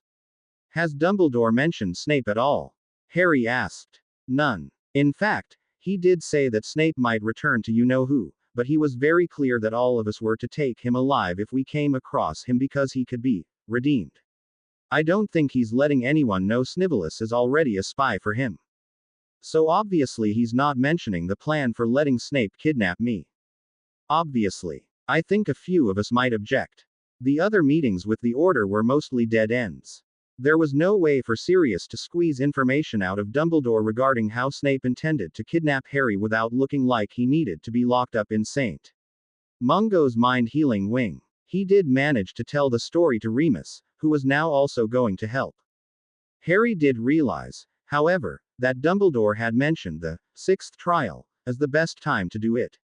The upcoming trial of champions was the 6th trial. He was supposed to be on the run from 3 other champions and probably flee Snape as well. It would probably be better if he just let himself get caught by the champions quickly and stay in public view. Sirius wouldn't be able to protect him at such a public event, but Remus might be able to convince Shacklebolt to let him be part of the security at the tournament. April arrived and Harry was completely unprepared. Sure, his tracking skills were at the level of a rookie Auror's, and his secrecy spells were just as good, but it wasn't the trial itself he was worried about. He would have carried his father's invisibility cloak with him to further protect him from Snape, but that was against the rules, as explained by Mr. Bagman. He also wanted to simply forfeit, so he wouldn't be running off in the forest alone, but again, as per the rules, he had to at least make a token effort. One thing Bagman refused to answer was how exactly he would be punished for an infraction. Looking up the history books told him little, as cheaters had to undergo anything from simply forfeiting the entire tournament, which Harry was fine with at this point, to public shaming. Fame was bad enough for Harry, and infamy was even worse, and, in one instance, death, which he was trying to avoid already. The goblet, apparently, decided such matters. He decided it was best not to risk it, especially since it might be even more unpredictable as it was damaged by Crouch. Sirius Mirror called him 2 nights before the trial. Apparently, Dumbledore had sent everybody in the Order on a mission, and everybody would be busy on April 8th. The only person from the Order who would be there to come to Harry's aid would be Shacklebolt, who was assigned there as an Auror anyways. His orders were to protect the audience first and foremost, in case Voldemort decided to make a grand entrance. Remus was ordered to travel to the continent, and Sirius, to his great annoyance, was ordered to stay home and out of sight. I'm telling you, Harry, this stupid house elf is driving me insane. I want to just hang his head on the wall, but Dumbledore keeps saying that every life is precious and so forth. Sirius rolled his eyes. Sirius, you can't possibly mean that. That's so cruel. I can't believe you just said that, shrieked Hermione. Thankfully, being in the room of requirement meant that nobody else overheard her. You think Dobby's an odd house elf, you haven't met Creature. That's his life ambition, you know. Have his own head chopped off and hung on the wall. We can't let him do any work around the house or else he'll deliberately try to sabotage or break our equipment. Can't even have him cook food for us, because if I forget the slightest detail in the Order he'll try to poison me. Can't even release him because he knows about the Order and would run straight to the Malfoys. Are you sure he's not just suffering from not having a master for the past decade? Hermione inquired. He's probably dying because of it. No, he was this foul when I was a kid, although he was a little less insane. He was one of the reasons I ran away from home. If you wondered if a house elf could be a pure-blood supremacist, Creature's your answer. Almost tried to kill Tonks at the last Order meeting until I ordered him to chew on his own toes until she left the house. Don't know what Dumbledore is thinking, keeping him alive. Harry interrupted before Hermione could keep them away from the topic at hand any longer. Can we get back to where everyone's gone? Did Dumbledore send anyone to Wales? Elphias is hanging around London. Tonks is going to keep an eye on something in the Department of Mysteries. Diggle's patrolling the shores near Azkaban. Dung might be traveling to Ireland, but I don't think anyone's heading to Wales. Why? Because that's where Snape and Voldemort are, probably. Dumbledore knows. I think he's sending all of you on foolish errands to keep the path to me clear for Snape. Sirius gasped, but then quickly turned to a snarl. I'm coming tomorrow, Harry. I'd like to give another go at little slimy Snively. No. Harry and Hermione both shouted in unison. You can't get caught again, and the event will have plenty of security. Hold on, I'm going to explain to Remus. Harry ended the call to Sirius and called Remus on his mirror. It took a minute for him to answer.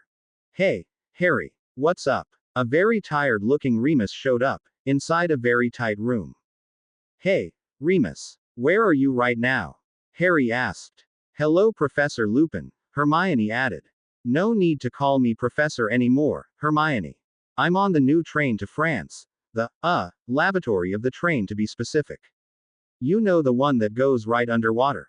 It's hard to believe that Muggles have managed this much, and I've gone Muggle for a few years before. Hermione had obviously heard of it a lot, and so did Harry after staying with her last summer. The tunnel itself had been completed already, but it wasn't open to public while Harry was staying with them. The family talked a lot about taking the train to France after their 4th year, and Hermione was hoping that they might take Harry along as well.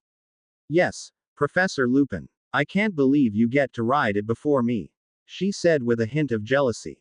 So, why the call? Do you know how hard it is to get any privacy at all in the Muggle world? Lupin was whispering into his mirror now. We've just figured out why you're being sent to France, Remus. What? You could have just asked me. I'm going to contact some of the wild werewolf villages and try to get a feel for the ranking structure, see if I can meet a few alphas. Hopefully find a few who aren't in the jaws of Fenrir Greyback, too. No, that's not it. Okay, that might be it, but you know that everybody seems to have a mission on April 8th. Harry said. Yes. Dumbledore finally got us organized only a few days ago and immediately set out tasks for everyone. Remus told him the obvious answer, but his face showed that he knew there was more to it. And nobody was tasked to find Snape. Or search for Voldemort. Charlie Weasley is scouting out parts of Romania and also traveling to Albania when he gets next week off. That's the most likely place for him to hide out for now. Harry shook his head. He's already in Britain. Has been since last summer, at least.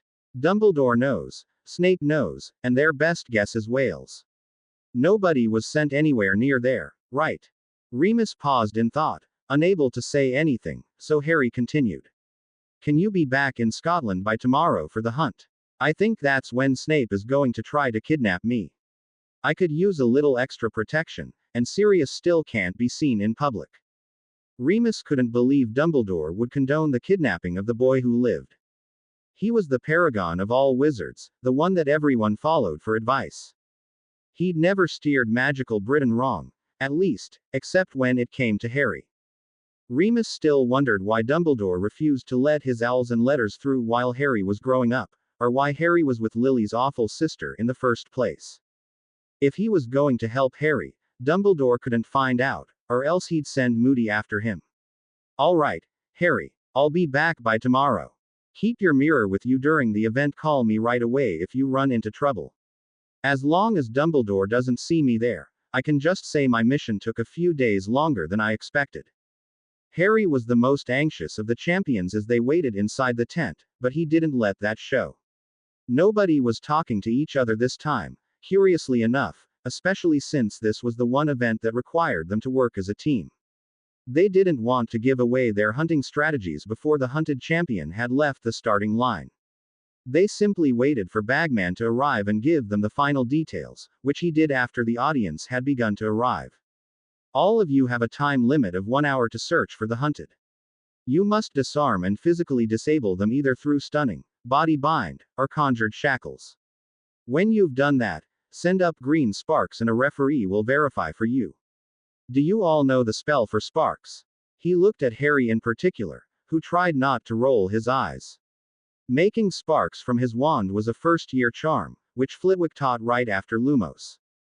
Good. It's your job to make sure your prey is secure, because if the referee arrives and you haven't got anything to show for it, you will be penalized and the hunted champion will be rewarded.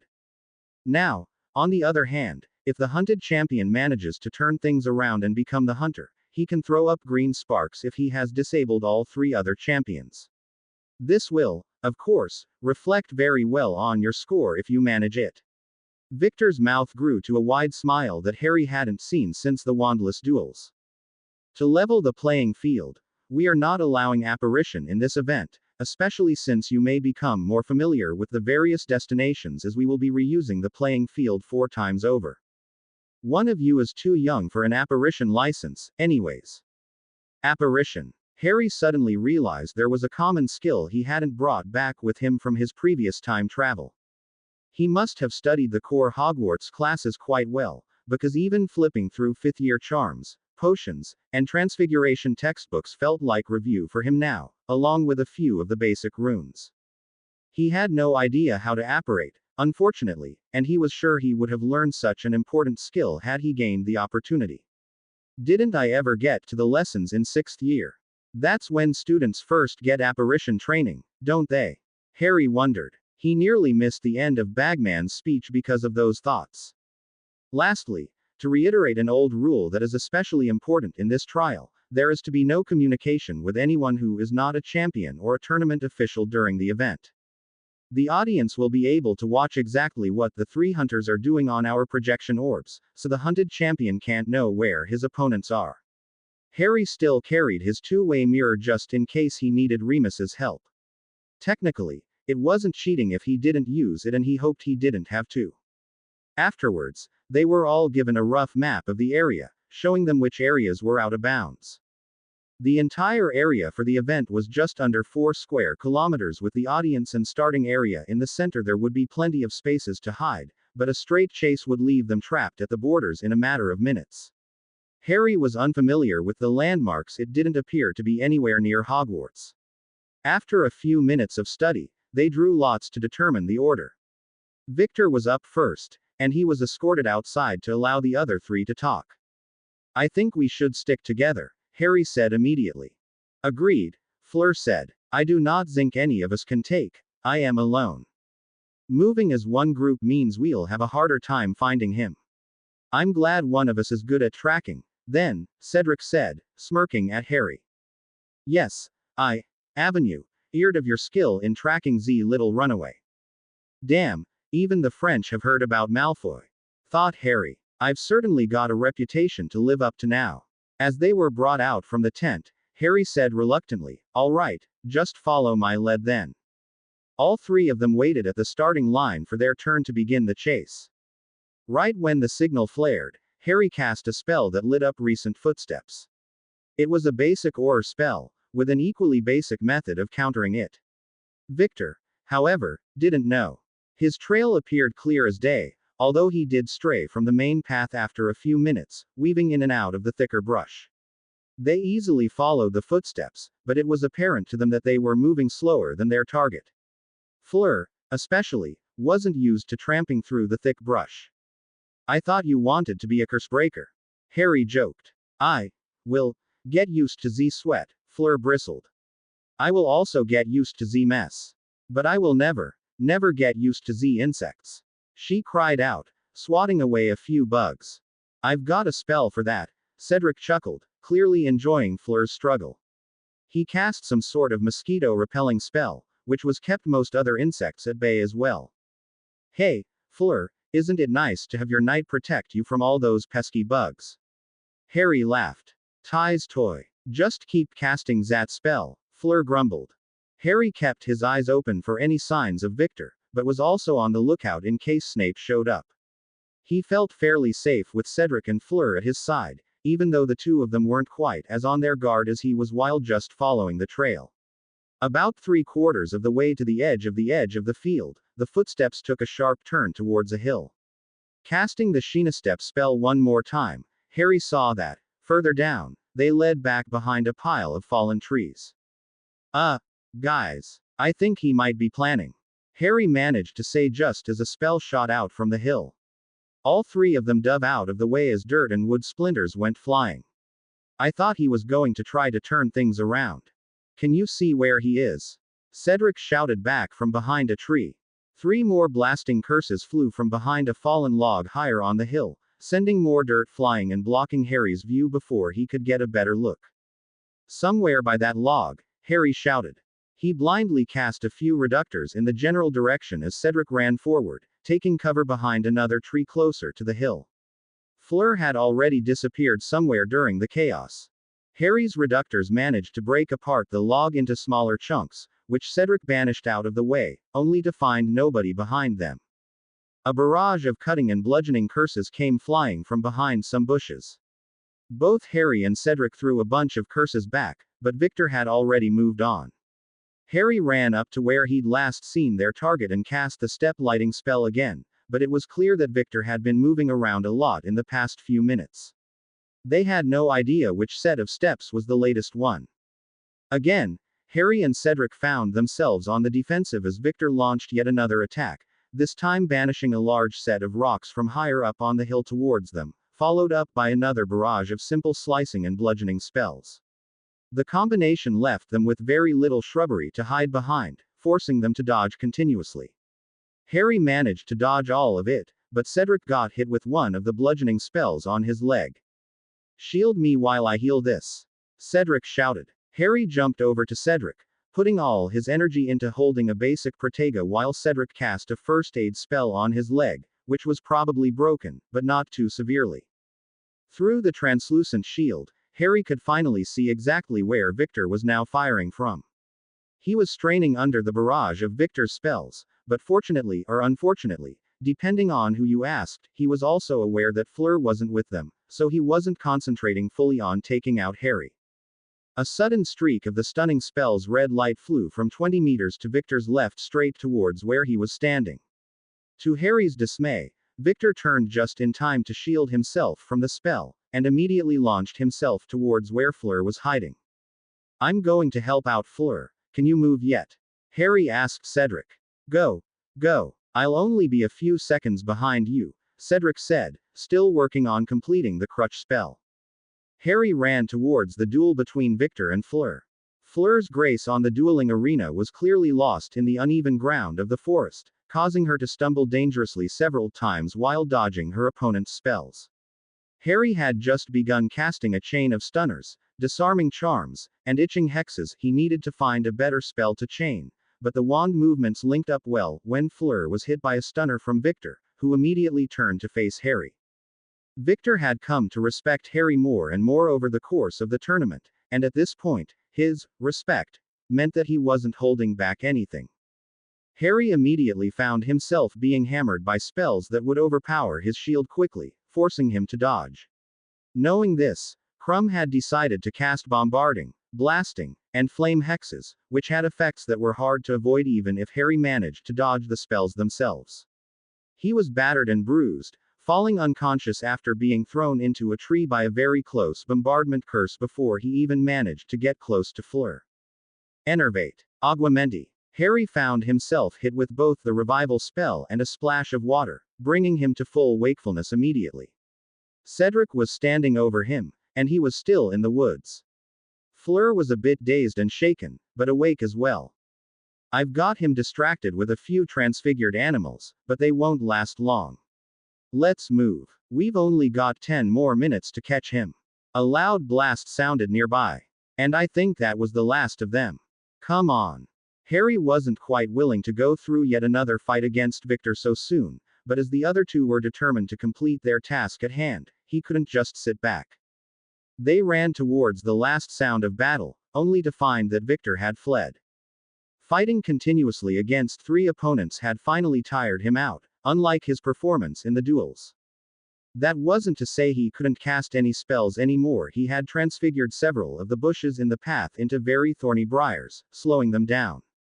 He'd also figured out that his opponents could track him very well, although he wasn't aware it was Harry's talent, and resorted to slowing them down instead of hiding from them outright, running along the more defined trails and throwing obstacles in the way. As they fought their way past fallen logs, more thorny bushes, caltrops, and even a small fire, the prospect of actually catching up to Victor was looking more and more desperate. The footsteps led to a small cave, where Victor had clearly barricaded himself inside. All 3 of them immediately set to blasting the rocks away until they heard a loud klaxon sound. 2 tournament officials swooped down on brooms, declaring the first round completed. The 3 of them were too tired to cry out in frustration, but interestingly enough, even Victor emerged from his impromptu fortress unhappy. Obviously, he had 2 of the 3 champions stunned and had just barely lost the chance at receiving a perfect score via turnaround. Evidently, he wasn't very proud of the fact that he had only won by hiding until the last minute, even though the other 3 champions would have been perfectly happy with that victory. All 3 of them were escorted straight to the medical tent. They had an hour's rest, just enough to get patched up by the Medawitches while several wizards worked to repair the damage they had done to the landscape in their battle. Cedric, who was quickly healing from his minor fracture earlier, was the next champion to go, so he remained in the medical tent while the others were shuffled back to champion's tent. "What spell did you use to follow me?" Victor asked them. They stepped inside. I'll tell you after I've had my turn as the hunted champion," Harry replied nonchalantly. "Can't give away all my secrets now, can I? You were the one who was doing the tracking." "I was under the impression it was Cedric," Crumb said, surprised. "Ari, Air seems to be a champion of many talents. EET seems to me that the goblet could. Avenue picked him anyways. There was no age limit." Crumb only grunted and nodded, but smiled in acknowledgement. "Wow, this is pretty nice. All of the official champions are saying I'm a worthy component. Maybe if I could learn a few other tricks I could really give them a run for their money," Harry considered. I'll try the tracking spell again against Cedric. Hopefully he hasn't figured out how to get around it, Harry said. His chance to prove himself again came quickly as Cedric was fully healed on time for the next round. 10 minutes after the Hogwarts champion left the starting line, the other three took off with Harry in the lead. The tracking charm worked perfectly as they followed his trail for a few minutes into the thick wood, but soon ran into a problem.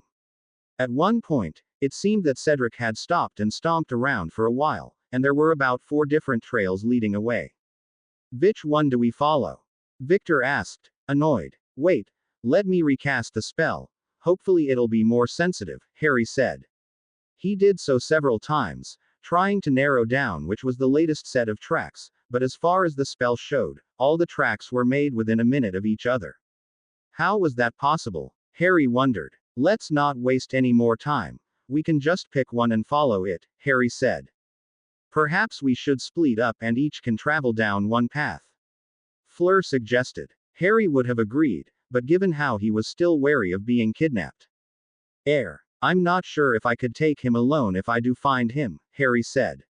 It was embarrassing to admit his weakness in front of the other two, but thankfully, Fleur agreed. He is a better dueler than me as well. Perhaps the two of us shall travel together, and Victor can search in the other direction, she suggested. Victor agreed immediately, taking off in one direction and using his own spells to track down Cedric. Harry and Fleur continued using the Sheena step and followed one path that appeared to have moved the most quickly, with more distance between strides. It only took a few minutes for the two of them to spot some rustling in the bushes in front of them just to be safe. Both of them cast disillusionment charms over themselves as they continued forward. When Harry got close enough, he released a few stunners and heard something drop to the ground. They didn't catch up to Cedric. Instead, they found themselves looking at a deer with its front hooves transfigured into shoes. Wow, this spell is even less reliable than I thought, Harry realized. He did have to admit that Cedric did do some pretty impressive animal transfiguration, but was more in awe at how Cedric could have lured 3 or 4 different animals to him to make all those extra footsteps. Shall we search the other paths? Fleur asked. No, he can probably transfigure another animal any time. I'm going to try a different spell. Don't cast any spells, Fleur. Harry moved on to a variant of the trace spell, which registered magical signatures and detect when magic was cast. It had its own weakness, of course, much like the regular trace that was cast on underage wizards. It could track magic cast by a particular wizard, but was very error-prone if there were other wizards near them. Unlike the trace, he didn't have to cast the spell on Cedric himself, but he did need a lasting example of his spell work, and the transfigured deer's hooves gave him enough to work with. Now what? Fleur asked. Now we wait, Harry said, shrugging. The spell would only activate the next time Cedric used his wand. They decided to walk back to where the paths split as they waited. Fleur decided to chat with Harry a little to pass the time. Avenue, a little sister who is a fan of yours, Ari, she said in an offhand manner. She will be here for the grand finale of the tournament. Could you take the time to talk to her? Harry sighed. What was it with younger sisters being the fan of the boy who lived? I'm not sure what I could say to her. I've never liked being famous, you know. Oh, you do not, Avenue, to say much. She does not speak English, but she is learning. She is cheering for you as much as she is for me, ever since the wandless duels. Fleur sighed, but with a smile on her face. Only since then. What did I do? Fleur glared at him, making him nearly trip over some tree roots. Upon seeing Harry's bewildered and innocent expression, she said, "You made me lose my temper." Harry finally remembered when he got her stuck in the mud and slime of the portable swamp, making her transform. You don't like turning into the bird form. It is ugly. I do not enjoy it. Harry didn't think the Vila girl could ever be considered ugly by anyone, but he even considered the avian transformation to be rather beautiful. The feathers were the same color as the silvery bee, owned hair in her human form, and they looked large and graceful. It reminded him of a swan, in fact. Had she been wearing long, white robes and a halo, she may as well have been an angel in disguise. Apart from the bird-like face and the swamp muck, of course. The words that came out of his mouth weren't so eloquent, though. Your other form isn't ugly. It, has a good color. Nice feathers. Fleur laughed at this. Gabrielle thinks so, too, but she has not experienced it. It is Z emotions, they are so rough and uncontrolled. Z anger, it takes over and it feels barbaric. Uncultured, that is Z word I am looking for. Uncultured. Well, she does come from a fairly well-off family in France, and she already does some modeling on the side. Harry could understand why Fleur abhorred the return to baser instincts. Why does your sister want to see you transform, then? She finds EET funny. And she says EET is quite beautiful. I let her pluck one of my feathers last year, but that was the last time I transformed for her. After that she has been pulling my hair and spilling my ink and jumping on my bed to test my temper. She is a very annoying little sister, but I love her so.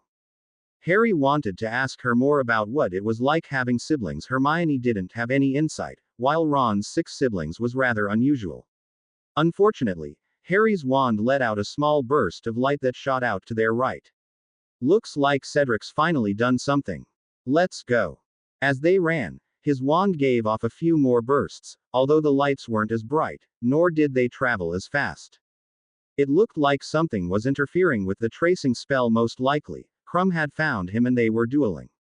They could hear the cracks and booms of spells hitting rocks and trees in the distance as they sped up. Unexpectedly, he heard Fleur fall down behind him. He turned to see another streak of red flying towards him. The shock made him slip and fall, causing the spell to streak overhead, narrowly missing him. Harry immediately cast a flare spell in the general direction, hoping to blind his opponent. Whoever it was, he was almost certain it wasn't Cedric. He threw up a shield and scrambled over to Fleur to revive her, keeping his eyes open for another attack. She was just waking up as another spell flew towards him, but he managed to block it just in time. Fleur, disillusion yourself. Someone's attacking us. Harry shouted his orders to her. Someone. Don't you mean Cedric? She asked groggily. Another spell glancing off Harry's shield woke her up to the situation, and she quickly disguised herself. Harry didn't have time to explain that it was actually Snape, but as long as Fleur knew there was someone attacking, it worked out fine. Harry disillusioned himself and moved in the opposite direction. He returned fire on the spells with several hard-hitting hexes of his own, but saved his strength for when he could actually see his target. He fired off another flare and moved to a different hiding spot. A few seconds later, another set of spells came flying in his general direction. How did he see me? Harry wondered desperately. Thankfully, Fleur provided some distraction from the other side, launching an attack of her own. Screw the rules, we need help. Harry used the distraction to pull out his mirror and was just about to call Remus when the klaxon sounded again, signaling the end of the round. He heard the pop of disapparition just before the officials swooped down to retrieve him and Fleur. I may not have needed your help, but some teamwork would be appreciated, Victor said as they were sitting in the medical tent. We were fighting. Cedric, did you use some sort of doppelganger spell? Or illusion? No. Wait, you really stunned me, Fleur explained, although she herself was confused about what had just happened. Me? No. I was busy with Victor here for the last 10 minutes until he finally took me down, Cedric said. Are you sure you didn't get hit with a confounding trap? I set a few of those with the second set of my human-footed animals. We stopped following footsteps after we found the deer, Harry told him. I used a different spell to track you after that. Hold on, I need to talk to someone. Harry left the medical tent, being the least injured of the 4 of them, and pulled out his mirror again. Remus, are you there? I'm in the stands. I saw what happened, Harry. The judges thought it was an illusion by Cedric. Are you sure that was Snape? I'm fairly certain. I think he's waiting for when I'm alone, Remus. When it's my turn to be the hunted, he might just try to snatch me in the first 10 minutes before the others even start looking. Can you do something about it? I'll try to sneak into the woods, Harry. Stay hidden in the area of the northern edge of the lake. If anything happens, I'll be nearby. It should only be about 3 minutes run, right around the back of the stands. If you really have to, just run back to where the audience can see you. I don't think Snape will try anything with over 5,000 witnesses. Thanks, Remus. The mirror was suddenly snatched from his hands by a referee. Mr. Potter, the rules were quite clear that communication with people outside the tournament was forbidden, the man told him sternly. Bagman only said that we couldn't communicate during the event itself. We're on a break period right now, aren't we? Harry pleaded. No, Mr. Potter, the time in between the actual hunts is still considered part of the event. I could consider this a miscommunication, however, so your penalty this time will only be a 10-point deduction for this event. A future infraction, however, will be subject to the Goblet's decision. Harry started to protest, but the referee was already making his way to the judge's table. He didn't want to escalate it any further, and he certainly didn't want to know what the Goblet was capable of doing to him. He'd lost his only lifeline for now, but hopefully he could lure Snape to Remus when it was his turn to be chased. Harry marched up to the starting line, studying the map that Bagman had given him, making sure he knew multiple routes to reach Lupin. As soon as he received the signal, he ran only a few steps into the woods, still partially in the view of the audience, and cast every concealment spell he could think of. Disillusionment, Ghost Walk, Silencing, and even a scent dispelling charm helped him move through the forest unseen, unheard, and unsmelt.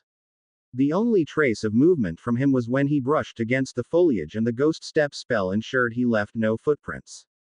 I hope this counts as my token effort, Harry thought as he went almost straight back towards the starting line. It seemed that his spells were working, as the referees couldn't even see him as he walked past. Keeping his pace at an easy jog so that he wouldn't tire himself out, he circled around the stadium. A few people might have noticed a slight shimmer at the edge of the woods, but it would be hard to see even if they knew what to look for. Harry didn't particularly care if they did notice him, as he was preoccupied with looking into the woods to make sure he wasn't being tailed already. As he reached the other side, he knew it would only be a short jog over to the lake, where he could meet with Remus. Now, the question was, should he leave the safety of being close to the crowds, or head over to find his former professor immediately?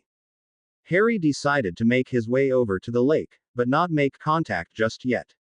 He didn't want to incur the Goblet's wrath, but he needed to know exactly where Remus was waiting. Taking a deep breath, he marched deeper into the woods. As he marched onwards, his heart pounded harder and harder despite keeping an easy pace.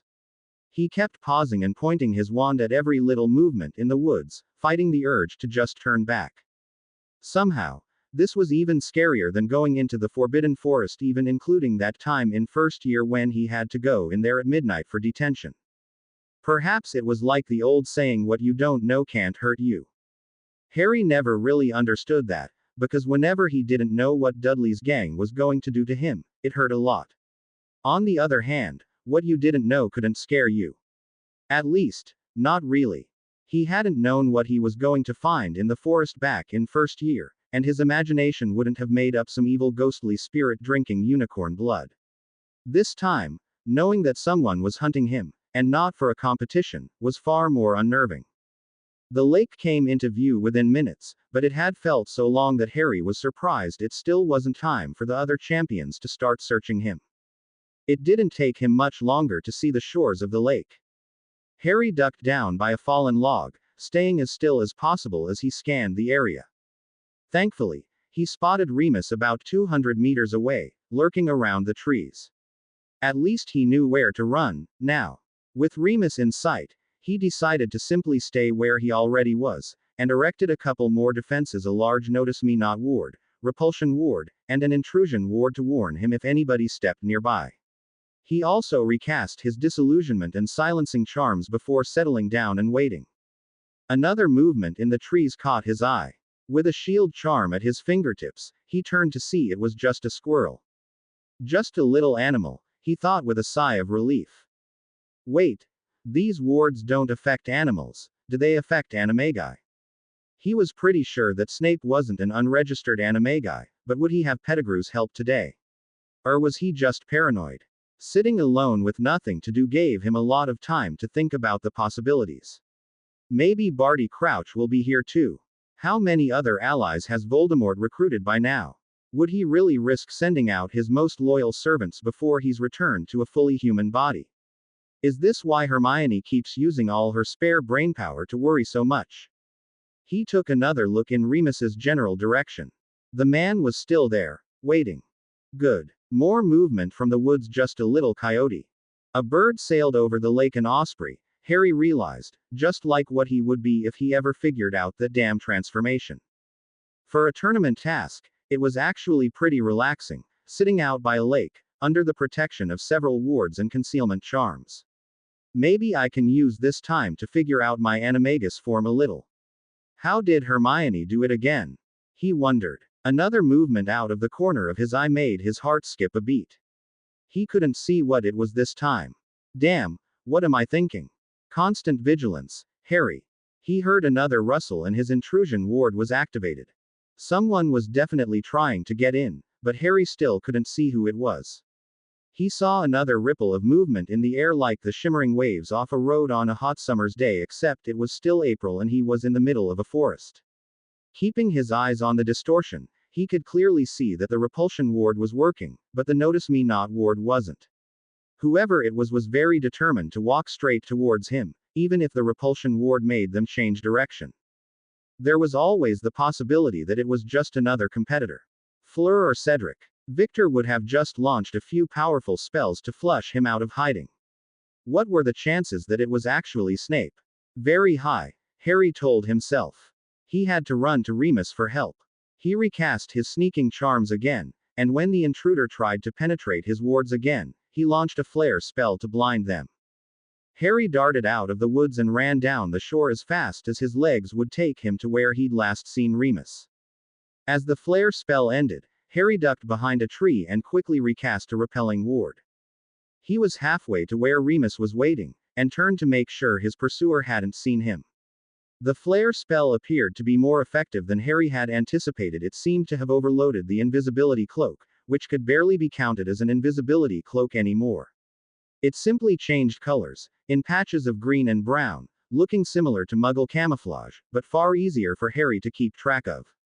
Maybe I could stun him, Harry thought. He didn't want to give away his position so easily, though, and at this distance there would be plenty of time to dodge the spell. If he wandered closer, though, Harry would be ready. To his surprise, the man didn't even look around to find out where Harry went. He looked down at something in his hands, and then immediately began walking straight in Harry's direction. That's impossible, Harry thought. Nobody cast a tracking charm on me recently. Just to be safe, he discreetly scanned himself for binary tracker spells, ones which were normally used to keep track of captured criminals, and sent out a magical signal to a homing device. There were none, or, at least, none that he knew how to scan for. Dumbledore had mentioned some kind of device to Snape that would track Harry. The only other way, of course, was tracking by blood. Given how Dumbledore had access to him as a baby, there were plenty of opportunities for the old man to get a sample of his blood. Heck, the number of infirmary visits would have been plenty. Harry was certain the man was Snape now. Screw the tournament. I need to get rid of Snape, fast. He let off a few stunners, some piercing hexes, and another flare spell to blind Snape as he ran towards Remus. Thankfully, Remus had noticed the commotion and realized it was Harry, coming out of his hiding place with his wand out. Harry, is that you? He shouted. Harry dispelled his disillusionment. It's Snape. He's here, and he's tracking me somehow. I need your help. Where's your mirror? You should have just called me instead of running around in the open. Confiscated. I just blinded Snape again. He should be by those trees, Harry said, pointing. Don't worry, I see him. Stick together. He won't be able to handle the both of us at once. You concentrate on the offensive, I'll stick to the counter curses and shields. You sure? I can throw up a pretty decent shield. I've always been better at defense than offense, Harry. It's better if I back you up. Now let's get him. At the judge's table, the goblet of fire released a puff of black smoke. Remus maintained a shield for Harry, who cast a few stunners, but they came out with a weak, dull red color instead of the more familiar bright, glowing red that Harry was used to. Snape, who was still recovering from another blinding flare charm, was hit by one of them, but he didn't drop. Seeing Harry and Remus together, Snape hesitated for only a second before deciding to flee. With a pop of disapparition, he was gone. What were you trying to hit him with, Harry? Remus asked. Stupefy. Harry looked at his wand. That was a stunner. Wait, cast it again. And say the incantation this time, Remus told him. Stupefy. Harry cried out, casting the spell at a tree. This time, the spell was slightly brighter but still off color. Your wand movements are right, incantation was perfect, Remus said in his Professor Lupin tone. Were you hit with anything by Snape? No, I don't think so. Harry couldn't explain any more as the klaxon signaling the end of the round sounded. They both spotted two of the referees making their way over to him. Sorry, Harry, I can't let Dumbledore find out I've been here. Tell them what you saw. Maybe you can get tournament security to keep an eye out for Snape. With that, Remus disapparated, leaving Harry to wave down the referees. When they arrived, they didn't look pleased in the least. Harry Potter, who was that you were talking to? I can't say, but he was helping me. So you admit you had outside help. That's a clear violation of the tournament rules. The referee shouted. If you'd let me finish, Harry said in a low voice, he was defending me against a kidnapper. Nobody's trying to kidnap you, Mr. Potter. The only place you're being taken is in front of the judge's table. Kidnapping? Really? You need to think up better excuses. If you're not going to take me seriously, then I need to talk to someone who will. Take me to tournament security, Harry demanded. 10 minutes later, he was facing the judges and not the Aurors. Tell us, Mr. Potter, why did you ask for outside help during an event? That is a blatant violation of the rules, and as such, the goblet has decided to seal your wand, one of the English judges told him. So that's why my spells aren't coming out right, Harry realized. Facing the judges with a defiant look, he said, there was someone who was trying to kidnap me. He made his first attempt during Cedric's turn, stunning Fleur from behind and then attempted to take me as well. That was merely a doppelganger spell, Mr. Potter. We were rather confused as well, but Albus Dumbledore confirmed it for us. Dumbledore. Of course, making excuses to help hide Snape. Did you bother to ask Cedric about it? Given the blank looks by the judges, Harry assumed that was a no. Cedric himself said he didn't know about that attack, and he doesn't know that spell. Maybe you should look into it.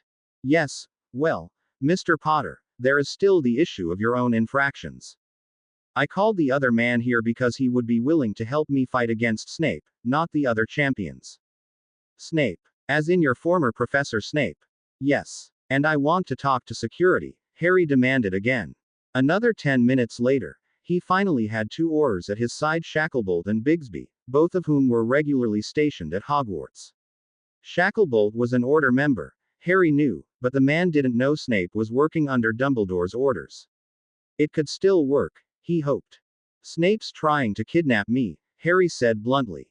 My friend was helping me defend myself against the man. You saw him. You believe that man has turned dark? Shacklebolt asked. He didn't push further about Remus, probably because he assumed it was Sirius that had helped Harry.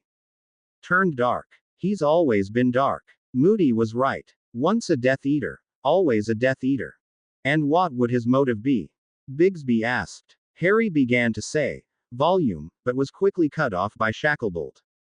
Fortune. Harry Potter will control a large sum of money when he comes of age. There's always the possibility of another dark wizard putting a price on the boy who lived's head. And you remember what a pain in the ass he was at the castle, Bigsby. The Aurors nodded to each other. We'll keep an eye out for him, Mr. Potter. After the two of them left, Harry asked the judges, can you restore my wand now? Obviously I didn't call for help to win the tournament, just to keep myself safe. Sorry, Mr. Potter. The goblet's decisions are final. We don't control the cup. It makes its own decisions. If you're lucky, the effects should only last until the tournament finishes. What? Harry's jaw dropped. Looking at the wand in his hand, he felt a shock of anger race through his body. That stupid cup had arbitrarily decided he was cheating and sealed his wand. They hoped it would be restored at the end of the tournament. Harry had hoped that he would just be completely disqualified from the tournament, or maybe just lose all his points. The cup had, instead, given him a punishment that would affect his life outside the tournament. Whose stupid idea was it to pull that cup out of whatever dusty bin it had been lying in for the past few centuries? Glaring at the judges, he stormed away from the table. To be continued. I hope you enjoyed this story. Also remember to subscribe and like this video. See you in the next video.